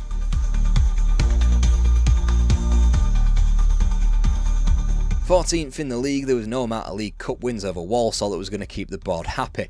Simply put, one Revie servant was exchanged for another, a third in a row, when Billy Bremner was acquired from Doncaster. Perhaps the most loyal Revie name, he was the man to take the Peacocks into the top flight again.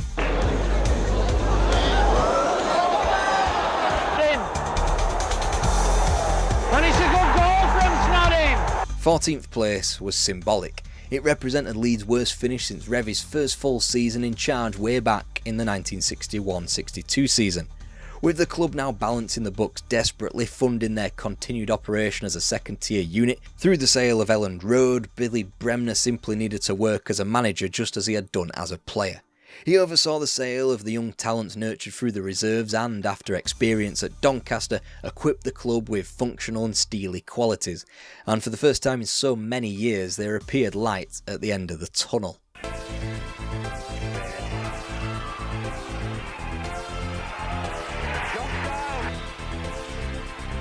They scored in 12 minutes.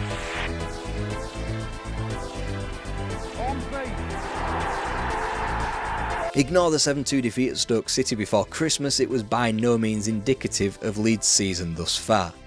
It didn't infer the club's next few months either. After losing at Ipswich Town on New Year's Day, with the club's early promotion ambitions dwindling, they wouldn't be on the receiving end of a defeat until March 21st.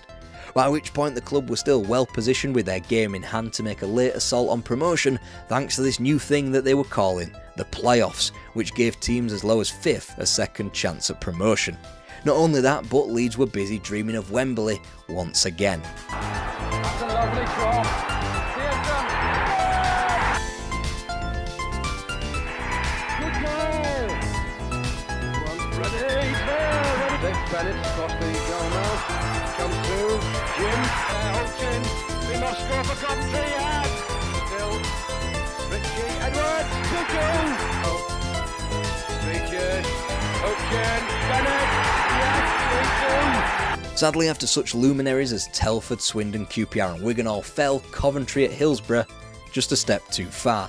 All this achieved in spite of the Ian Snowden sale to Everton in January, boosting the coffers somewhat. On the pitch there was a drive towards the First Division once again. Adams. Pearson. It's there. Feet. Trying to half volley. Oh, Pearson. Richie. Sheridan. Yeah! Elland Road was being sold out once again. Bremner was making the club money from big sales, and low-cost, hard-working players were being bought, and they were seemingly on the cusp of the big time yet again. Wins over West Brom and Brighton to end the regular season spat Leeds out into the playoffs, a second chance at life, something exciting for the fans. Little did they know they'd be signing up for a lifetime of torment via the new format, and it all began in 1987. Edwards. Yes! Comes first. Hazelwood. Got took a deflection. Taylor. It's there!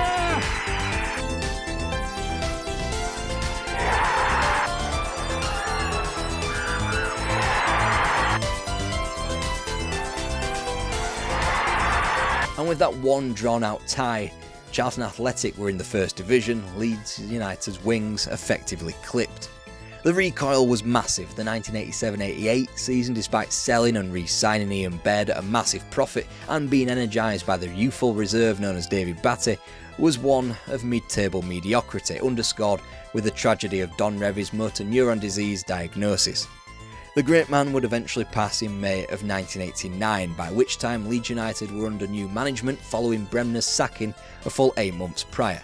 The man to take his place, Howard Wilkinson, one that would deliver a return to the front line of English football. Brian Clough's first trophy since Nottingham Forest won the European Cup back in 1980. Nottingham Forest have done it again. It was a long time since Nottingham Forest had reigned as kings of Europe. In a decade that began with the European Cup, Brian Clough was treading water, until he revived the club.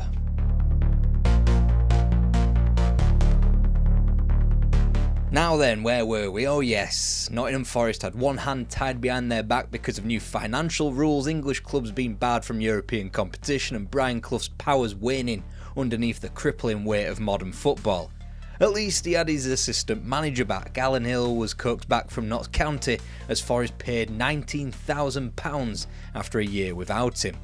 The manager pledged his future to the club too, signing a 2-year contract. In the early days of the 1988-89 campaign, there was a small sense of optimism. Nigel Clough had banged in 20 goals the season before, and the first Forest player to do that in ages. A trophy was won, who cares if it was in the Mercantile Credit Trophy, a bizarre weekend tournament of short-sided games to celebrate the centenary of English football. No matter how small, it was skin on trophy contact. Clough was hoping it would have a galvanising effect on the club, like how they had won the Anglo-Scottish Trophy in 1977 before winning the league and 2 European Cups. Despite waning finances in comparison to the big boys, which were apparently now called the Big Five, Liverpool, Everton, Man United, Arsenal and Spurs, Forest posted profits of 710 grand, and after finally paying off the executive stand, the club were able to go into the transfer market swinging. Nigel Jemson, Gary Parker, Brian Laws, Steve Hodge, Lee Chapman all in. Mark Crosley would make his debut, ascending from 4th choice goalkeeper to number 1 after Hans Sager's loan out to Genk and the injuries to Steve Stutton and Paul Crichton. He'd make the most of it. First game of the season, Clough pulled a trick you might have seen Don Revie pull on the Damned United film against Clough Derby back in the late 60s, stopping the team coach outside the ground and walking the remainder in approach to Carrow Road for their season opener. Crook, and Dale Gordon's arriving with some space. Flick, and here comes the fullback Bowen. Oh, lovely strike. Alright, so they lost 2-1 and then drew 5 on the spin. Normally the season was over at New Year, but this time the summer hadn't even fucked off yet. Just what was all the optimism for? Well, first they'd notch wins over QPR and then more impressively Liverpool before the League Cup pitched up and, well, this happened. Nigel Clough took an excellent pass from Wilson to set up Foster, who levelled the scores from an oblique angle. For him, and he finds him. And a good run by the young fullback, and it's pulled back. Clough has given Nottingham Forest the lead. To Hodge and Pearce, and that was Chapman's 4th. Clough was busy telling everyone who would listen that this was his strongest ever Forest squad, and just when Brian Howard Clough had re-risen to something of a relevancy again, he seemed intent on knocking himself, and others but more physically, back down. By now he could effectively walk on the Trent if he wanted to, so the letters of support came flooding in, but it was the closest his tenure came to ending, not on his own volition of course. The FA banned him for 3 months from the touchline and fined him £5,000, and yet they could just about reach out and touch Wembley. If Parker got another chance, he'd probably take it. He's a good finisher, a good shooter, and he's really done well on that one. 3rd division, but Bristol City gave Forest an almighty scare, but nonetheless Clough was back at the National Stadium for the first time since 1980. Given their opponents were Luton Town, Forest were marked out as overwhelming favourites. Turning a good cross back in there again. Neil Webb is further forward than any of them. There's Webb. The 6-yard box is Nigel Clough again. Incidentally, that was Clough's 7th major trophy. Don Revie only had 6 whilst at Leeds United, just a little cherry on top of the icing of a wonderful Wembley cake.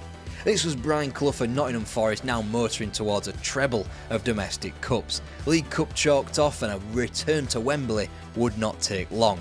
Alright, it was in the full Members' Cup or Simod Cup to bow down to the marketing god, but it came against an Everton in a match destined to be competitive. Also the prospect of an FA Cup semi-final against Liverpool for the 2nd successive year at Hillsborough. Of course, I'm not going to show the pictures from that event, but I do feel the need to repeat the remarks and opinion that Brian Clough left in the air unforgivably for 12 years. Parroting the remarks of a certain newspaper that Liverpool fans were the ones to blame. Thankfully, he'd row back on those comments in 2001. After the necessary pause English football underwent, Forest tuned up for Wembley by beating Clough's hometown team Middlesbrough 4-3 ahead of the Simod Cup final. Centre here, it's Tony Coffey for Everton. Parker! Sharp, will he reach it? He will! But Parker's going all the way himself. Chapman. He can put Forest in front here. It's a fine cross, Cutty! Clear run at goal, Chapman! Normally this was not of any remote importance, but thanks to a lack of Europe, you could genuinely chalk this up as a cup double. Now it was to Old Trafford to see if the flickering light of a potential treble could stay aflame. It had taken Clough until the prior year to go so far into the FA Cup. Now was the time to see if we could go that extra step this time. Comes to Barnes. Good stop by Sutton. Back to Liverpool, but Webb. Is it over the line? I think it's a goal. One. Looking to link here with Barnes.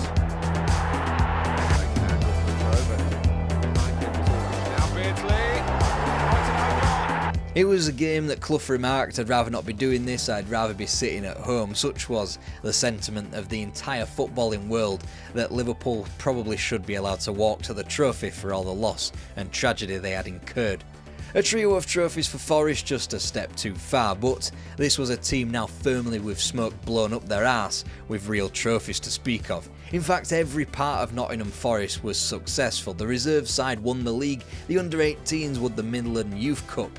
Leeds' John Sheridan replaced Neil Webb at a sizeable turnover, and season ticket money had ticked over the £1 million barrier for the very first time. It ought to have been a superb start. And of course, Forest won only one of their first 7 matches. It's Jimmy Carter who finishes well. It's a good start for Millwall. The cross is completely misjudged by Steve Sutton. All mercy punishing the error. Naturally, soon enough they would rack up enough wins to ease any half-arsed relegation fears, but this was clearly not a Forest side for the league, but for the Cups, as the return of the old faithful League Cup proved.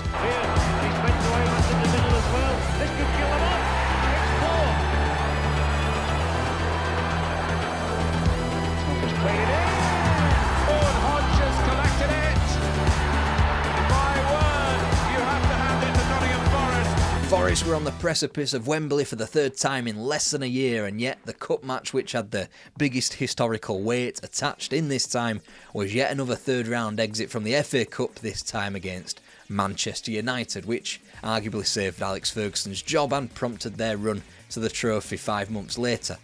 At the turn of the year, Neil Webb's replacement was gone, Lee Chapman, at a £250k loss to Leeds, as Clough exclaimed, "What have I signed him for? He can't tackle, he can't head, he can't run. What the fuck have I signed him for?" Chapman would go on to be a crucial cog in the Leeds title-winning machine 2 years later. David Curry was through the door for 700 grand, but he would play only 8 matches before being flogged. The manager was clearly losing his touch, the critics said. Clough didn't care about any of that. The club was bound for Wembley once again.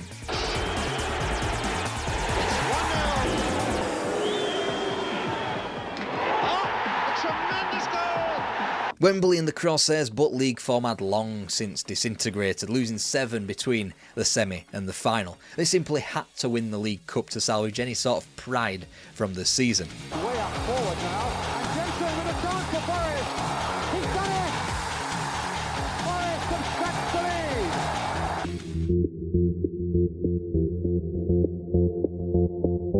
The only time Nottingham Forest had ever won trophies in 3 consecutive seasons was in Clough's heyday between 78 and 80, with the winning of the league and 2 European Cups. He was said to have lost his magic by his critics. He'd certainly lost his sidekick Peter Taylor, but still, he was on course to repeat that treble come 1991. Also, you can scrap what I said earlier about Clough's eye for a transfer, because Roy Keane had come in from Cove Ramblers for just 10 grand. He'd prove a bargain, but at the time the biggest piece of business was persuading Des Walker to stay for another year, despite all of the Italian overtures sent in his direction. Forest were relatively moneyed, but had failed to scoop up a big signing, probably because Clough had been burned so prolifically the campaign prior. His one signing was chucked in at the deep end, and it would be Roy Keane who wound up being Neil Webb's long-awaited, inexpensive replacement. Meanwhile, Nigel Jemson's shot to form in the early stages of the 1991 campaign. Rush, perfectly timed break, at last. Rush, Peter Beardsley, yes! Not that Forest were in any kind of good form. They had only managed to win when Southampton turned up at the City Ground in the 4th match of the season, and they wouldn't claim another victory until the end of September.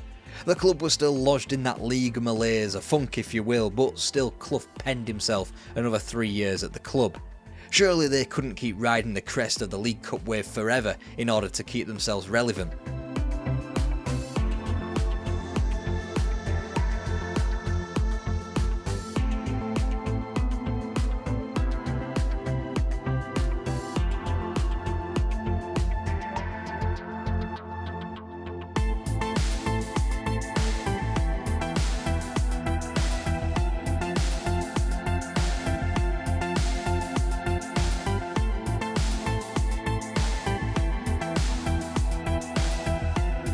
The answer was emphatically no, they could not.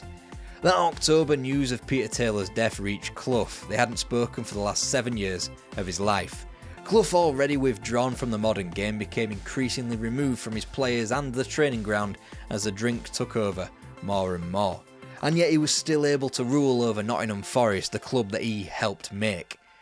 By the time Palace were overcome after 3 games of an FA Cup third round tie, it was Clough and Forest's last chance at silverware because Barnsley had put them out of the Zenith Data Systems Cup, just the latest name people were calling the full Members' Cup. Their inconsistencies in the league only came to the fore with cup distraction as 1990 became 91. Keane punch! Beautiful finish. Jemson waiting, Crosby coming in, Keane as well. It's Jemson! Jemson, Keane, it's in! Keane again, it's Roy Keane! It's 2-0 Forest! Only when Wembley was confirmed did Forest return to any kind of form in the league, the most violent of which saw Chelsea the victims as they were pumped by 7 a full week after the FA Cup semi-final was won against West Ham. Forest had climbed to 8th for the second season running in advance of a 4th trip to Wembley in 3 seasons, arguably the form team in the entire country. In the capital they would meet Tottenham Hotspur for an instant classic. Oh, it's in! And Crosby has saved it! Not with a chance for Spurs. And the equaliser fortune to put the ball in his own net to give Tottenham the lead. From the Gascoigne tackle to the Pierce free kick and the Lineker penalty miss, ultimately it would be the faithful Des Walker spooning a header into his own net that settled an FA Cup final. Gone was the perfect chance for Clough to ride off into the sunset, having completed the set of English footballing trophies. Now he had to go again, but by now it was obvious his powers were gone. He handed a pay rise to Steve Hodge in advance of the final that was so insignificant that he moved heaven and earth to leave Forest that summer. The manager remained on the front foot, however, going in for Dean Saunders, but the Welshman was so put off by the manager's drunkenness at a transfer meeting, he rejected him. Gary McAllister snubbed Clough too. In the end, Forest signed Kingsley Black from Luton Town, before finally settling on a frontman of decent renown in Millwall's Teddy Sheringham. The sale of Des Walker was becoming more tempting by the year, but Clough had managed to rebuff a massive £5 million bid from Sampdoria. Another success, even if it did mean he would leave for £1.5 million 12 months later. And whilst Alan Mahood came and went without playing a game owing to injury, Ian Woan was purchased and ultimately lasted a decade. Despite all the upheaval to the squad in the off-season, Clough was adamant that a title chase was possible thanks to the trident of his own son, Sheringham, and Jemson up front. By September, after more defeat than victory, that little experiment was over. Jemson sold to Sheffield Wednesday, joining Gary Parker on the scrap heap, who departed for Villa. In truth, the league season was going as you'd expect from this time. Horribly, as Forest skirted relegation as late as November. Clough's big money signing Sheringham wasn't even hitting the target either, going 11 without scoring, but it was about that time of the year again. The League Cup was sent for and it was obedient as usual. Second, in strength and skill, finishing it off. The 2-0 win sealed by Scott Gemmell. Keane hits it splendidly, now Pierce! Back again for Gemmell. Might come again for him! It's a goal there! Beautifully shot there by Lee Glover. Despite all of the malaise and wane of Clough's powers, Forest were Wembley bound once again. 6 days after their progression to yet another final in a remarkable spell of cup form, Forest had the chance to extend that with a trip to Fratton Park, with the winner qualifying for the semi-final of the FA Cup. Easy one, quick. Oh my word!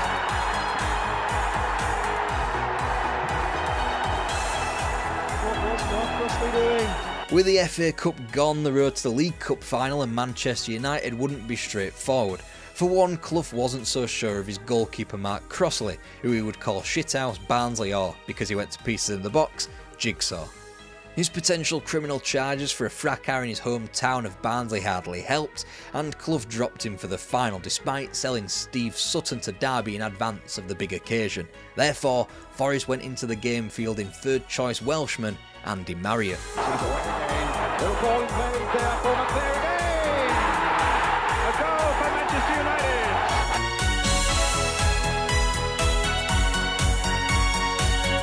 The sky was falling in. Brian Clough had missed yet another opportunity to ride off into the sunset without a blot on his copybook and with another winner's medal in his back pocket.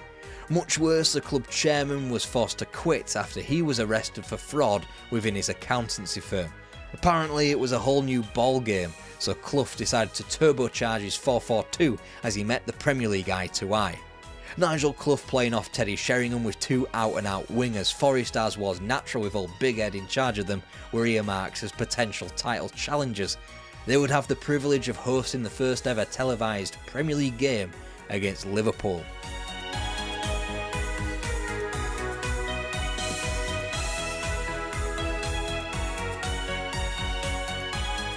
And the goal scorer Teddy Sheringham would wind up with the first ever Premier League Golden Boot.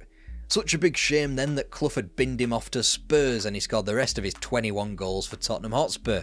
Meanwhile, Forest's best league's marksman was Nigel Clough with a comparatively dour 10. Joining Sheringham in departing the City ground was a long-awaited sale of Des Walker to Sampdoria. They might have just survived too had his defensive partner Darren Wassall not followed him out of the door. If Forest had looked like a team capable of challenging the best of the best on the opening weekend, then they were distinctly ordinary for the remainder, beginning with Oldham's humiliating 5-goal haul. Pierce gets in the tackle, breaks to Bernard, and a beautiful chip there with his left foot into the top right-hand corner across his net. So was Shearer's response, 6 goals in 6 games. The loss at newly promoted Blackburn Rovers had Forest officially rooted to the bottom of the division. Nonetheless, Crossley was back in goal, but he had had the ignominious honour of scoring the Premier League's first ever own goal. Nottingham Forest could not be stopped in their demotion, and this time there would be no distractions, at least not on the field, courtesy of those good old cup competitions running sour. For Campbell, for right, deflected, goal! Shelley, that's a fine header over the top of Tyler for right! And Pierce, and still right, and still right! Maybe there was some macabre pride in losing to the eventual winners of both competitions, weeks apart, on the same ground, to the same team, by the same scoreline, with the same goal scorer scoring the same brace. Either way, the season would retrospectively become known for the rumblings of Clough receiving backhanders, as pointed out in Jonathan Wilson's book on the manager from the infamous agent Rune Haag, whose gifts ended the George Graham tenure at Highbury a couple of years later. Suspicion started when Alf-Inge Haaland was bought for 150 grand, but the books stated that the club had paid 350 grand with, for those mathematicians out there, 200k unaccounted for, and it only intensified when Spurs chief Alan Sugar stuck his beak into the situation. This and a relegation fight is what ended Clough's managerial tenure, not the litany of missed opportunities of bequeathing the club one last trophy. Speculation about Clough's future rumbled on throughout the season as he was given the freedom of the city midway through the campaign. Scant consolation and perhaps a light at the end of the managerial tunnel given the club's form in the second half of the season. The goal in 4 matches in a row at Goodison Park, but here he hits the back of the net. As Clough missed out on players like Laurent Blanc, Andy Cole and the almighty Craig Short, Forest's descent was nearing its confirmation, but they did sign Neil Webb though, again. Names like Dean Saunders and Stan Collymore were being bandied about again for a replacement up front. They did sign Robert Rosario though, which really does beg the question, who the fuck is Robert Rosario? The Everton loss had Clough on the ropes with the dreaded vote of confidence. If this was Championship manager, he'd be gone within 2 weeks. And yet, it was that revered that he survived the ordeal, as the supporters chanted "sack the board" and rebel directors attempted to overthrow the entire club's control onto themselves. Steve Stone made his debut. Gary Crosby, famous for this goal, was back from injury, and Forest briefly found themselves out of the drop zone. A win over Southampton gave Clough enough ammunition to believe that they didn't need to spend £1.75 million on Stan Collymore. They had enough firepower. After all, they were only 1 point away from safety now, behind teams like Crystal Palace and Sheffield United, and the season had enough legs left in it yet. 8 more matches remained. Then Villa beat them, then Stuart Pearce was ruled out for the rest of the season, and finally Blackburn beat them again to leave Forest bottom again. Their latest madcap defeat 4-3 away to QPR wasn't even the maddest part of that week. Rosario managed to find the net for once, Gary Charles was done for drink driving, and the chairman was finally convicted of fraud. Just one normal week of Nottingham Forest will never happen. Thankfully, 2 days later came the reprieve against another London club. Trust it to be Spurs, charitable in handing 3 points to those in need in a relegation dogfight. Unfortunately, their next two capital opponents wouldn't be so generous. First, Wimbledon pitched up and claimed a 1-0 win, which stretched the gap between Forest and safety to 3 points, before a heroic if a little unsatisfying 1-1 draw against sudden foes Arsenal left Forest needing a miracle with 2 games to play. Come the final home game of the season against Sheffield United on May the 1st, Forest needed a win to take things to the final day. And still Hodges is opened up for him, and that is a top-class finish. Hartfield, oh Gale, a free header, and a goal for Sheffield United. They didn't, and with the leak that Clough was to retire at the end of the season no matter what, a final outpouring of grief came against Sheffield United with relegation confirmed. After the emotional afternoon, Barry Davies asked Brian Clough if he could have a word for television. Clough's reply was simple: goodbye. Clough admitted that the fans shouldn't have been subjected to the abject relegation, a season of humiliating drift towards the Football League. It was in these years that Clough realised he couldn't win the league again. For one, there was the financial might of others and a strong duopoly of Liverpool and Arsenal under the control of Kenny Dalglish and George Graham. The Cups simply had to do, and in shedding themselves of the belief of a league tilt, Forest became prolific again, even if Clough couldn't get his hands on the trophy he really wanted, the FA Cup. Ultimately, Clough and Forest parted ways because of the freshly moneyed vehicle called the Premier League, and now everyone was too strong for Forest. They couldn't compete against even some of the smaller clubs the division had to offer. Almost 20 years in the job, the momentum simply wasn't there. The game was becoming more modern. Clough was yesterday's man, still wedded to his laissez-faire 4-4-2 and a stubborn refusal to practice set pieces.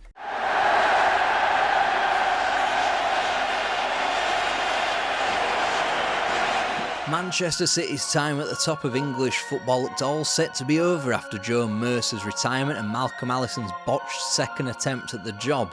Then John Bond came in. These are the forgotten nearly men of Manchester City.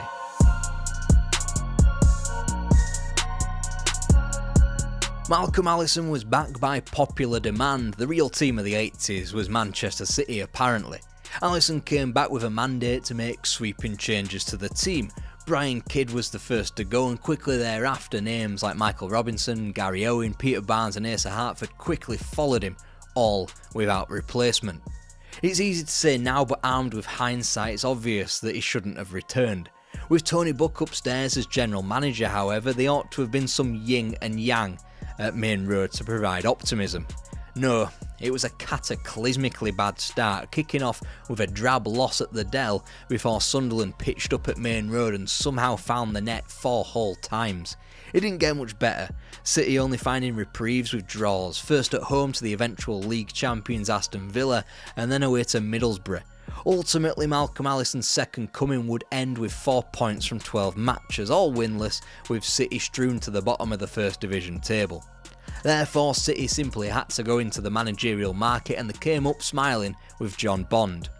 Bond had taken Bournemouth from a middling 4th tier position to inches from the second division, and gets the credit of changing the club's cumbersome Bournemouth and Boscombe athletic name to the cleaner AFC Bournemouth.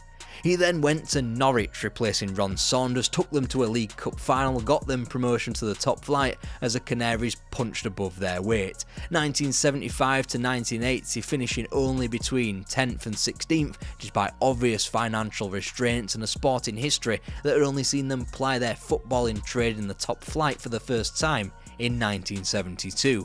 Despite being tied to an 8-year contract, Bond was prized from Norwich. Typically, they'd be lost without him, and he resigned for the City job. Norwich were relegated by the end of the season.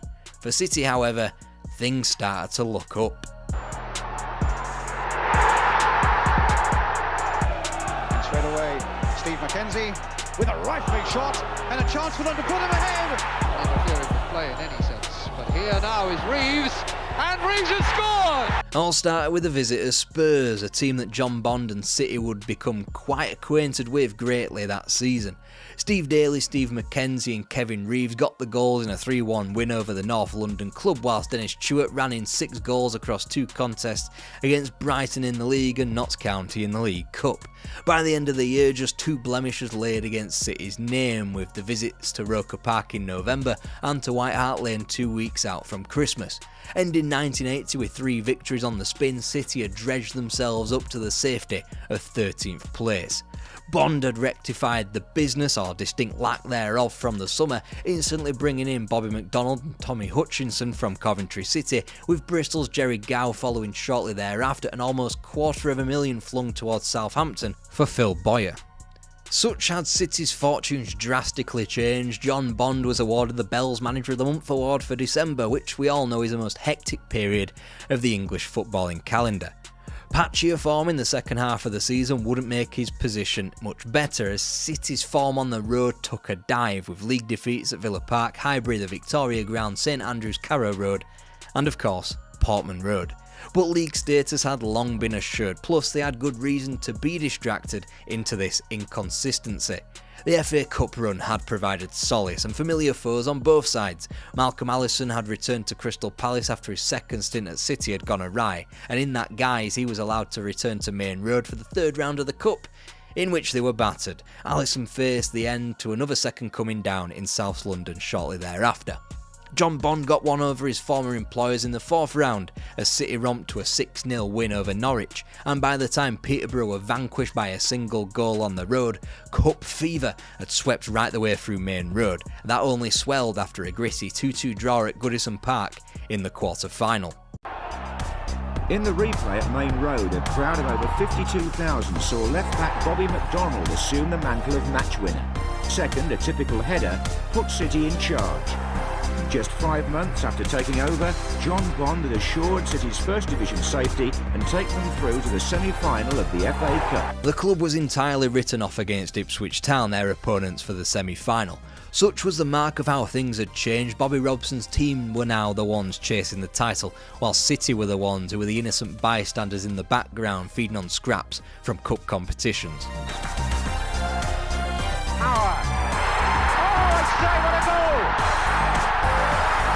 Manchester City had qualified for the 100th FA Cup final with a goal in the 100th minute of the semi-final. Is that enough of an omen for the universe to demand that Manchester City were the centenary champions of the biggest cup competition in the world? Oh, Ransom Mike with an early ball, made it there. And the goal by Hutchinson! And this probably is the first real opportunity he's had. He's about 20 yards out, he's well to the right of goal. Hoddle curling it, an own goal by Hutchinson! Manchester City and Spurs ended in stalemate. For the neutral fan and for those fond of nostalgia or compiling video edits of cup final history or from the White Hart of North London, thank Christ it did, because the replay again at Wembley would go down in history forever. He's got a chance! Good save, Ricky Villa! Now Hutchinson to McKenzie! Oh, tremendous goal! The body is checking in, he was pushed, Houghton came in and finished it off, and here comes Reeves, and it's there! That's it for Archibald. Crooks. And still Ricky Villa. What a fantastic run. He scored. Amazing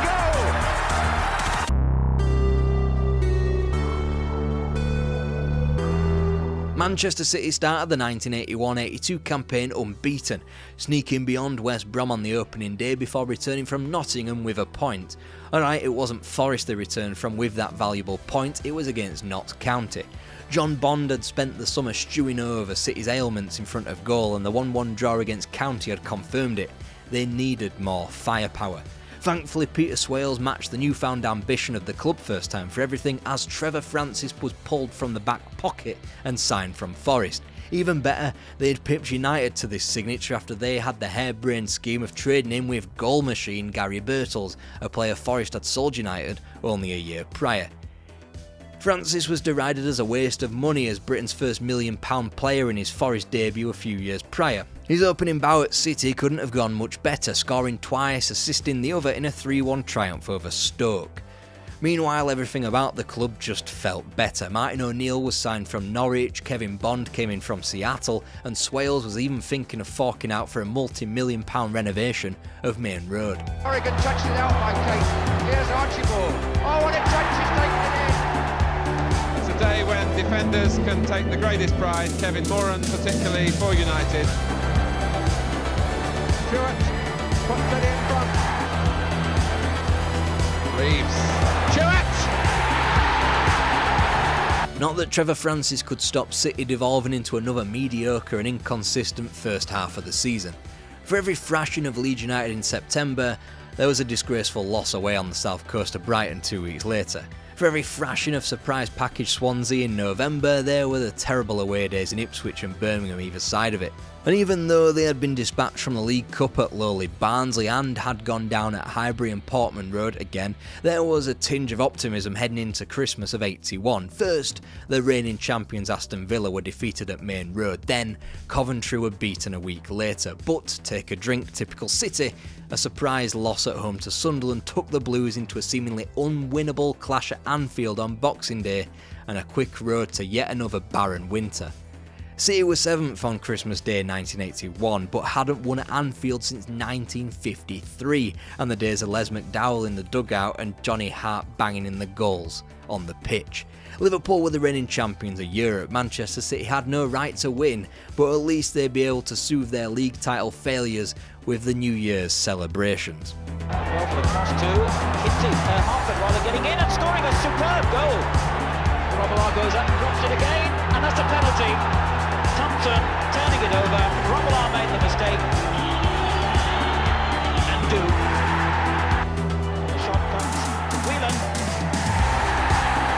Rubin on the edge of the box. Reeves with a back flick, and it's gone in. And Robillard's misery is complete. But that wasn't going to be the case. City were the ones bouncing into the top 4 and Liverpool were in 12th place now. Swansea led the table, Ipswich in 3rd, Southampton 5th, with the Manchester clubs intertwined. This was a weird season, even weirder when you consider that United had been the lesser of the Manchester clubs in this time and were the ones earmarked as title favourites. And yet all wasn't great behind the scenes. Largely the short spells of Martin O'Neill and Jerry Gow ended primarily due to the club defaulting on a final payment for Kevin Reeves' $400,000 transfer. As 81 became 82, however, one thing that City hadn't skimped out on was undersoil heating at Main Road. In the midst of a particularly frostbitten winter, City were able to play on as others failed to get games on. After the Boxing Day triumph at Anfield, City only managed 3 games between then and the start of February, all of which were played at Main Road, as the Blues' good form continued through 5 points from 3 games, and finally, an away day came and City nabbed another point from Upton Park to begin February. A point split the top 3, a championship led by Southampton, with both Manchester clubs split only by goal difference. Just ignore those games in hand by the more in form and the more experienced names of Ipswich, Arsenal and Liverpool firmly in the pack. A trip to the Dell was next.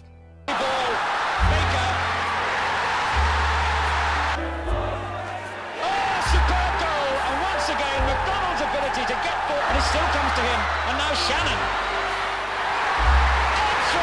The chance to put Spurs into the lead, and he does so. For Ardiles free, and now Hoddle, not so free. If that defeat down at Southampton wasn't yet the killer blow, thanks to a win against South Coast opposition a week later emphatically against Brighton, then another southerly loss might have just spurred on a typical Manchester City doom spiral. This being the first season of 3 points for a win meant City's 8-point deficit behind leaders Southampton, even in 7th, wasn't terminal just yet, as a trip to Old Trafford lay in the crosshairs. Then came the catastrophic run. Such a slew of injuries that City had suffered in the early spring might paint the next 6 matches as an unbeaten run, but a more probable realistic view is that another season was rendered over thanks to 5 draws from 6 and only a win away at Elland Road on March the 10th. And yet they retained an 8-point gap as they sat in 8th, except now the games were running out thick and fast. Except Liverpool, Ipswich and United all had 2 games in hand on them. And if you thought that the most recent run was bad, get a load of this old shit. Lee. Oh, what a goal! There's penalty for Liverpool. Caton again, and he's got free. Must go in. Johnston had to do. Still Kennedy. Oh, what a goal from Alan Kennedy! Oh, gives it back to Rush, and he's not offside. It's number 5. This 7 days after City had chucked in an embarrassingly limp defeat at home to West Ham, and 2 days before a trip to Wolves where an even more spineless 4 were shipped at Molineux. A piss-poor Easter was then rounded up with another defeat away to Swansea. Wheels profoundly off the campaign, City lurched into neutral through a battling 4 unbeaten, drawing to teams of their day in Ipswich and Villa while scabbing 1-0 triumphs against Midlands counterparts West Brom and Notts County. Wrapping up the season with a couple of defeats meant 10th place, a bang average season for one that looked to have continued John Bond's great momentum that emanated from the cup final the prior year. Ultimately, Trevor Francis' time in Manchester would be cut short by injury, and the country's first £1 million player would last just 1 year at Main Road, with only 10 league goals after his club debut. He departed for the unsuccessful 1982 World Cup with England as a City player, but exited it as a Sampdoria talent, with the Italians willing to pay £900,000, which greatly eased City's financial burden.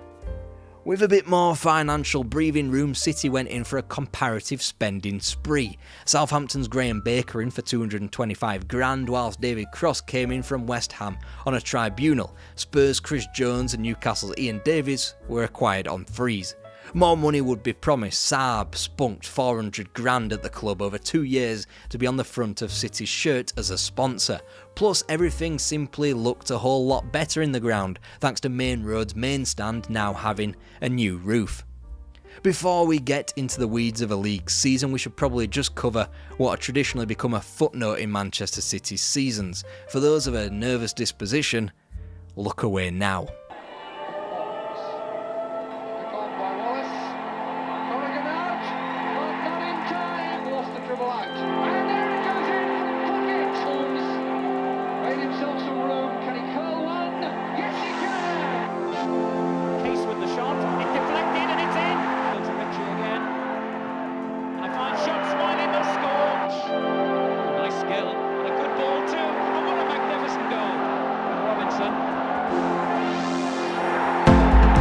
Two quick exits from the Cup, both with embarrassing 4-0 displays away on the South Coast.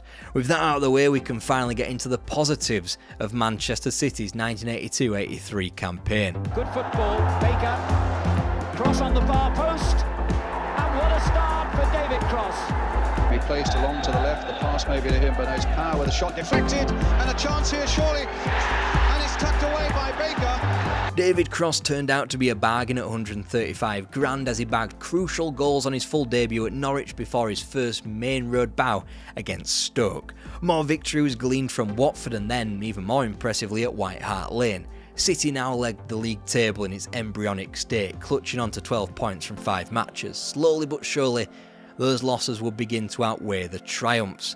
Their first defeat at Main Road on September the 18th against the European champions Aston Villa, before they shipped 4 yet again at Upton Park, before losing to Howard Kendall's Everton again to begin October. From such highs as leading the league in a strong start to now being tainted with a negative goal difference, all within 9 matches, they called it typical City. This was a Manchester City team you could set your watch by. And not in a good way either. The whiff of a successful season had been snuffed out, and after 26 matches, City occupied another aggressively average 10th place. That failed to tell the whole story. They were only 9 places behind leaders Liverpool, but trailed them by 22 points. They were 10 places above the relegation zone, but were only above it by 11 points. And then the season really got desperate, especially once John Bond resigned as manager. To Gillespie, that's number 3. Well, be tempted to try one, he has done. Oh, what a goal! Stapleton! And now there's trouble for Manchester City again. Armstrong, Byrne, and that's 3-0. First was wrong in his judgment, McCall, and now Walk. Under the stewardship of John Benson, City hurtled down the league table at speed. Now they had just 8 matches left to be played and only a 5-point lead over Birmingham City, who occupied the relegation zone. One of the bigger problems now was everyone had a game in hand on the Blues.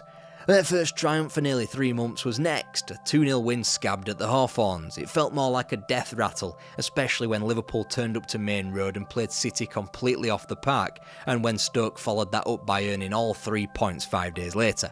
Cobbling together the odd win was keeping City at arm's length from relegation, and a 2-0 triumph at home to West Ham, 7 points, were the difference ahead of the drop with 4 matches to play. Then Arsenal and Nottingham Forest delivered the predictable April sucker punch, and with clubs up and down the country getting through their games in hand, fate was no longer in Manchester City's hands. They could only boast a 1-point lead over Birmingham City and relegation, but the second City Blues had a game in hand still remaining. It would end positively for them as well, gaining a point at home to Brighton, which served to send the Seagulls to the bottom of the pile and dredge themselves out of the bottom 3. Now with everyone on a level playing field with 2 May encounters all to play, the cities of Birmingham and Manchester could only be split by 5 goals. Back to Reeves, it may run on for Baker, or indeed for Power. McDonald now. Reeves with the flick. Oh yes! Kevin Reeves. He's onside, can he finish?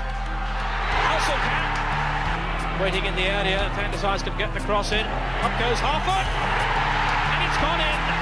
A gut punch that a relegation rival could get a win out of a team as esteemed as Spurs was quickly redeemed as a good day when news of Luton Town's 5-1 capitulation at home to Everton was revealed. Now Luton had a game in hand in the final week of the season, but City were out of the drop zone for now, and for once, United did something good for their neighbours, a Paul McGrath double helping sink Luton 3-0 ahead of the final day of the season. It left things as you were heading into the final game. As high as Sunderland in 15th could still be plunged into the mire.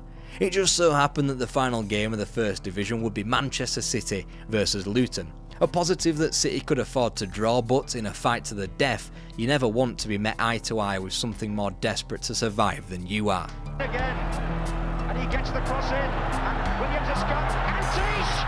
Oh, it's there! They've done it! Rani Antish! The final day of their previous life in the Second Division was a celebratory 0-0 draw all the way back in May 1966. The first day of their new life in the second tier, a trip to Crystal Palace won by a couple of goals. The veneer of Manchester City of being a huge club continued to be stripped away in the 1980s as they bounced to and from the first and second tiers like some kind of sordid seesaw. We were a long way from the comfort of league titles and silverware under Joe Mercer. Ipswich Town were never supposed to be built for such riches, a league title, European tours and the FA Cup as they furnished the nation with their 2 most beloved managers. What came after was a relentless collapse. The victory condemned Ipswich Town to relegation along with Birmingham City and West Bromwich Albion.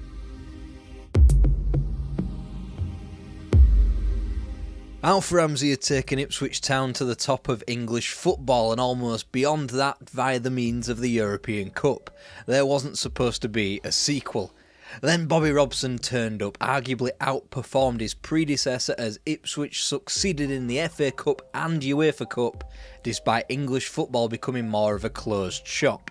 They were both captured by England, leading the Free Lions to rarely seen heights as World Cup contenders. Ipswich Town meanwhile were left to the dirt, left wondering at the stars, and they hardly helped themselves. Just 9 days before the start of the 1982-83 season, they selected their Robson replacement, Bobby Ferguson. The only time Ipswich had finished outside the top 6 in the prior decade, they had won the FA Cup. It's an understatement to say that backs were against the wall. And that's before you delve deeper and wave goodbye to Arnold Muren at the end of his contract, with Mick Mills tardily in tow that November. At least Alan Brazil and Eric Gates were kept hold of, even if they did spend the majority of the season on the transfer list. La vittoria più convincente è venuta sempre in Coppa UEFA dalla Roma, che ha battuto per 3-0 una squadra. Here's a nice ball for McElroy, and there it is. Maguire, Paul Maguire, and the player who made it was definitely Chamberlain. There was to be no fairy tale stint in Europe this time, as that Roma defeat proved, but the majority of the Ipswich faithful knew that already, even before they were handpicked one of the harder European ties in the eventual Italian champions. Less excusable was the visit of Stoke City and 5 winless in the league that preceded it. The season was arguably a free hit for Ferguson considering the legendary prowess he was trying to succeed, but there would be no forgiveness if they didn't rectify their position as bottom of the league and the only soul without a win all campaign. The centre of Ipswich. And Sunray is there! Only Ipswich could swear off a barren run by hitting 6 on the road in their first win of the season, give Roma the fright of their life in an ultimately futile second leg win before dispatching the team of their era, the eventual champions nonetheless, Liverpool. Now of course it goes without saying that Liverpool wouldn't wait for their revenge, dumping Ipswich out of the League Cup weeks later, whilst Ferguson's side wouldn't win again until 5 weeks later in the league. But when they did, they hit 6 again, this time at home to West Brom. This was a maddening form of Town back in full colour. They could go 5 in a row without a loss against some of the division's harder nuts to crack, but they could just as easily turn that season salvaging form into 3 defeats before New Year, and against Norwich too. And speaking of the Canaries, Ian, after VAR and the man that Ipswich are a little bit afraid of. Tucks it in for Birchin. Chance here for Norwich. Birchin scores. whilst the cup heartbreak did push Ipswich on in an attempt to rectify the season, they won 6 of their remaining league games. Still inconsistent, just not as much as beforehand, and despite the 20-goal season from John Walk, Ipswich were 10 points from Europe.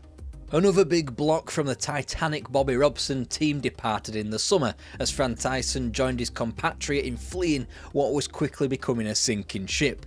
Then out of nowhere, some form. To set up Gates for a goal after 36 minutes. Clements again left exposed. But Spurs' unselfish Mariner made it 3-1 right on the final whistle. Reality wasn't far around the corner. After all, Ipswich had failed to furnish the team with new talent, thanks largely due to the expensive erection known as the Pioneer Stand at £1.4 million. It didn't help that director and former chairman John Cobbold passed away aged only 56 midway through the 1983-84 season. Then there were the pay disputes involving John Walk and Paul Mariner, which ultimately left everyone involved rudderless. The players' plan backfired in the eyes of the supporters, then they both fled midway through the season anyway, to Liverpool and Arsenal respectively. Their departures could have been timed a little bit better. Donowa on the far post, and Mick Cannon doesn't miss them from there. That's Mick Cannon, goal scorer.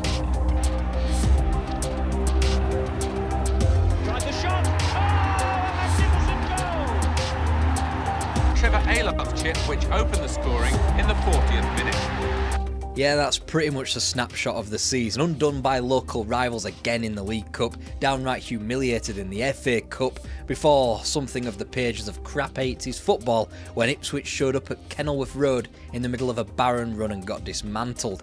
Their latest run amidst the departures of Walker and Mariner stretched to 7 lost in a row, and it took them from an already poor 15th place to within the dreaded drop zone.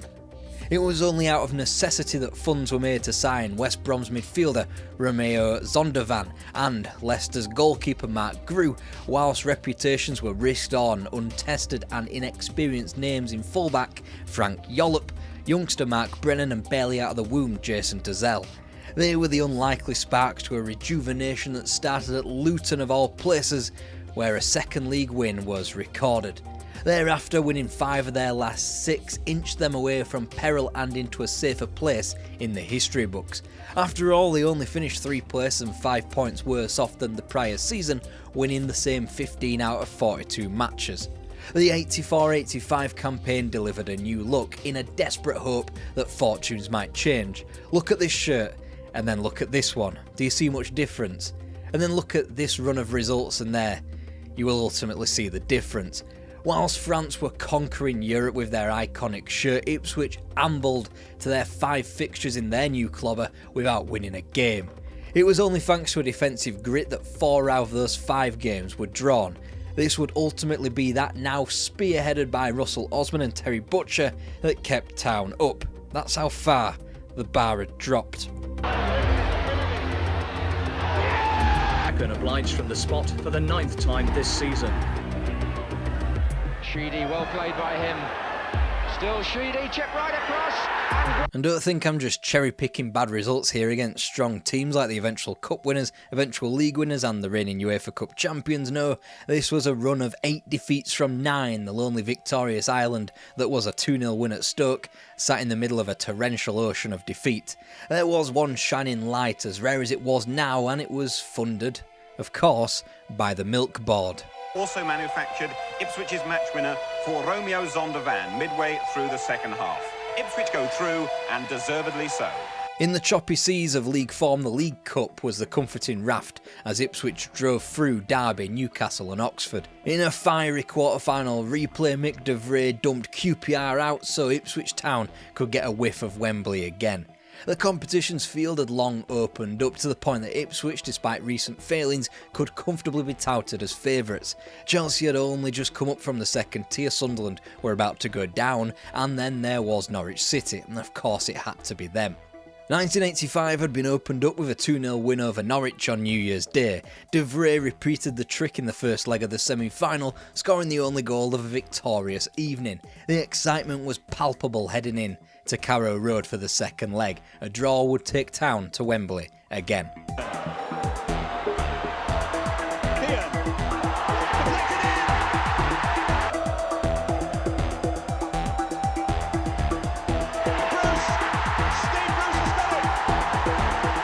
The milk had soured and now Ipswich had to front up to the reality that their place in the top flight of English football was threatened. On the evening their milk was snatched from them, Ipswich resided in the relegation zone alongside Luton Town and a record-breakingly bad Stoke City. But this was no time for a reality check because there was still the potential for a trophy.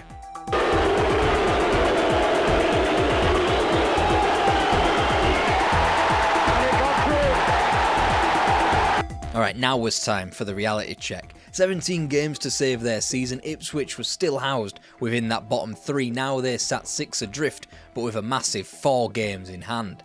The hangover to a whirlwind start to March continued through the league form for the remainder of the month. 2 points gained from 4 matches, hardly the ideal start to a rampage up the division. The gap was now 7 points, having used up 2 of those 4 games in hand. Then Easter kicked in. West Brom, Nottingham Forest and most delightfully of all, Norwich City all fell within 6 days. Suddenly those chocolate eggs tasted a little bit sweeter as Town zoomed up the division to the nosebleeds of 18th place, still with those 2 games in hand. They could even afford to slide back into an inconsistency of losses and wins in equal measure as Ipswich effectively sent Sunderland down on May the 11th before making absolutely certain of their survival 3 days later with a point at home to Coventry.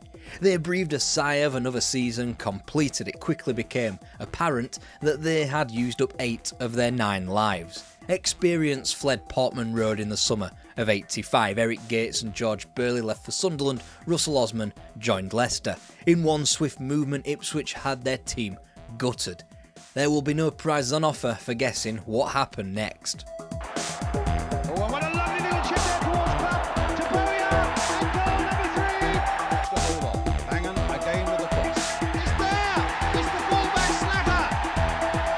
Milk gave Ipswich the protein to stomach those difficult league autumnal months as Town occupied the quarter-finals of the League Cup once again. It was the least they could do since they entered 1986 in the relegation zone, and the fact that they had faced such luminaries as Darlington, Grimsby and Swindon to reach the final 8. Waiting for them, there was a team they knew all about, the almighty Liverpool. Typically they swatted aside Town, leaving Bobby Ferguson's team with just survival to fight for.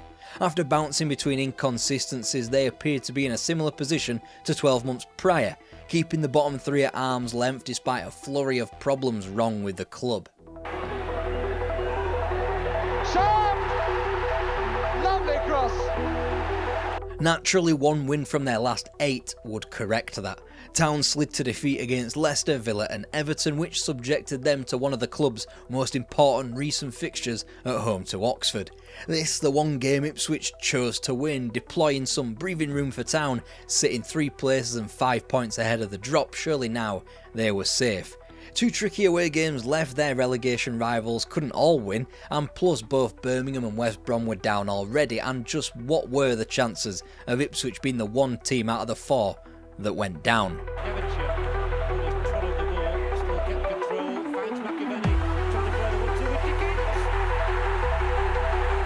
Coventry's extra game meant Ipswich were guaranteed to start the final day outside the drop zone, but whilst Leicester's defeat at Liverpool was expected, the League Cup champions Oxford pulled 3 points out of the bag against Everton in a seismic result that affected both top and bottom of the division.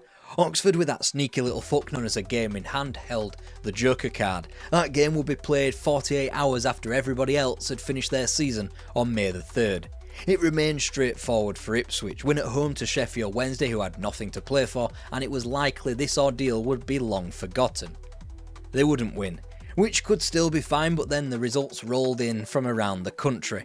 Coventry had beaten QPR, they were safe. Leicester had beaten Newcastle, and they were safe. Oxford were at home to Nottingham Forest, needing a win to not only secure their safety but eliminate Ipswich from the division, but they lost. It all came down to May Day. Ipswich Town's season over, but Oxford United still had one little oscillation. The visitors to the Manor Ground were Arsenal, wrapped up all cosy in 7th place with European aspirations temporarily not a thing. Ipswich had to hope those suddenly sedentary beasts could get themselves up for the game. Anything but an Oxford win would keep Ipswich up. Dream Start by Ray Houghton.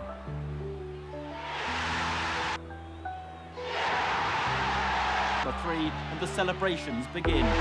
Ipswich Town would not be playing First Division football for the first time since the 1960s. The chairman reassured the club that nobody would be sacked, yet the Pioneer stand still loomed over the club like the financial white elephant, only now, entering the 86-87 season, the threat was a little more acute. Easing that strain was Terry Butcher's well-telegraphed departure to Rangers for a Scottish record $725k. It had get him some European football at least, and he was far too good for the second tier. Less forgiveness, however, would be handed down to Trevor Putney, who swapped Ipswich for Norwich. Typical to a Bobby Ferguson Ipswich Town team, the campaign began in plodding fashion. Atypical though was the rousing return to league form thanks to the fortress that was known as Portman Road. Goals were now no longer a problem thanks to the free scoring Kevin Wilson and John Dean, as Ipswich reached the top 3 by Christmas and hovered around the top 5 all season. Now their eventual slinking off into 5th place after winning only 2 of their final 10 fixtures would normally have called any hope for the season stone dead. However, 86-87 was the first campaign of the Football League playoffs.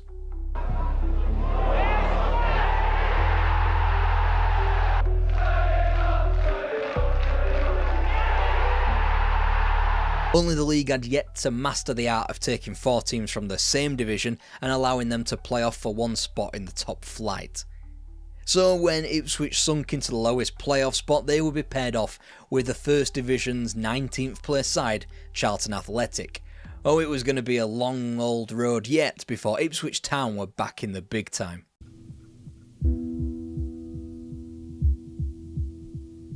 (1987-88) was the season where a little bit of light was injected back into the game. Hooliganism was down when it was up, but hadn't been increased that much that the sport was no longer a level playing field. Over at Portman Road, however, only darkness.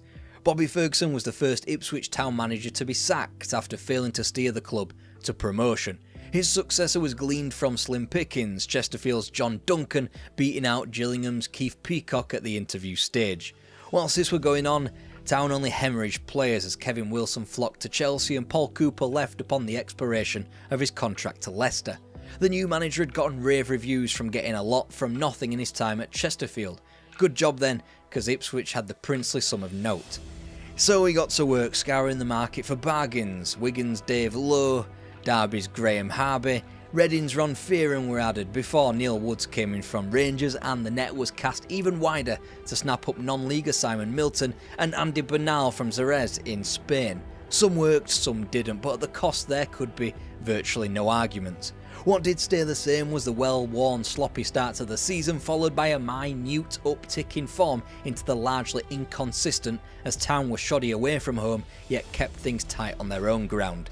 There it was, you could almost taste it, the grinding down of expectations, the reduction of entertainment for just merely existing in a division, only saving yourselves for a once-in-a-lifetime cup push or a half-hearted attempt at going for the playoffs. Entering 1988, Ipswich were right there, in the mix, going under the radar. You could throw a blanket over the entire top half as they stealthed about in the shadows of the division. A shame then that 88 actually had to begin. Town found themselves dazed into distraction with Man United in the FA Cup going out at the first hurdle, as well as the Simod fucking Cup, all the while the bread and butter of their league form had gone mouldy. And it's a goal from Martin Keogh.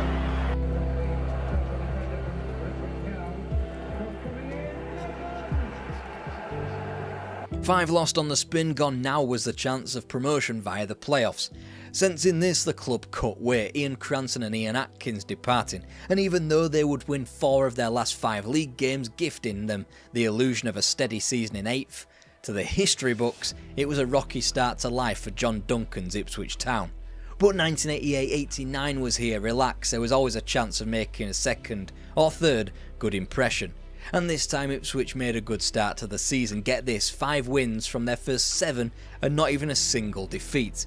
Maybe this John Duncan fella was right, after all he'd gone into a vicious spin cycle in the transfer market again. He'd even coaxed £300,000 from the club coffers for David Linnigan, whilst Craig Forrest made his debut on the opening day in net.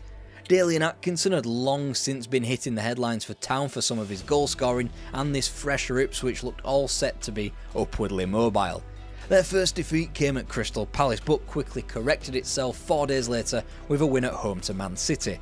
But then Oxford United pitched up, who else, and they were employed to stick the spanner in that season. That home defeat spurred on a run of 5 without a point, as Ipswich's lofty position as league leaders was quickly frittered away. The injury record was becoming that much of a problem that Chris Kawomia was chucked in at the deep end. Thankfully he swam, providing impetus to attack, whilst Duncan couldn't help himself by adding another player, Dundee United's Ian Redford. By Christmas the bloom was again back off that rose, Ipswich skulked about in mid-table, closer to the drop than the top. Nothing another signing couldn't solve. Here's the first ever Soviet to play in English football, Sergei Baltasha. A strong defensive presence in a successful Dynamo Kyiv side, so typical of English football that John Duncan slapped him haphazardly in midfield, and the signing was ultimately worthless. The season proved a carbon copy of Duncan's first attempt, nowhere in the league, but spruced up synthetically by 8 of the club's 22 wins coming in March onwards. Not only that, but they dipped out of each and every cup competition at the same stage. There comes a time when a relegated club abandons the pretense of fighting back into the division where they came from and simply accepts being part of the furniture. The 1989-90 season was that for this version of Ipswich Town. They couldn't keep hold of Daly and Atkinson's potential for much longer, allowing Chris Kawomia to lead the line. Ipswich had strayed from their typically slow starts into a miniature crescendo of inconsistency and fully into the John Duncan ways. Again, they were nothing in the cups.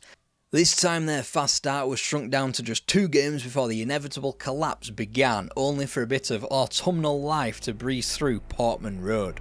Town's day. Lowe's wind-assisted corner. Jason Gazelle with a near-post touch. This time Neil Thompson took it and made no mistake.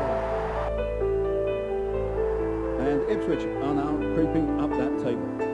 As you should know by now, it wouldn't last long. Despite dredging themselves from 17th all the way up to a playoff spot by the end of the year, the veils soon slipped. Dramatically too, as Port Vale stuck 5 beyond Ipswich on New Year's Day.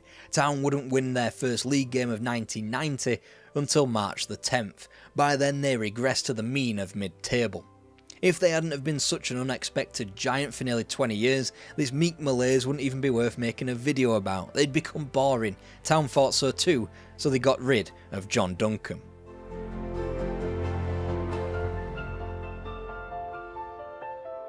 John Lyall was only the 9th manager of Ipswich Town. It felt like a summer of the status quo, as the new man only added Mick McGivern from Chelsea into his coaching staff and signed only a number 2 goalkeeper in the form of Phil Parkes.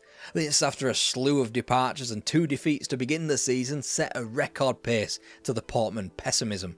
Soon enough though, they'd show some stomach for the fight. Which have a corner. It's gone in. Long ball down the right wing to Milton. Flicks it over, Keith pulls it back to Stockwell.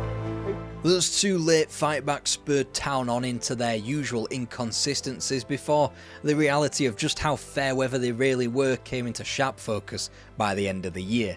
From within 2 points of the playoffs to begin November, Ipswich wouldn't win again in the league until January the 12th. That's a run bookended by 3 losses with 7 draws squeezed into the middle of it. Back to the grind of mid-table, John Lyall's first season in charge was saved by the tinkering in the transfer market, acquiring frontmen Steve Whitten from Sheffield Wednesday and Paul Goddard from Millwall. Hardly the names to hitch a promotion wagon to, but names that would stop the slide into the lower reaches of the table. In the end, Ipswich did just about enough to remain a forgetful 14th, the club's lowest position since 1966. Forgiveness was applied to the wound since it was Lyall's first campaign, but there needed to be shoots of recovery seen in 1991-92. After all, the Premier League was right around the corner and Ipswich needed to be attached to that runaway train. Jason Dezelle surged forward to land the opening goal, and Chris Kuoma used his speed to set up Paul Goddard for Town's second. It count, assisted by a deflection. But 60 seconds later, Stockwell was guilty of sloppy defending. Stewart struck for Rovers. Boothroyd served up Rovers' second for Devon White, with waiting for White landing his second of the match. It was hardly the start of a promotion vehicle, sauntering into a 3-0 lead only to spaff it all away in the last quarter of the game. A combination of a new chairman in John Kerr and little transfer activity did little to soothe the anxious Ipswich faithful. And although early autumn victories could be strung together to inflate the town's psyche, just as pertinent was another relentless campaign of drawing 5 on the bounce before 3 defeats in October and November. Fair weather Ipswich had come along far too early and they were in 9th, having played more than anyone else in the division. The club was due to post a record loss of £747,000 despite making almost exactly that through the sales of Brian Gale and David Hill. The club was in serious danger. A great time then for some form to kick in. Minutes into the second half, a rising left foot drive from Simon Milton. A bit of light to their midfield, I suggest. This is Dezelle sliding it through for Kawabia. Oh, and it's 3-0. Closed down by Burns. Gets the cross in. Oh, and in off the post. It went on and on and on. A January loss in Middlesbrough, a mere pit stop before Town won 6 on the spin through the remainder of the month, all of February and the beginning of March. Ipswich not only had an automatic promotion spot but had a game in hand to top the table. Any hint that they were slowing down thanks to 2 points from 3 fixtures quickly quashed. Dezelle made it 2-0. The second goal just after half time. This time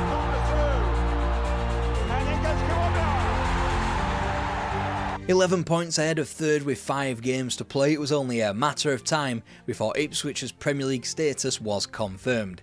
Then the relegation threatened Sunderland, stung them 3-0.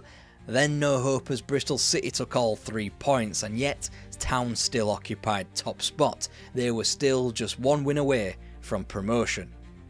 And whilst Grimsby pooped that particular party on April 21st, they only delayed the inevitable until the 25th at Oxford United of all places. With a point, Ipswich were up exactly 30 years to the day that they were confirmed as champions under Alf Ramsey. 6 long years away from the top flight had been made to look longer from the comparative riches that would be bestowed upon Town in the shiny new Premier League. It was the club's saviour financially, even allowing them to spunk a record £650k on Derby's Geraint Williams. Armed with enough momentum, Ipswich made themselves at home in the new league. Teeing up Gavin Johnson for his second goal of the week. Gavin Johnson's pass. Stockwell arrives for his second goal. Being the last club undefeated in the first edition of the Premier League sounds good, doesn't it? It was a mere euphemism for the litany of draws that helped shackle Ipswich to 7th place with only 2 wins from 8, whilst fierce rivals Norwich topped the league, having won 6 but lost 1. Shipping 4 at Oldham would be the first harsh taste of Premier League medicine for the new boys, but the old fair-weather Ipswich would not return. And a Paul Goddard volley sent City home, wondering if their time will ever come. But Gench's back foot gave him his first goal for Ipswich, and possibly his last. In fact, they even climbed the division. Tentatively, you have to admit, but they could still hear the ringing in their ears of the New Year fireworks, yet still be within touching distance of the pace setters. It would have been a boastful season too if those leaders weren't Norwich City. Whilst the Canaries would sing from their perch for the majority of the season, Ipswich's branch snapped from underneath them. What could have been a generational win over Manchester United at the end of January, which took Town to 4th spot, instead descended to nightmarish proportions.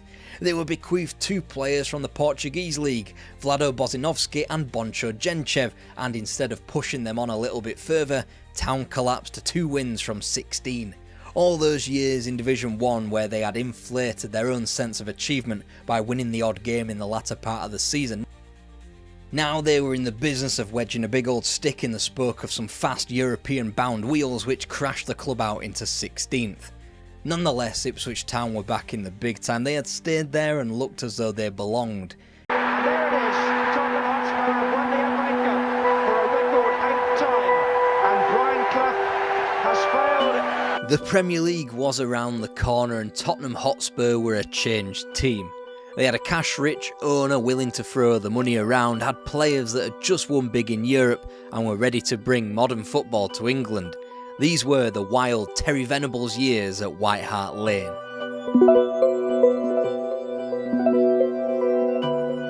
Tottenham Hotspur was a changed club by the time the UEFA Cup of 1984 was won under the management of Keith Birkinshaw. Long-time fan Irving Scholar had capitalised on a stadium renovation and hierarchical squabbling to grab power at White Hart Lane. With a fresher stadium, the club was floated on Argentine World Cup winner Cesar Luis Menotti. Suffice to say, he didn't join and Scholar settled for another promotion, Peter Shreve. Liverpool's boot room this was not. Ticket prices skyrocketed, money was plugged into any gap Scholar could find, and primarily this was into the playing staff, of which QPR's Clive Allen, the first enormous name through the door in a post-Birkinshaw world. Miller looking, Robert Scott, and on by Crooks. Galvin, fast speed 3. Marco! Very lively opening first 5 minutes of the second half. Harriman. It's Galvin going in. And Crooks! Things had gotten serious through to the springtime UEFA Cup stages where they would meet the almighty Real Madrid. Spurs' poor return in the League Cup had been washed over quite quickly with the winter form that had them firmly entrenched in a title race. A New Year's trip to Highbury would only further cement that position. Anderson sliding the ball across for Woodcock to back heel through the crowd. All over.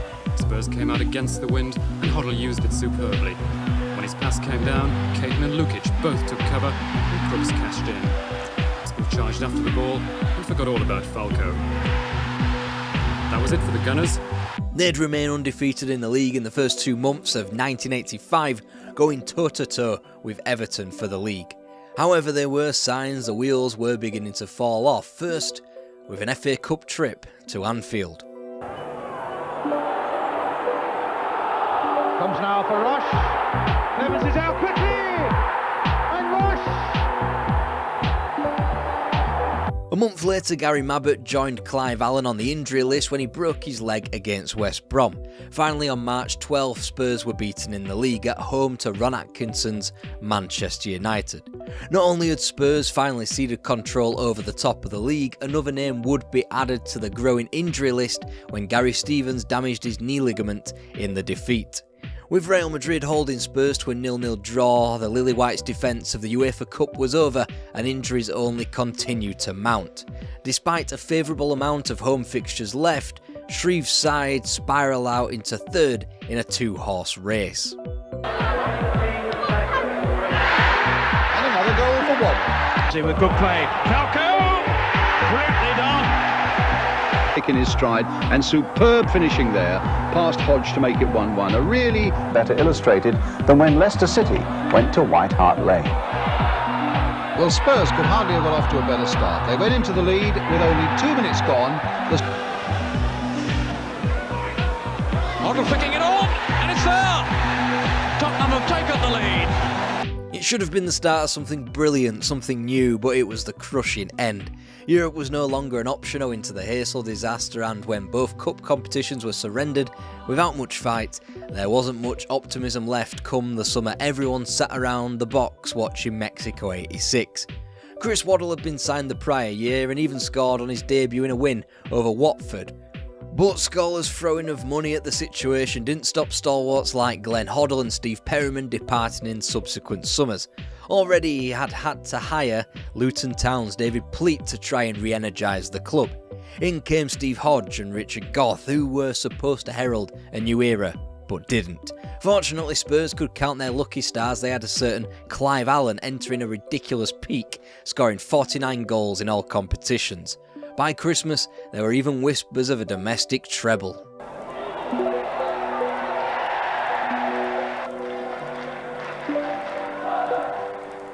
This time, watch for Graham Roberts, number 4, whose fierce volley has too much power for the Birmingham keeper.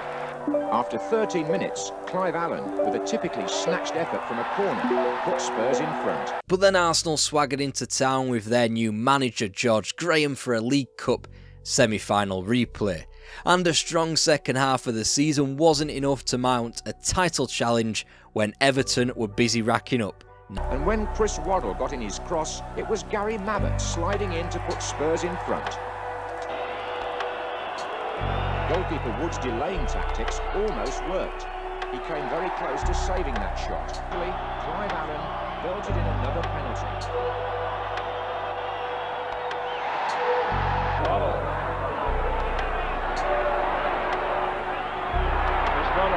Looking to get to the byline, and he scored.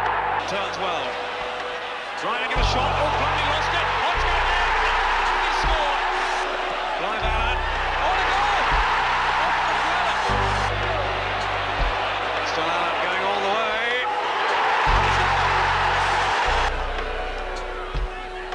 Hodge with a shot. Score.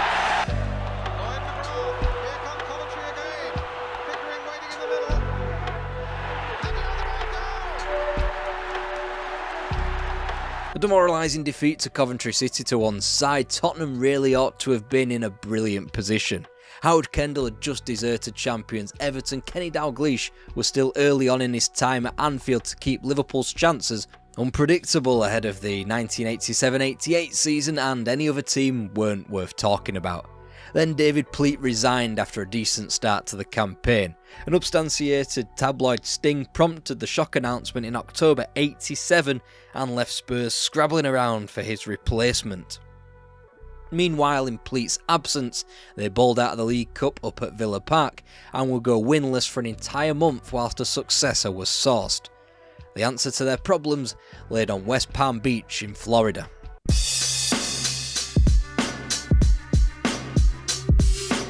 That, of course, was where Terry Venables was hauled up after being unceremoniously dumped by Barcelona barely a year after taking them to only their second ever European Cup final.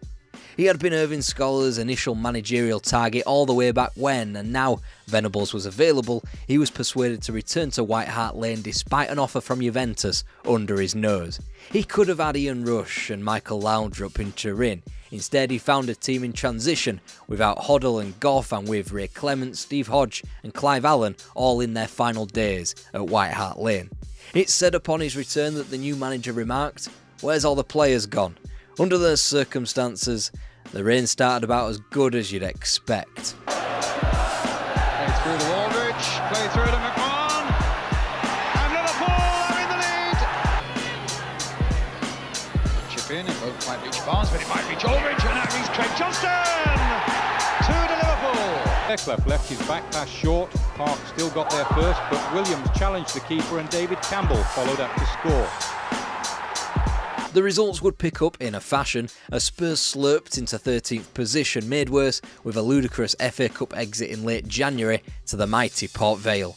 El Tel had become El Veg according to some of the less sympathetic shitrags, but he had identified what it took to return the club to an acceptable position. Swallowing pride, Venables took a note from George Graham's Arsenal and entered the transfer market for the first time for a defender, QPR's Terry Fenwick. His next purchase had its roots in a trip up to St James's Park in January 1988, when a certain Paul Gascoigne grabbed a First Division game by the scruff of its neck. He grabbed both goals in a 2-0 Newcastle victory. And that suited the fan in Irving Scholar right down to the ground. He wanted players of flair and attacking quality. Following Gaza came names like Paul Stewart and Naeem, hardly the mould of player Venables had previously desired. £5 million had been spent in the Venables era, turbocharged with a new television deal and a trigger-happy owner. And yet, the malaise continued. Winterburn. Tottenham are rocking. It's still Nigel Winterburn. And Smith! Played towards the near post. And Bernie Slaven. That's a big moment for him. His first goal in the First Division. And Tottenham are behind. Played deeper this time. Rosario! And Spurs found wanting in the air. If you could be rooted to mid-table, Spurs were exactly that, entering 1989 with 6 wins, 7 draws and 6 defeats from their first half of the season. 8 points ahead of the drop, 12 points from Arsenal's title-winning pace and 0 chance still of Europe, the season as good as over. Compounded with cup exits to Southampton in the League Cup and lowly Bradford City in the FA Cup, the 1988-89 campaign was quickly being described as another damp squib. The loss to Bradford claimed the Spurs career of Bobby Mims, who dropped a bollock in defeat, whilst his successor Eric Torsvedt from IFK Gothenburg went and did the same on his debut against Nottingham Forest. Then Spurs turned the nose up ever so slightly. David Howells battling for this one and getting his reward. Waddle. West Ham still defending stoutly, but they've lost Naeem here.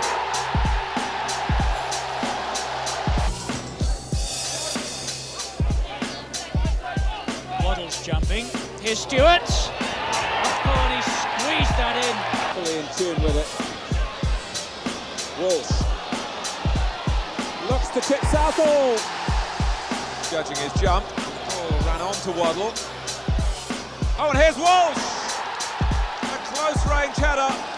Suddenly they started to win more than they lost as February became March. Gaza moved into his stride as a Spurs player. Chris Waddle enjoyed the finest season in front of goal, and even Paul Stewart was scoring. Meanwhile, the Fenwick-Mabbutt partnership was starting to restrict the nation's attacks a bit more. They moved into 6th, under normal circumstances, a European spot. Either way, it was something to build upon, especially when Gary Lineker burst through the door, signed from Barcelona. Spurs fans salivated at the prospect of Waddle on the wing, Gaza everywhere in midfield, and Lineker banging in the goals. A new Holy Trinity they were calling it. Then Bernard Tapie stuck his oar in and floated £4.25 million under Spurs' noses to take Waddle away to Marseille, and Spurs had to just take it. It was the 3rd largest fee in the history of the game by that point. Surely Venables thought that enormous wedge of cash would be reimbursed into the playing side. Instead, Steve Sedgley came in from Coventry for £750,000, Pat van den Hauwe came in for Everton for less than that, and they were consigned to shopping for bargains to bring in Justin Edinburgh from lower league Southend United. In an attempt to commercialise Tottenham Hotspur within an inch of its life, Scholar had opened up a gaping wound in the club's finances. They renovated the East Stand, which came in at double the budget at £9 million, and suddenly Scholar wasn't meeting his financial guarantees. It turns out Keith Birkinshaw was on the right tracks when in 1984 he said, "There used to be a football club over there." Scholar even had to go to Robert Maxwell of all people, cap in hand, for a loan to fund the Gary Lineker transfer. The club was in a sorry state behind the scenes, but hey, they got a new striker and he was banging in the goals. Whipped in by Van den Hauwe. Lineker is off the mark. That's his first goal for Spurs. Is Gascoigne and Lineker 1-0. Rangers with problems here. They've let Lineker turn 2-0. Oh, Naeem's in and Lineker's unmarked. A hat-trick perhaps? Yes. Still Paul Gascoigne. Oh, this is a good run. And Lineker has scored another. Once the scales of a now customary tepid Spurs start to a season fell from the eyes, they moved through the gears. Lineker wound up with a full 26 goals from 45 appearances, shouldering the goal-scoring burden for much of the team. Meanwhile, Gaza was in the kind of form that had quickly made his participation at the upcoming Italia 90 a near certainty. In the shake-up for a European spot by New Year as the 80s became the 90s, Spurs were halted in their tracks thanks to a pair of eliminations from the domestic cups. First, shockingly at home to Southampton at the third round stage of the FA Cup, then in the business end of the League Cup, to a team who had a vice-like grip on the competition. It's an awkward one for Steve Sutton. Naeem follows in. There's a genuine counter-attack as opposed to just an attack. Crosby, and it's brought the equaliser from Hodge. Italy trying to hold him up. Jepson trying to get past him. He's done that. Oh my word! Big touch. He might do it here. Oh, he has. Oh, and Hodge has collected it. My word, you have to hand it to Nottingham Forest. The inconsistencies thereafter of defeats to Villa, Derby, Palace and QPR soon was transformed to a near-perfect run to end the season. From their last 8 matches, Spurs picked up a resounding 21 points, even dispatching of champions Liverpool on the way to 3rd place. Far away from keeping tabs on the eventual league winners, but unfortunately due to England's omission from European competition, only one UEFA Cup place was afforded to the First Division nowadays. Unfortunately for Spurs, it meant purely domestic football again in the 90-91 season, but after a watershed summer, things would never be the same again.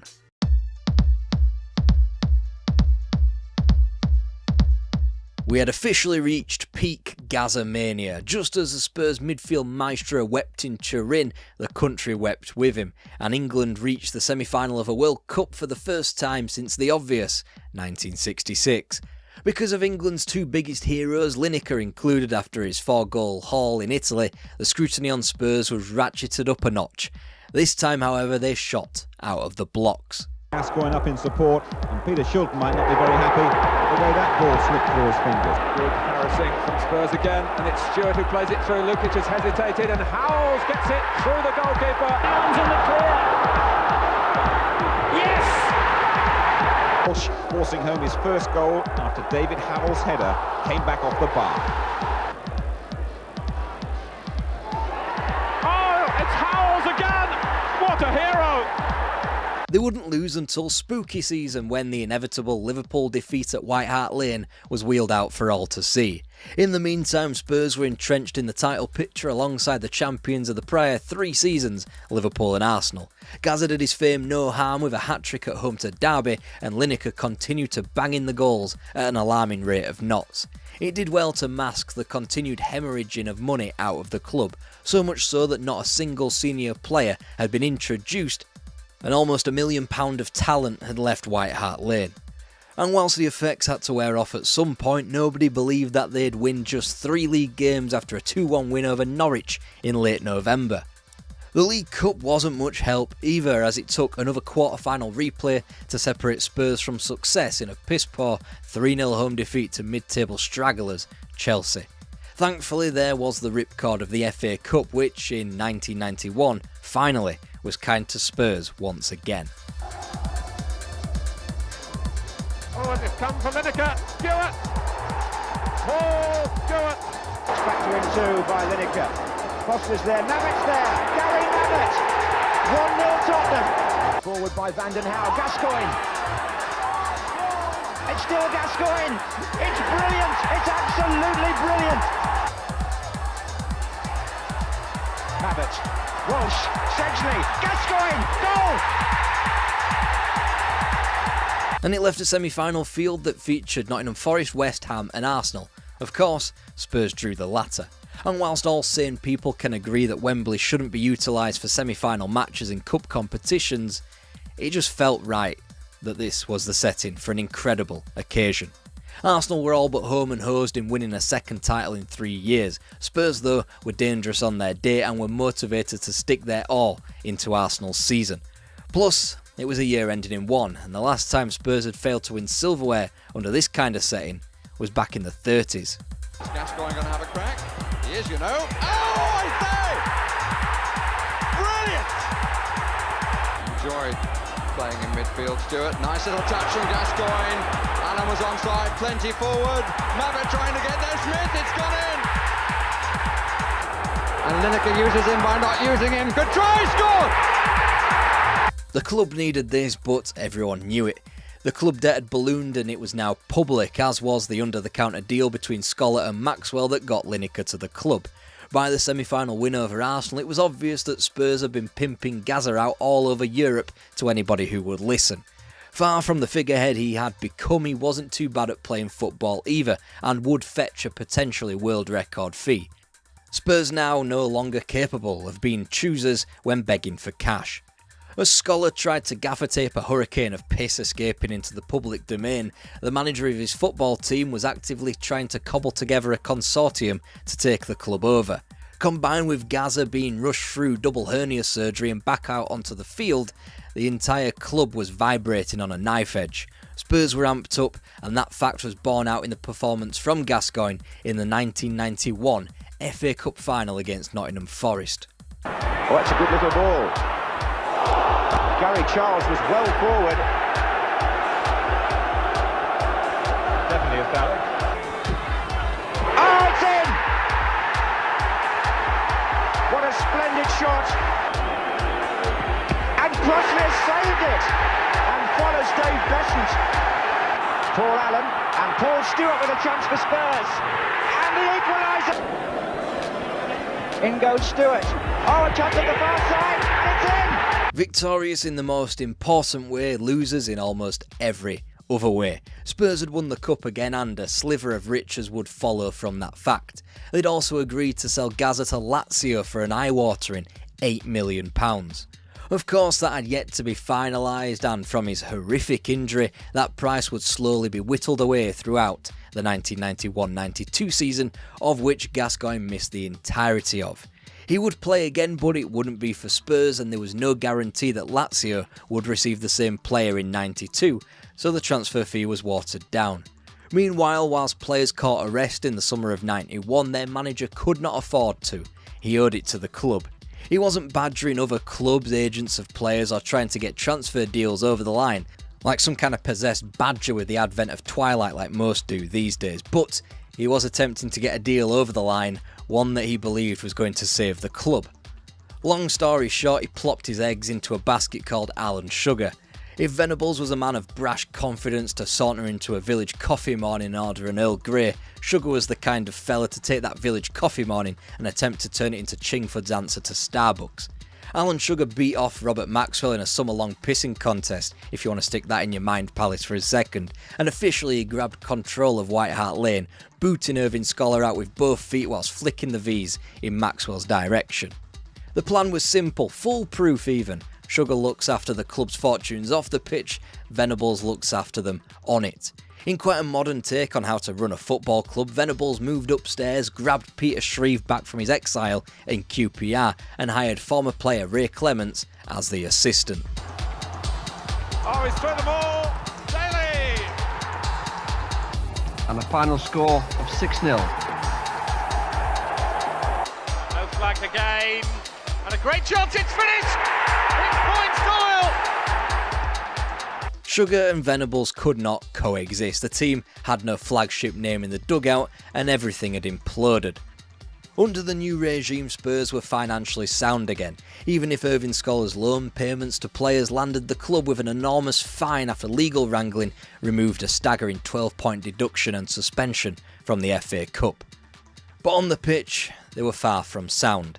They tried the excitement of Ozzy Ardiles and talent like Klinsmann, Sheringham, Barmby. It didn't work. They tried the continental sensibilities of Christian Gross, and obviously that didn't work. And by the time of Spurs' next silverware haul, the 1999 League Cup, they were simply existing once again. But at least they were safe from the threat of insolvency. Come the end of the first Premier League season, Terry Venables' association with Tottenham Hotspur was over. He was voted out of his chief executive role by 2 votes to 1. It made Alan Sugar incredibly unpopular with the fans the more the decade wore on, as Spurs' inadequacies became more apparent with each passing year.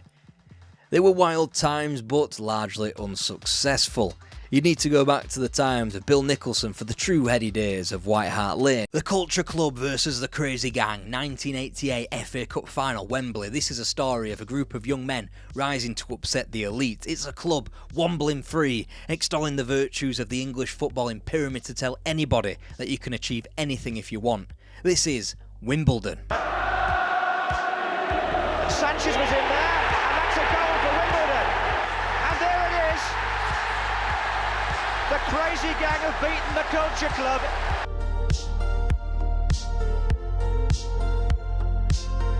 Feels nice to start a history lesson relatively late in the day, but this is a story of Wimbledon, an area of the world more well known for its strawberry munching, Pims, swilling tennis championships and its recycling intensive animated wombles. Like most English football clubs, Wimbledon FC was formed in the throes of the Industrial Revolution off the back of local pupils, but they just simply never chose to take the club national. They'd win the Isthmian League on 8 occasions, the Amateur FA Cup in 1963, before finally they joined the Southern League in 1964.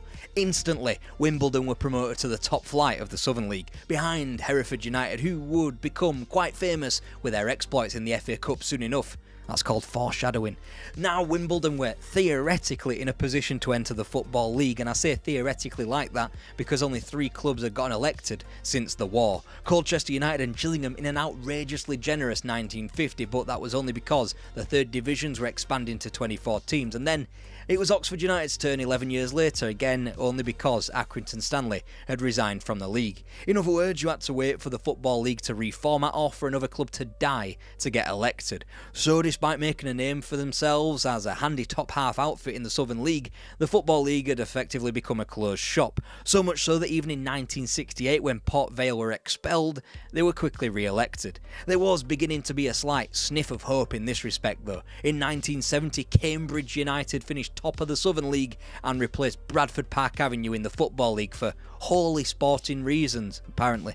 The U's finished top of their league, Park Ave finished bottom of theirs. It was almost like this paradise of promotion and relegation existed for one solitary season.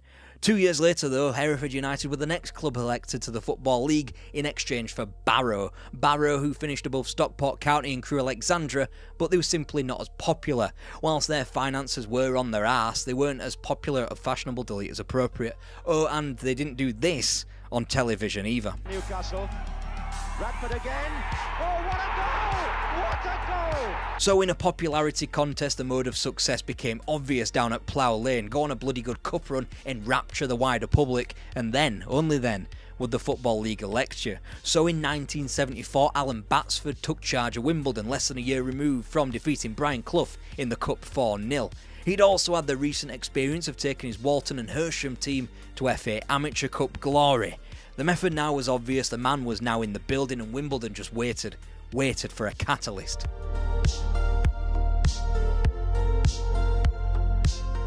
September the 14th, 1974, and a little game against the almighty Bracknell Town was what started it all. But then again, making the first round proper of the FA Cup was by now more of the norm than crashing out in qualifying. But still, you could count on one hand the amount of times that Wimbledon had then won that first round fixture. Recently, once they got to the second stage, they'd either been understandably dispatched by a team from Bristol, City or Rovers, or gallingly beaten by teams of a lower level in Bath City or Folkestone Town.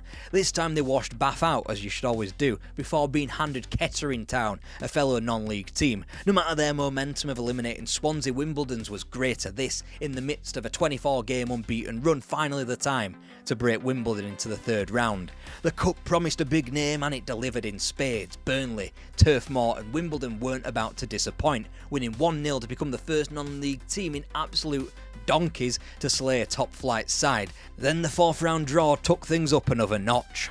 To save a penalty by Deadshot, Peter Lorimer. Peter Lorimer, the man that could kill Wimbledon after a brave fight. Here he goes. He saved it. Clark near Mackenzie between the two. Giles. Oh, he got a deflection. Like Leonardo DiCaprio washing up on a beach, the idea was incepted in the Football League's minds. Wimbledon were a big deal. Then they went and proved that in a league concept by winning the Southern League not just once but 3 times on the bounce. The first came 3 points ahead of Nuneaton Borough before the Dons became a little bit more undeniable. 8 points from Yeovil in 1976 as Cup heroics were thwarted in the second round at home to Brentford, and that became 5 points ahead of Minehead in 77. This time though, they would get into the third round of the Cup. Admittedly, it wasn't as glamorous as a replay with Leeds United, but another replay with another top flight club in Middlesbrough not only pumped money into the old coffers, but was the final nail in the coffin. Now, Wimbledon were a Football League side. With that, Batsford handed the club over. In the hot seat now was Dario Grady. Despite the club having to adapt to being professional and keeping those purse strings tight, 13th place in the 4th division ahead of names like Scunthorpe United, Crewe Alexandra and Limati, Halifax Town was a massive achievement. In the following campaign, Alan Cork was the hero of the cup, grabbing the winner in a replay against Gravesend and Northfleet before prolonging the second round tie against Bournemouth. While Southampton would prove too much in the third round at Plough Lane, it was Cork's goals that helped Wimbledon into 3rd place and up into the 3rd tier at only the second time of asking. Sadly though, they have to say that it was a promotion that came way too early as Wimbledon finished rock bottom of the 3rd tier in the 1979-80 campaign, this in spite of John Leslie's goals. No, not that one.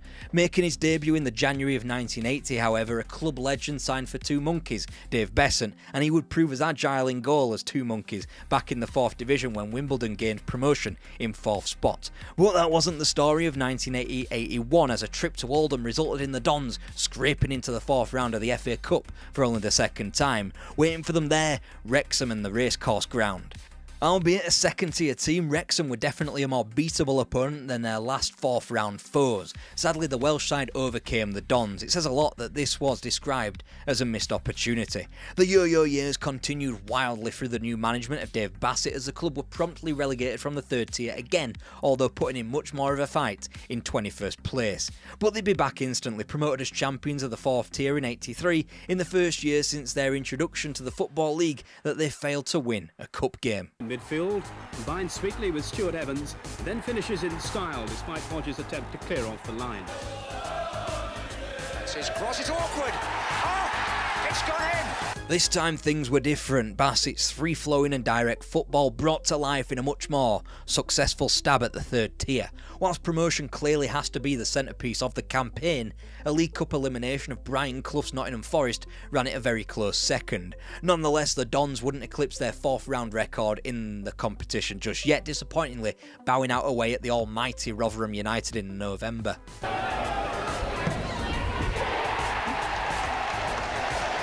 Whilst proving they belonged in the 2nd tier, finishing in a magnificent mid-table position, Bassett once again had the chance to have a go at Brian Clough when the 4th round of the FA Cup came along. After a replay, Wimbledon won out, gaining access to the 5th round of the Cup at the 3rd time of asking. Boot tactic. Downs booted and Stuart Evans glanced in the equaliser. But that proved to be a step too far for the Dons, but they had taken a comfortable top-tier side all the way, only bowing out after a replay. Had they won, they would have been drawn at Old Trafford. Trips to places like that, however, wouldn't be so far away as the incoming 85-86 campaign proved. Yes, that's the old tennis-loving Wimbledon gaining promotion to the top tier of English football in only their 9th season in the Football League. Alan Cork, who had been there right from the very beginning, top scored with 15 as an obdurate Wimbledon confirmed top-flight football. After adding the trio of Laurie Sanchez, Andy Fawn and Dennis Weiss to an already combative side ahead of their first stint in the 2nd tier, John Fashanu was acquired ahead of the eventual promotion campaign. With the spine of a tough-to-beat and direct team in place, the case study of Watford walking down a similar path and being highly competitive in the top division, there wasn't anything to say that Wimbledon couldn't do the same.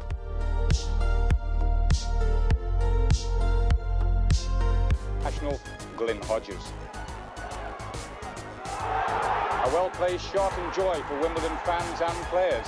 Time John Fashanu headed his first goal in the 1st division to restore the Dons' lead. His taken penalty put the match beyond Villa's reach, although Graham Turner's men did pull one back.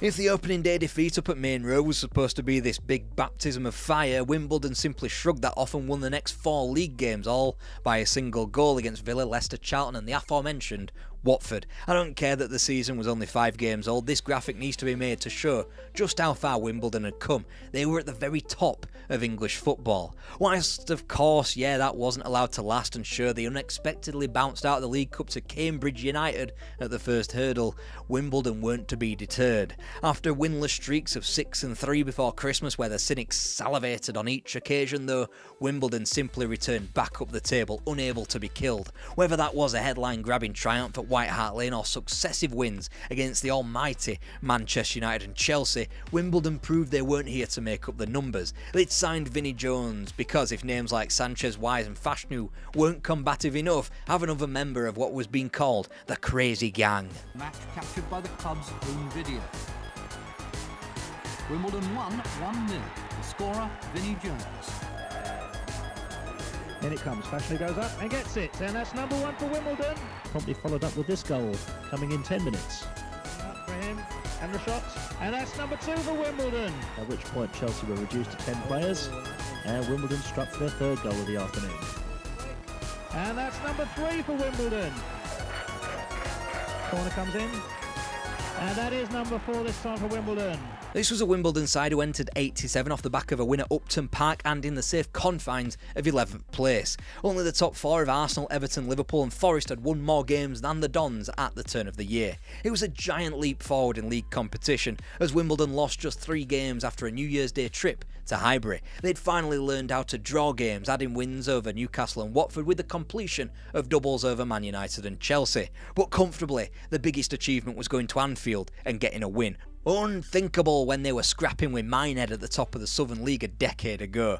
And it didn't even tick off the other barriers broken down by Wimbledon. Enter the FA Cup. Good position for Adrian Heath. The goalkeeper's had it. Wilkinson's in the middle. It's a goal for Everton. He's got Sayer in the middle. Stevens to beat, and Stevens brings him down. Penalty. And he went that way. Save. And it's got in, yes. It's Sayer. Good stop. Fashanu for Wimbledon. It's a goal.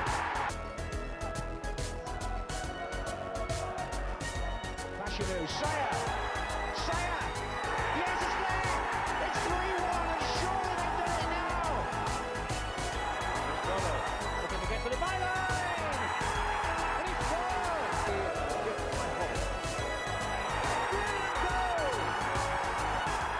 Wimbledon had never gotten further in the competition, finally reaching the quarter-finals by the means of the eventual English champions, Everton. Sadly, they could not repeat their heroics against Spurs from earlier on in the season, as they fell to an underdog victory at Wembley in the final. That's Coventry, and there's your second dose of foreshadowing. Team that was 6th place in the league, and it was somewhere even greater than Dreamland, if such a theoretical place could be designed.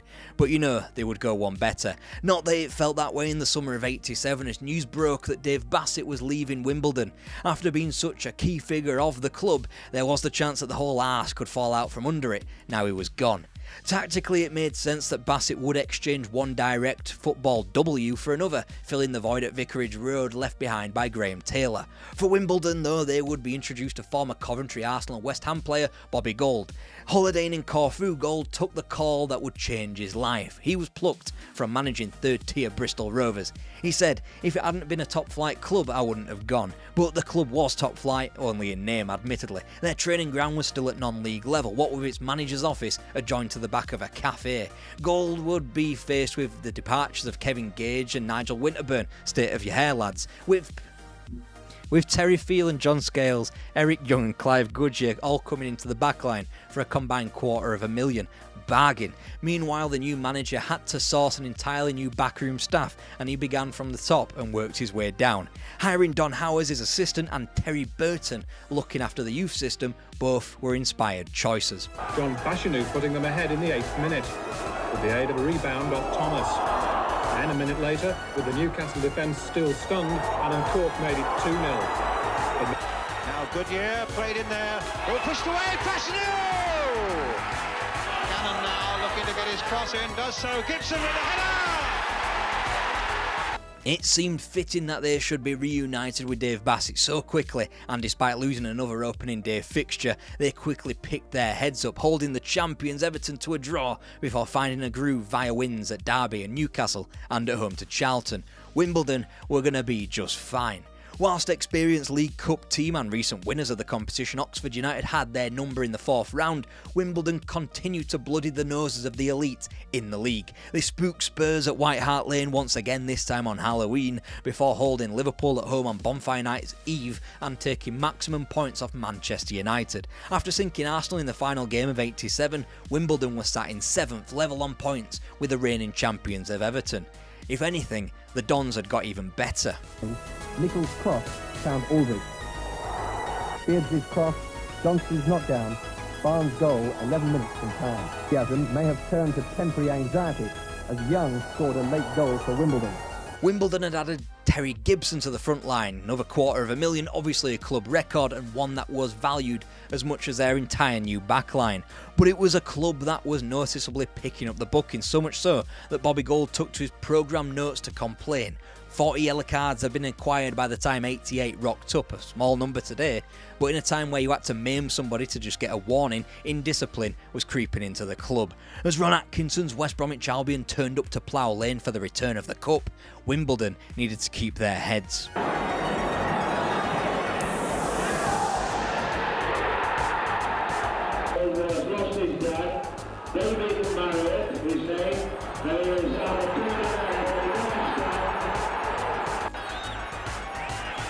And it's in, and it's off the head of little Terry Gibson.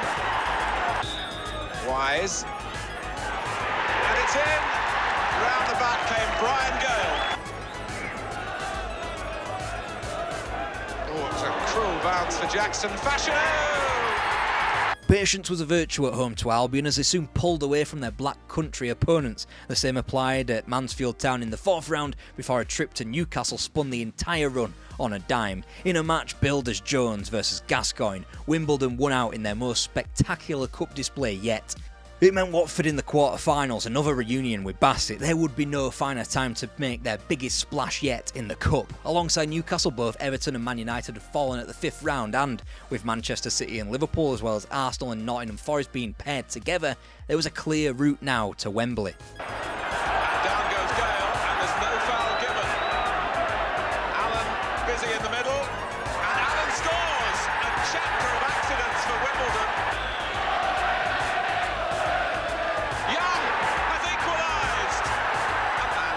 Is away. 2-1. And with 10 men, Wimbledon are cutting Watford apart. Another barrier had been broken down. The never-before-seen semi-finals of the Cup were on the horizon, and not only that, they'd avoided the big fish of Liverpool and Forest. Luton Town were the opponents at White Hart Lane. The league naturally had become a foregone conclusion. Whilst Wimbledon would win just 2 of their remaining 11 after the quarter-final victory, they lost only 2, maintaining a stable position of 7th come the end of the campaign. But after White Hart Lane, the end of that campaign didn't just end with a final league match. Martin with the flick, Harford! Form further over. Young coming in, so is Fashanu, and Dibble drops it. And the penalty. Get 1-1. And he takes it. Goal. Oh yes, it's Little Wise.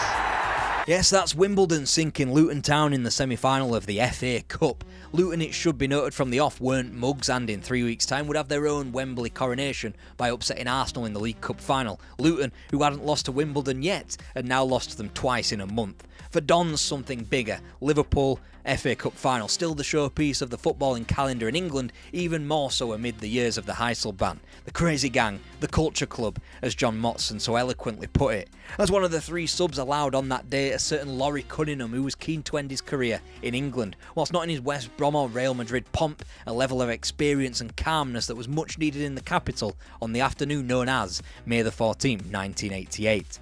There was even talk of negotiations that could take Wimbledon into a new frontier entirely to Europe, no matter if they won or lost the final. Sanchez was in there, and that's a goal for Wimbledon. There is Aldridge, Beardsley, well he might score here. Penalty.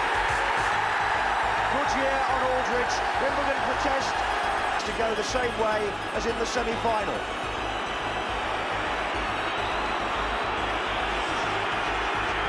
He did, and he saved it and made history.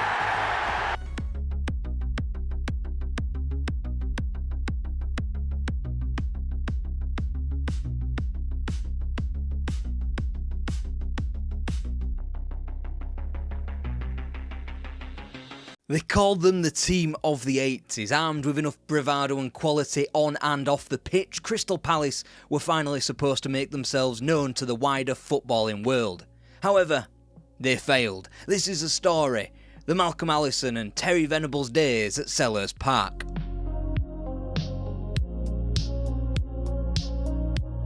Cast your mind back to when you were a wee boy. It's the 1850s and the Crystal Palace Exhibition Centre has moved from Hyde Park to South London. A generation later, an amateur team from the Crystal Palace pipeline participate in a competition that they were calling the FA Cup, but they quickly fade from view. It's only in 1905 when a formalised version of the club known as Crystal Palace is founded. Within a year they win the Southern League's second division, taking them feasibly to within 1 year of the Football League. However, Crystal Palace would be more of a football institution because of its hosting of the FA Cup finals.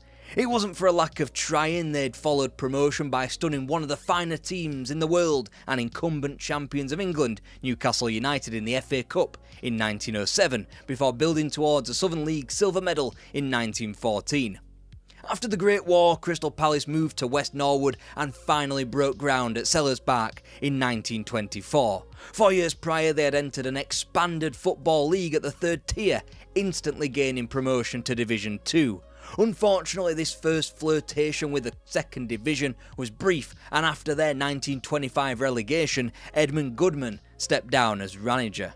Even with a prolific Peter Simpson who rattled in 165 goals in 195 games and the management of Drac Tresidern, it isn't enough for promotion in a tough format. 2 second places in 1929 and 1931 isn't enough to go up to Div 2. And when Tresidern was pulled across the capital in 1935 to Spurs, Palace's window slammed shut. Things would get worse before it got better, having to apply for re-election in 1949 and 1951 successfully. However, in Ronnie Ruck's one term as player-manager, his incredible scoring rate had given them the brief respite of 7th place in 1950.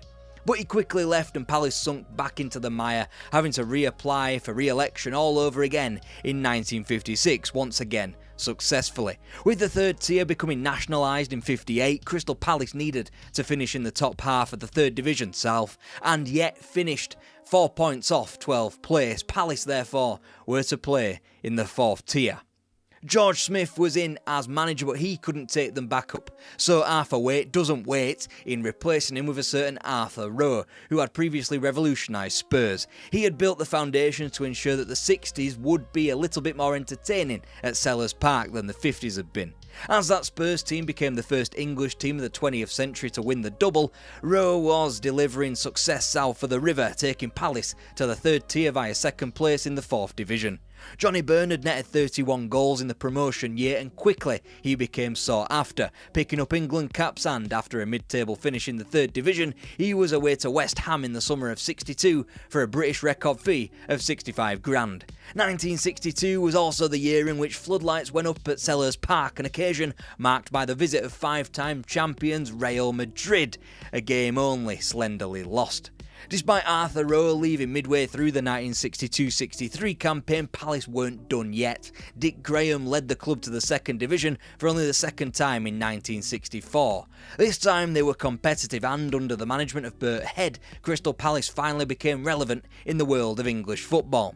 The year was 1969 and Crystal Palace were promoted as runners-up to the top flight for the very first time. Steve Kember scored the winning goal against Fulham to confirm it. They go up alongside Brian Clough's Derby County. One of these teams would be champions of England within 3 years. Instead, Palace narrowly avoided relegation in their first campaign in the elite of the English game before turning to Chelsea and experienced forwards in Alan Birchenall and Bobby Tamblyn, acts that just about kept Palace's head above water. Those 9 lives though ran out in 1973. Head departed the hot seat, making way for a revolution. With Arthur Waite moving to a life presidency role, there was now room for another rambunctious figure at the top of the club.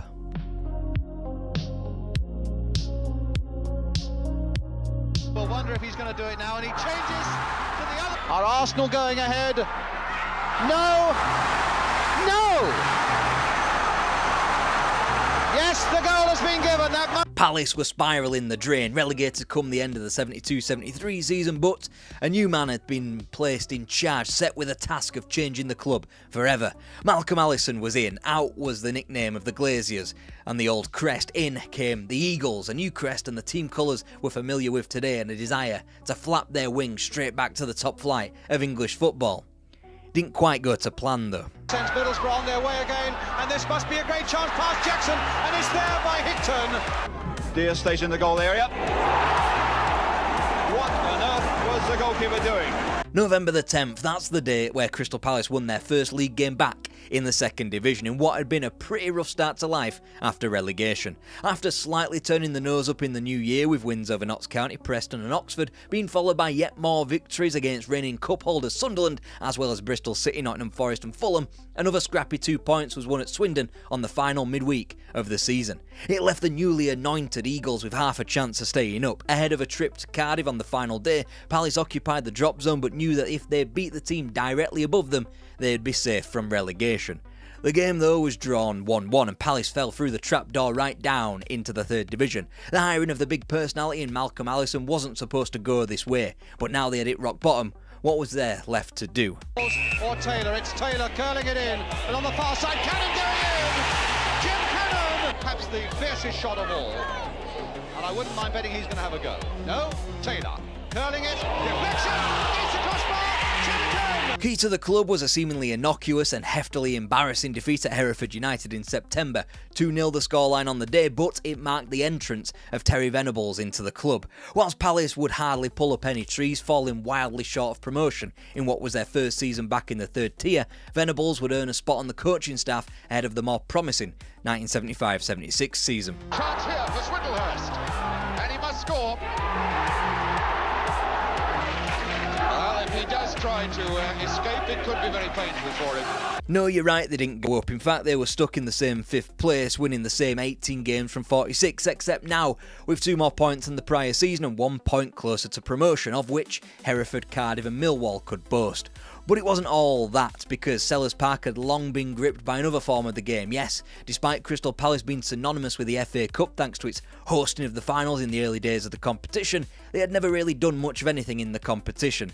In the 1975-76 season though, that was all about to change. The Palace, but no clever tactics this time, just straight to Peter Taylor. Evans underneath it, Swindlehurst, and it's there! Peter Taylor's clipped. It had to happen sooner or later. But Taylor goes alone and goes well. Oh, hit the bar. Chatterton's there. And he needs to. He's going past Moncur as well. There's the cross coming in. Whittle a goal! Alan Whittle! The run began all the way back in the first round of November in the might of Walton and Hersham, a team that had been renowned for eliminating Football League teams such as Brighton and Hove Albion a year or two prior. Instead of being subjected to that embarrassment, Palace squeaked beyond them and then saw off rivals Millwall after a replay to gain access to the elite of the third round, where they were paired with Scarborough, hardly the best tourist destination on the third day of 1976, but Palace did just about enough to get by before being handed the glamour tie, Leeds United. No, it wasn't Don Revie's Leeds, and yes, their days at the top were definitely numbered, but they were still a scalp to be taken, and that's exactly what Dave Swindlehurst inspired with a 4th round winner. Being officially the business end of the competition, Palace's test did not relent with a 5th round visit to Stamford Bridge on Valentine's Day. Roaring into a 2-goal lead at half-time, Chelsea had Palace pegged back late on in the game. Instead of being rattled by the shift in momentum though, Peter Taylor added a second and Palace's winner late on. Quarter-final time meant another former champion, but one a little kinder in Sunderland. The Rokerites were more attuned to cup success, but they were also itching to get back into the top flight. Whilst they achieved that goal, Palace had their number in the cup, Alan Whittle with the winner this time. So it was to Stamford Bridge again in this circuitous cup run and to meet Southampton in the semi-final. Whilst champions Derby County and newly promoted Manchester United met in the other tie, this was a meeting of lower league teams. Southampton very much the 76 equivalent of Sunderland in what they were, second tier and aiming for the cup. Alternatively, Palace was striving to become the first club outside the top 2 levels of English football in 72 years to reach an FA Cup final. The preparation in typical Malcolm Allison fashion, a champagne bar which I'm contractually obliged to describe as swanky. Osgood, Gilchrist, hit well, goal! This really is the moment where he could settle everything now for Southampton. Peach versus Hammond, 2-0. And with a loss to Southampton, that was effectively the end of the road, for now, of Malcolm Allison at Selhurst Park. The club squelched to just 1 win from their final 8 league fixtures, losing at Chester and Sheffield Wednesday whilst succumbing to home draws against rabble like Halifax Town, Chesterfield and Aldershot. Come the new season though, there was a new face in the Selhurst Park dugout.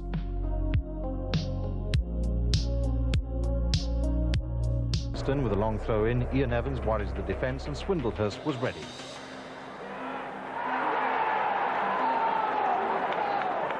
Terry Venables was a new manager, only recently a former player of the club, and being equipped with lower league experience via Queen's Park Rangers too, he was viewed as trustworthy because of that experience mixed in with his higher level quality with Chelsea and Spurs.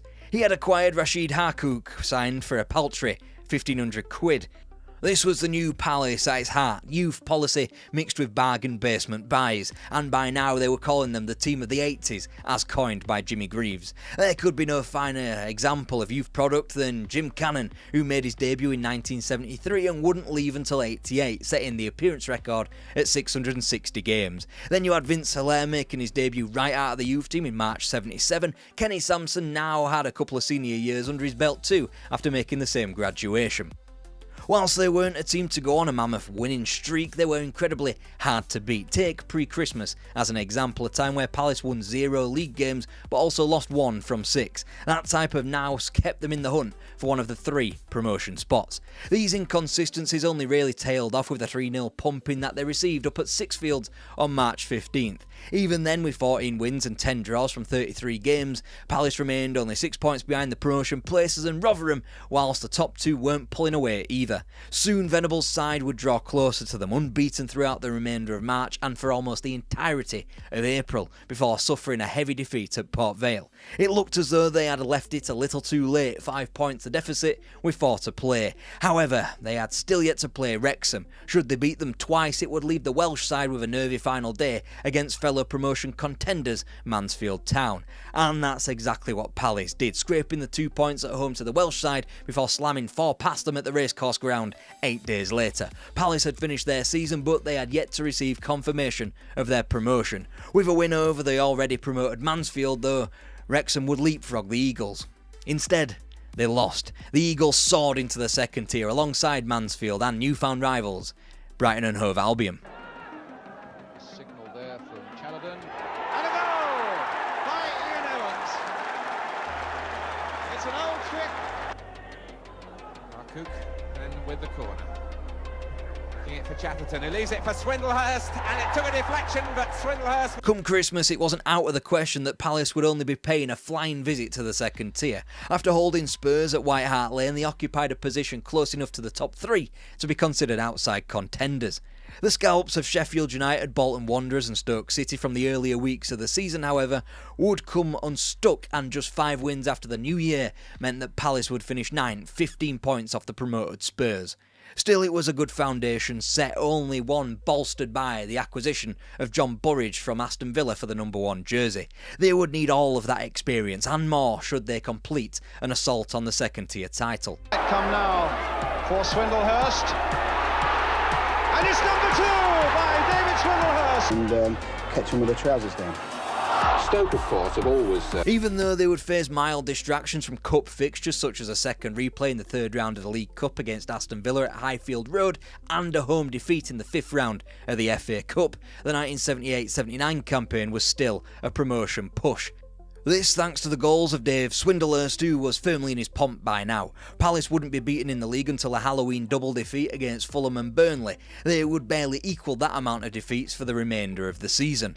The only thing seemingly stopping the Eagles soaring into the top flight of English football for the first time in 6 years was their propensity for a draw. Again though, it was that resilience of not being able to lose that kept Palace in the hunt. Come Christmas Day, they were top of the table, 4 points ahead of 4th place Brighton at the midway point point of the season. They'd won 10 and drawn 9, a ratio that would be maintained throughout the rest of the season. That would be slanted though in the first few weeks of the year, as Palace didn't find their first win of 1979 until Wrexham visited on March the 3rd. Naturally, Palace drew 5 times, 3 of which were goalless. So much for the swashbuckling football many think that Terry Venables' teams possess. It was a necessary football though, and outside of a losing trip to Newcastle on April the 7th, Palace wouldn't be beaten again, digging in when it really mattered come the final straight. Before the trip to Bristol on April 14th, Palace were outside the top 3, 18 draws and 14 wins. Just 1 drop point from the next 4 games though took Palace to the brink of the big time once again. Above them, Brighton, Stoke and Sunderland had all finished their campaigns. Meanwhile, Palace just needed a point to jump above Sunderland and into the top flight. Even more deliciously, a win at home to Burnley would take them top ahead of Brighton. 51,000 crammed into Selhurst Park in anticipation. Then from the wing, Vince Hilaire found the head of Ian Walsh, and Selhurst Park sensed a real victory. Hart, as Dave Swindlehurst, Palace's top scorer, added 1 more to his tally. Palace were up as champions. Their 4 defeats in the second division had only been bettered by 1 team, a certain Leeds United governed by Don Revie, since only 2 teams have matched that, at least before parachute payments bastardised the competition. Given that our only case study right here in 1979 was Don Revie's Leeds becoming one of the better teams in world football, there was even more weight added to the team of the 80s moniker.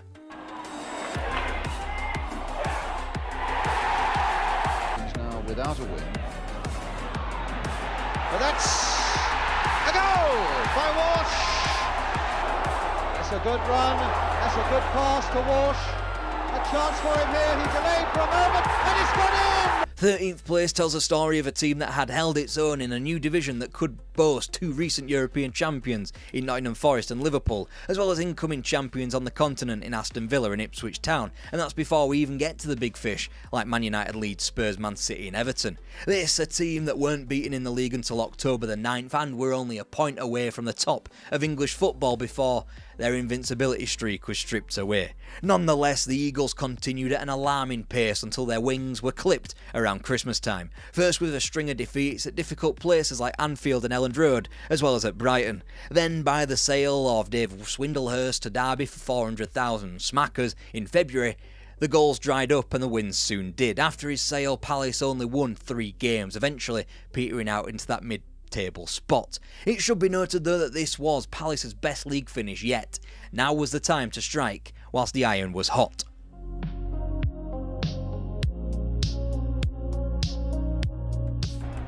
And Hilaire is spending a lot of his time covering.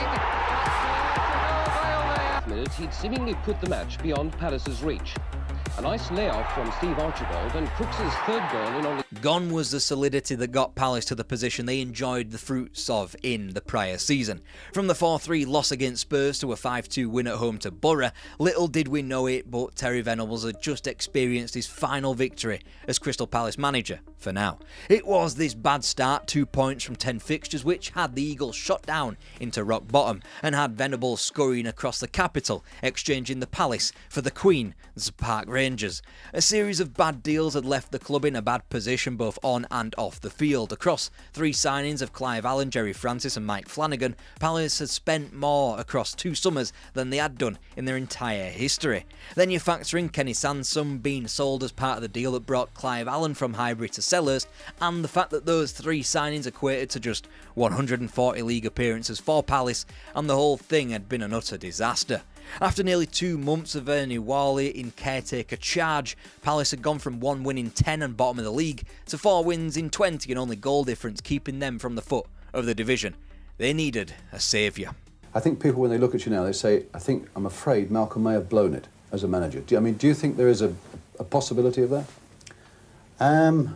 2 days after that interview, Malcolm Allison was back and back at Selhurst Park. He gave himself 6 weeks to turn around the failing ship. So let's tally up those scores. A loss at Nottingham Forest, fair enough, they're the reigning champions of Europe. A 4-1 thrashing of Norwich City, now we're talking. 4 Shipton defeat at Southampton, a draw at home but a creditable one versus Arsenal. A loss down at Brighton, out of the cup at former side Man City. Home draws against Stoke and Wolves before finally a loss at Borough. By now Ron Nodes has bought the club armed with a plan to re-energise them financially. By the end of the week, Malcolm Allison was gone once again. Smiley. It's a bit short. And here's Easto. And he makes it pay. Dario Grady was in and he groomed Palace to just one win to end the season. They were officially back down. So Crystal Palace, they were famously called the team of the 80s, so let's do a quick recce on how the 80s went down at Sellers Park. 4 mid-table finishes once they were back in Division 2 and 3 failed attempts at promotion back to the big time thereafter, without much joy in the cup competitions. Former player Steve Kember returned and failed, lasting under a year. Then of all people, Alan Mullery was hired, but he also failed despite being handed 2 seasons at the club. Then the ultimate dice roll was made. Think what kind of a manager am I going to be? I'm going to be a Tommy Docherty or a Dave Sexton. I think at the end of the day, you've just got to be yourself.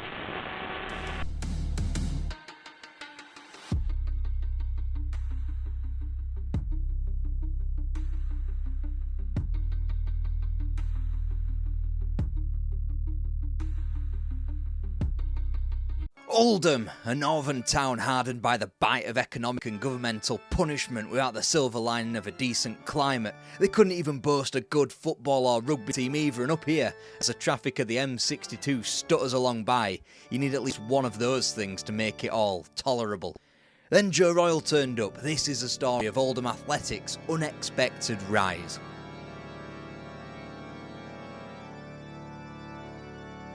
Here's your book recommendation for today. Mike Keegan's brilliant This Is How It Feels, which charters the Joe Royle era at Oldham. Now let's crack on. Oldham as a place, right on that M62 corridor, so if you can't provide a good football team, you better be able to be decent at rugby league. The 1910s was probably the best of both worlds for both codes, as Oldham Athletic appeared in their first ever FA Cup semi-final in 1913, and 2 years later, we're only 1 point off champions Everton in the First Division. Meanwhile, Oldham RLFC won 3 titles in 6 years, but this isn't what if rugby, is it now? Sure enough, Oldham Athletic bowed out of the top tier of football with their 1923 relegation, the postponement owing to war grinding the club to a complete halt. By the time war returned to Europe, Oldham were knocking about in the 3rd Division North. In peacetime, second tier football would be a one-time treat, and given how the Ticks performed in that 1953-54 campaign, it was probably for the best. Cut to March 1970, here are Oldham Athletic propped up by teams like Workington and Bradford Park Avenue. After the 60s, which had been a respite from facing re-election, they were back to square one. Entered Jimmy Frizzell. He was the man to give the Ticks a good old kick up the arse. In the remaining weeks of the season, he shepherded Oldham into 19th. In his first full campaign, he equalled the club's record points tally of 59, securing 3rd place and promotion to the 3rd Division with it. Not stopping there, Oldham solidified themselves in mid-table before a close call in 4th the season after. The club were now bound for loftier things. 1974 marked another promotion and the club's first championship of any kind since promotion from the 3rd tier in 1953. This time, they would stay in the 2nd Division. Frizzell had risen the club to a respectable ideal, one that hadn't been inhabited for quite some time now. Crowds were up, the feel-good factor returned for a bit. Oldham were part of the furniture, but that was the problem. They hadn't come close to returning to the 1st tier, but they never looked likely of getting a whiff of that sweet nectar known as the big time, the Paisley, the Clough, the, I don't fucking know, John Barnwell. Frizzell's time was up. The next decision was crucial. If only there was the guarantee of another generational manager, and there was fat chance of that happening twice in a row at Boundary Park, wasn't there?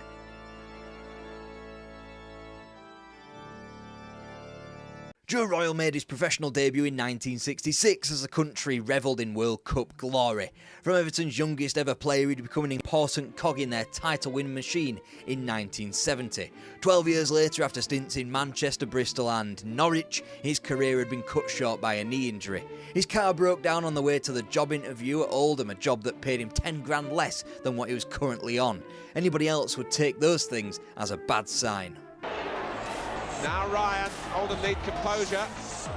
Wild and Ryan. It's bobbled in. Palmer. Fulham want offside. It was a minor miracle that Oldham finished 7th, what with the bailiffs regularly swooping in to take furniture, the training ground constantly being flooded and the team having to dry themselves off with crusty, holy old towels, with the owners lining up to asset strip the club, scrapping the youth system. Royal surrounded himself with coaches Jim Cassell and Willie Donachie.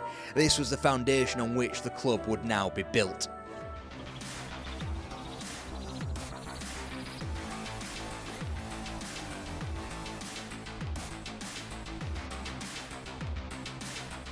When players like Jed Keegan and Paul Atkinson were sold simply to keep the club afloat financially, there was no wonder just why Oldham frittered down the table to 19th.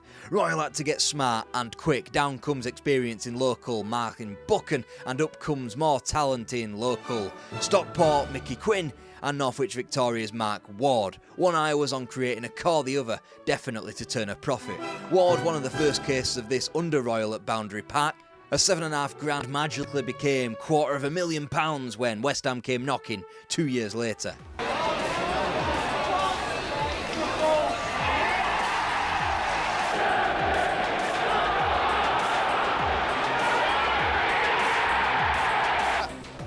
And here's Smith for number 2.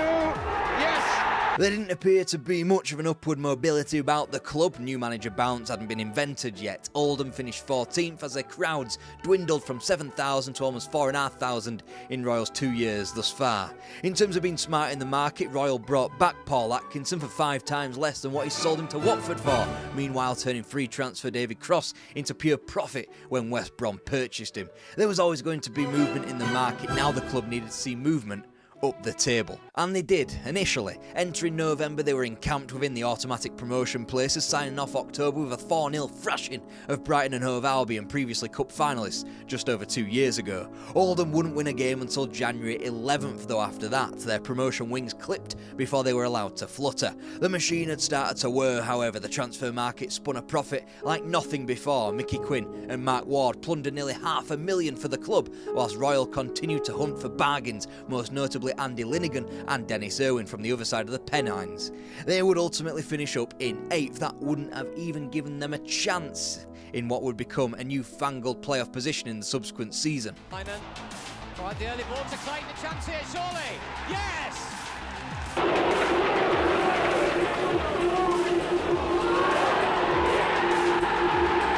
The trick was to strike whilst the iron was hot, and ultimately Oldham felt disappointed with only landing in a playoff position in 3rd. Naturally, there was a huge element of misfortune about it all. 12 months prior, this position would have taken Oldham up into the top flight. For the first time, Royal could actually spend some cash. Grimsby's Kevin Moore was a club record at £100,000, whilst a now weary Leeds were plundered for the 3rd time in a year for the signature of Tommy Wright. Easily the costliest transfer, however, was a £385,000 forked out on a plastic pitch. Naturally, the gatekeepers of English football were furious. Oldham would have an advantage, they said.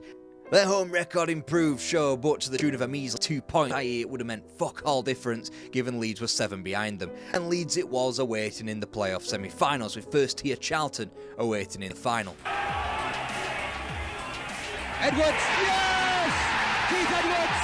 Oldham had gotten close now, they wanted the lot. Funding this was well over £1 million in sales, as Kevin Moore and Andy Linnigan were quickly turned over to Southampton and Norwich respectively. Meanwhile, pure profit, to use a 21st century colloquialism, was gained from Hibs for goalie Andy Gorham. What did Oldham receive in turn? Well, Ian Marshall from Everton for close to £150,000, whilst Manchester City and Leeds continued to be stung for bargain buys. Earl Barrett from Main Road, and after a tribunal, Andy Ritchie was belatedly prized from Elland Road for a meagre £50,000. The rebuild was on.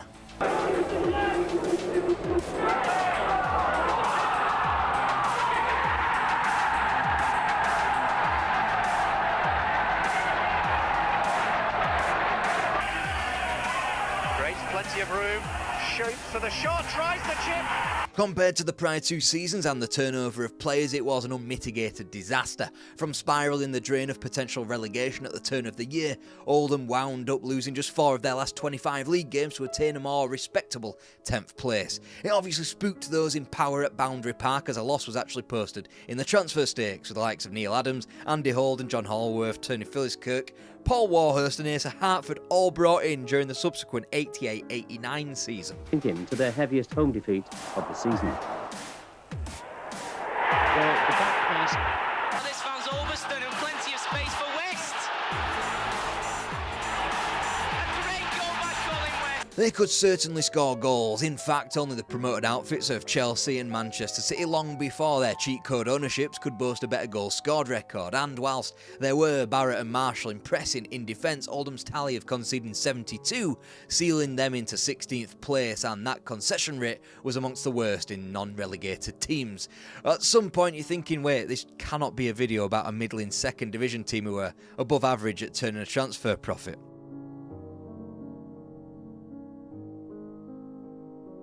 And I would usually start a section with a cliffhanger like that, with some league footage from the upcoming season that disproves that last sentence, but this was Oldham in 1989-90. They fell just minutely short of a playoff berth. It was down to their own success, however. Of course, losing more talent in Tommy Wright hardly helped, especially when they were belatedly replaced by Paul Molden, Neil Redfern and Rick Holden later on in the season. But of course, we're here to talk about the cup competitions.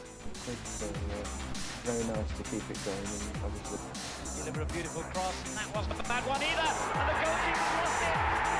Cross. Oh, Richie's there. Richie shoots, he scored! Oh, magnificent goal! Yeah, that is Oldham Athletic qualifying for Wembley, and not just in a made-up competition with some dusty Italians or named after some Zenith data systems. This was the League Cup. They could scarcely have been drawn two differing Yorkshire teams, one on the way to the First Division title in Leeds, which were beaten home and away just as they were beaten in the transfer market, and one in Scarborough, who had just conquered Chelsea but here were flattened 7-0. Next, it was the turn of Arsenal, reigning champions of England. Their 3-1 slaying was unbelievably the first time Oldham had eliminated top-flight opposition from a cup since they left the top flight 66 years prior. All this was achieved in advance of a new decade. Southampton to come in the quarters, and who knows what else in the FA Cup, with the spectre of Everton tugging on Joe Royal's heartstrings under the guise of a managerial offer. This is Henry. Putting the cross back in, Richie! This is on now for Barlow. Richie's in there. I'm sure Roger's going to go on and score many more goals. He has done this season anyway. But Royal had come too far. Down went Southampton 2-0 after a replay. Down went West Ham by 6 after a mesmeric night on the plastic in the first leg at Boundary Park. And then there was progression in the FA Cup beyond Birmingham and Brighton. Joe Royal was staying. Oldham had a double charge onto Wembley. It was a West Ham team with a man in Stuart Robson, better known to younger audience as that fella who commentates on some video game, who cost more at 700 grand than the entire Oldham team. West Ham undone with tactical ingenuity of playing Ian Marshall up front, turning a 4-4-2 into a 3-2-5. Then the draw came in for the 5th round of the FA Cup, and it had to be them, didn't it? Everton were coming over to Boundary Park. They would get a front row view for what they could have had in their dugout. Extra man, there he is, but the cross is early. Palmer! It's 2-2! He took his time. Well, he swung the left foot like it was a sand iron, didn't he? And look at that. Ian Marshall, the improvised centre forward, did only for Oldham. And he nearly buried that through the back of the net. 350 minutes is what it took, but finally Oldham had gotten through to the quarterfinals of the FA Cup for the first time since 1915. Then it was a replay, and it was eventual champion Sheffield United who eliminated the Ticks. Now, another top-flight visitor in Aston Villa. Goal in the 38th minute. Good play by Palmer. Fine shot, up onto the crossbar. Holden with a delightful nutmeg. The ball came back off the goalkeeper. Leaders of the English game on March 14th, it didn't matter one bit. They were beaten just like the rest who had dared to eliminate Oldham Athletic from cup football. Now Oldham stood 90 minutes away from 2 trips to Wembley inside of a month. Aston Villa, the team that had beaten Oldham in the last FA Cup semi-final they had played in, now they would be standing across from Manchester United at Main Road. Trying to change the angle. Open one, and Barrett! And Robson! It's 1-1, but it comes to Gibson, and got away. It's a good cross. Marshall! Test of his pace, now test of his finish, and he's equal the world here for Marshall. And Palmer's far side. It's all square again. We're giving it back. Wallace. Oh, he's going to go in. Yes, McClare. Not given. Holden's cross, it's a bit short. It runs to Richie! And here it Ritchie! Phelan. Robbins! Yes! We didn't know it then, but those heroic two matches of semi-final football would be against the next great dynasty of English football. Despite the wheels coming off the league season, despite the FA Cup heartbreak, Oldham continued to be seemingly the epicentre of England as a whole. The rugby team had been unfortunate to lose in their Challenge Cup semi-final a week prior. The basketball team, the Celtics, were even winning trophies. They could even boast one of the most popular bands, the Inspiral Carpets. This is how it really felt. The next stop was Wembley. Falling for Ritchie now. Good play this. And the shot by Ritchie. Quick going. So suddenly Buff's way up forward now. And Jensen with a chance for Forrest. He's done it. Forrest. And yes, this is how it felt to be Oldham, as their word meant nothing at all. Semi-finals, final, 11 games in 25 days, 65 games in total. Note to show for it. The buzz soon faded away from the town onto the metropolis next door that readied itself to conquer world football. It'd take time to be scraped off the canvas. Dennis Irwin, the first casualty at $625,000 to Man United of all teams. Then Mike Milligan sold to Everton at £1 million. Re-energised, Oldham would go again. David Curry from Forest, Richard Jobson from Hull, and midway through the season, Norwegian talent Gunnar Halle. Next time they were going up. I mean, ambitious there, slip. Ritchie in with a good chance now, fakes it back to Marshall. It's there! Plays the 1-2. Chance now. It's there! Oh, Neil Redfern stepped up to save the referee's face. 3-2 the final. 25-1 to win the title, Oldham began the campaign as they meant to go on, beginning with 5 wins from as many games, their greatest start to a season since 1930. The perfect time then for Everton to come sniffing round Joe Royal's signature again. They had gone through a hard time of it since Howard Kendall left for Bilbao. In a more stable atmosphere though, Royal rejects them a second time.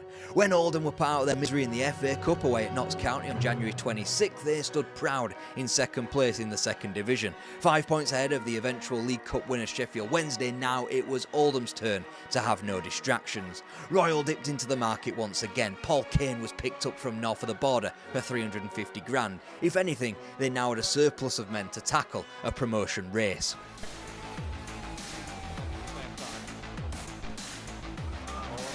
clearance. Henry's first time cross. Marshall's header. 1-0. Cross free and Marshall to drill home a perfect header. Covered well. Concedes Oldham's second corner. Jobson's underneath it. Put onto the bar. It's in now. A 2-1 win over Bristol City on April 20th left things no longer in doubt. All that was required now was 3 points from their next 4 matches. 7 days later, away at Ipswich Town, they sealed it. Finally, after 68 years away and on the other side of 2 world wars and a Cold War, Oldham Athletic were back in the top flight of English football once again. Just over 8 minutes played. Rick Holden with the corner. Beyond Grobbelaar this time, intended by Barrett.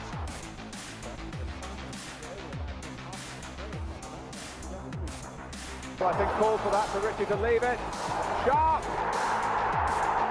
Entering the top flight of the sport, the strategy was clearly on defence as a trio of Brian Kilcline, Neil MacDonald and Craig Fleming were signed in the first weeks of the season. Meanwhile, Mike Milligan returned from Everton for less than half of what he went there for as a replacement for Neil Redfern, who was shipped out alongside David Curry to Barnsley for $400,000. Paul Kane's sail back up north to Aberdeen was for the same amount as what he came down for earlier on in the year. By that point, Oldham was still alive in the League Cup after sinking Torquay United and Derby County, but they'd soon be vanquished at the home of the eventual winners of the competition, Old Trafford and Manchester United, in early December. Meanwhile, it was clear that Oldham were holding their own in the last ever edition of the First Division. Entering that League Cup outing in Manchester and December, the Ticks stood valiantly between the 1987 Cup finalists Coventry and Spurs in 14th. Another 4 goals. It could be 5. It is. Palmer. Oh, will break again. Bernard.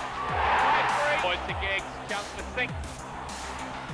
It's As Brian Kilcline was quickly jettisoned in a rare loss in the transfer market, that money was more than made up for by the record sale of Earl Barrett to Aston Villa for £1.7 million. Leyton Orient disposed of Oldham after a third round replay in the Cup, but the Ticks more than made up for that in the league, defeating the eventual champions Leeds in February, as well as Sheffield Wednesday and Spurs in the latter weeks. Ultimately, it meant a sturdy enough 17th place finish, 9 points off the relegation zone, and teams like Luton, Notts County and West Ham, who either would never taste the Premier League or would do so belatedly. Now, it was time for a whole new ball game.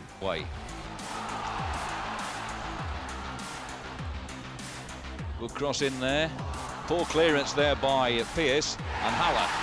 Trying to get a good view of this shot. Robson and Sharp. It's Sharp that takes it. Holworth does have a good view. He spills it.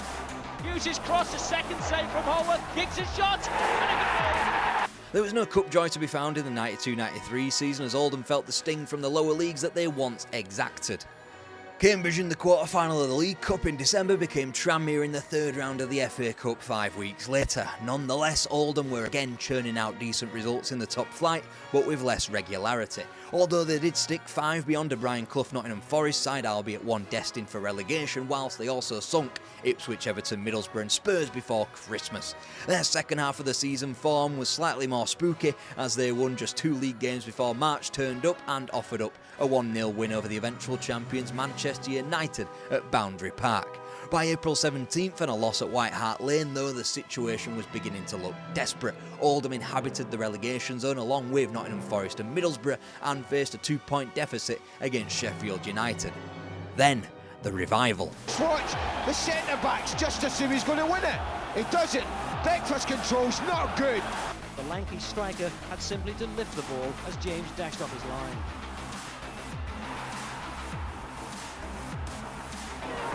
Richard. Here's Haller. It's opened up for Gunnar Haller. It's 4.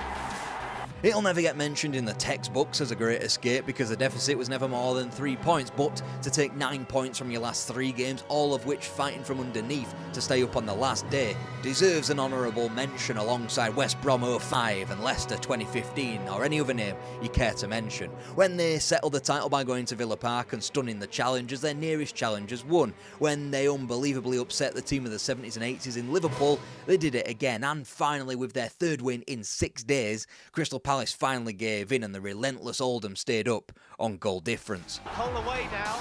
Cole loves to run at defences from these positions. Beardsley finding into him. Andy Cole, and Cole gets another one. But it was never going to last forever, was it? After 12 seasons at the club, Joe Royle would finally taste true defeat at Boundary Park as Oldham slipped away from the Premier League with only a point at Carrow Road on the final day. But that was not all, no. With Oldham Athletic, it never is. After dispatching of Derby, Stoke, Barnsley and Bolton, Oldham and Joe Royle belatedly got their second day at Wembley Stadium. Robson. And here it goes from Dennis Owen. Oh, he's in the hole he can move into to go for goal! How about that? Oldham needs something. And Poynton has given it to them. Neil Cook again. Corners from the right with his left foot. Oh, Holworth missed it. Robson. Robson comes across, he thinks, I'll hold him up, I've done my job. But no, Giggs was alive in a layup.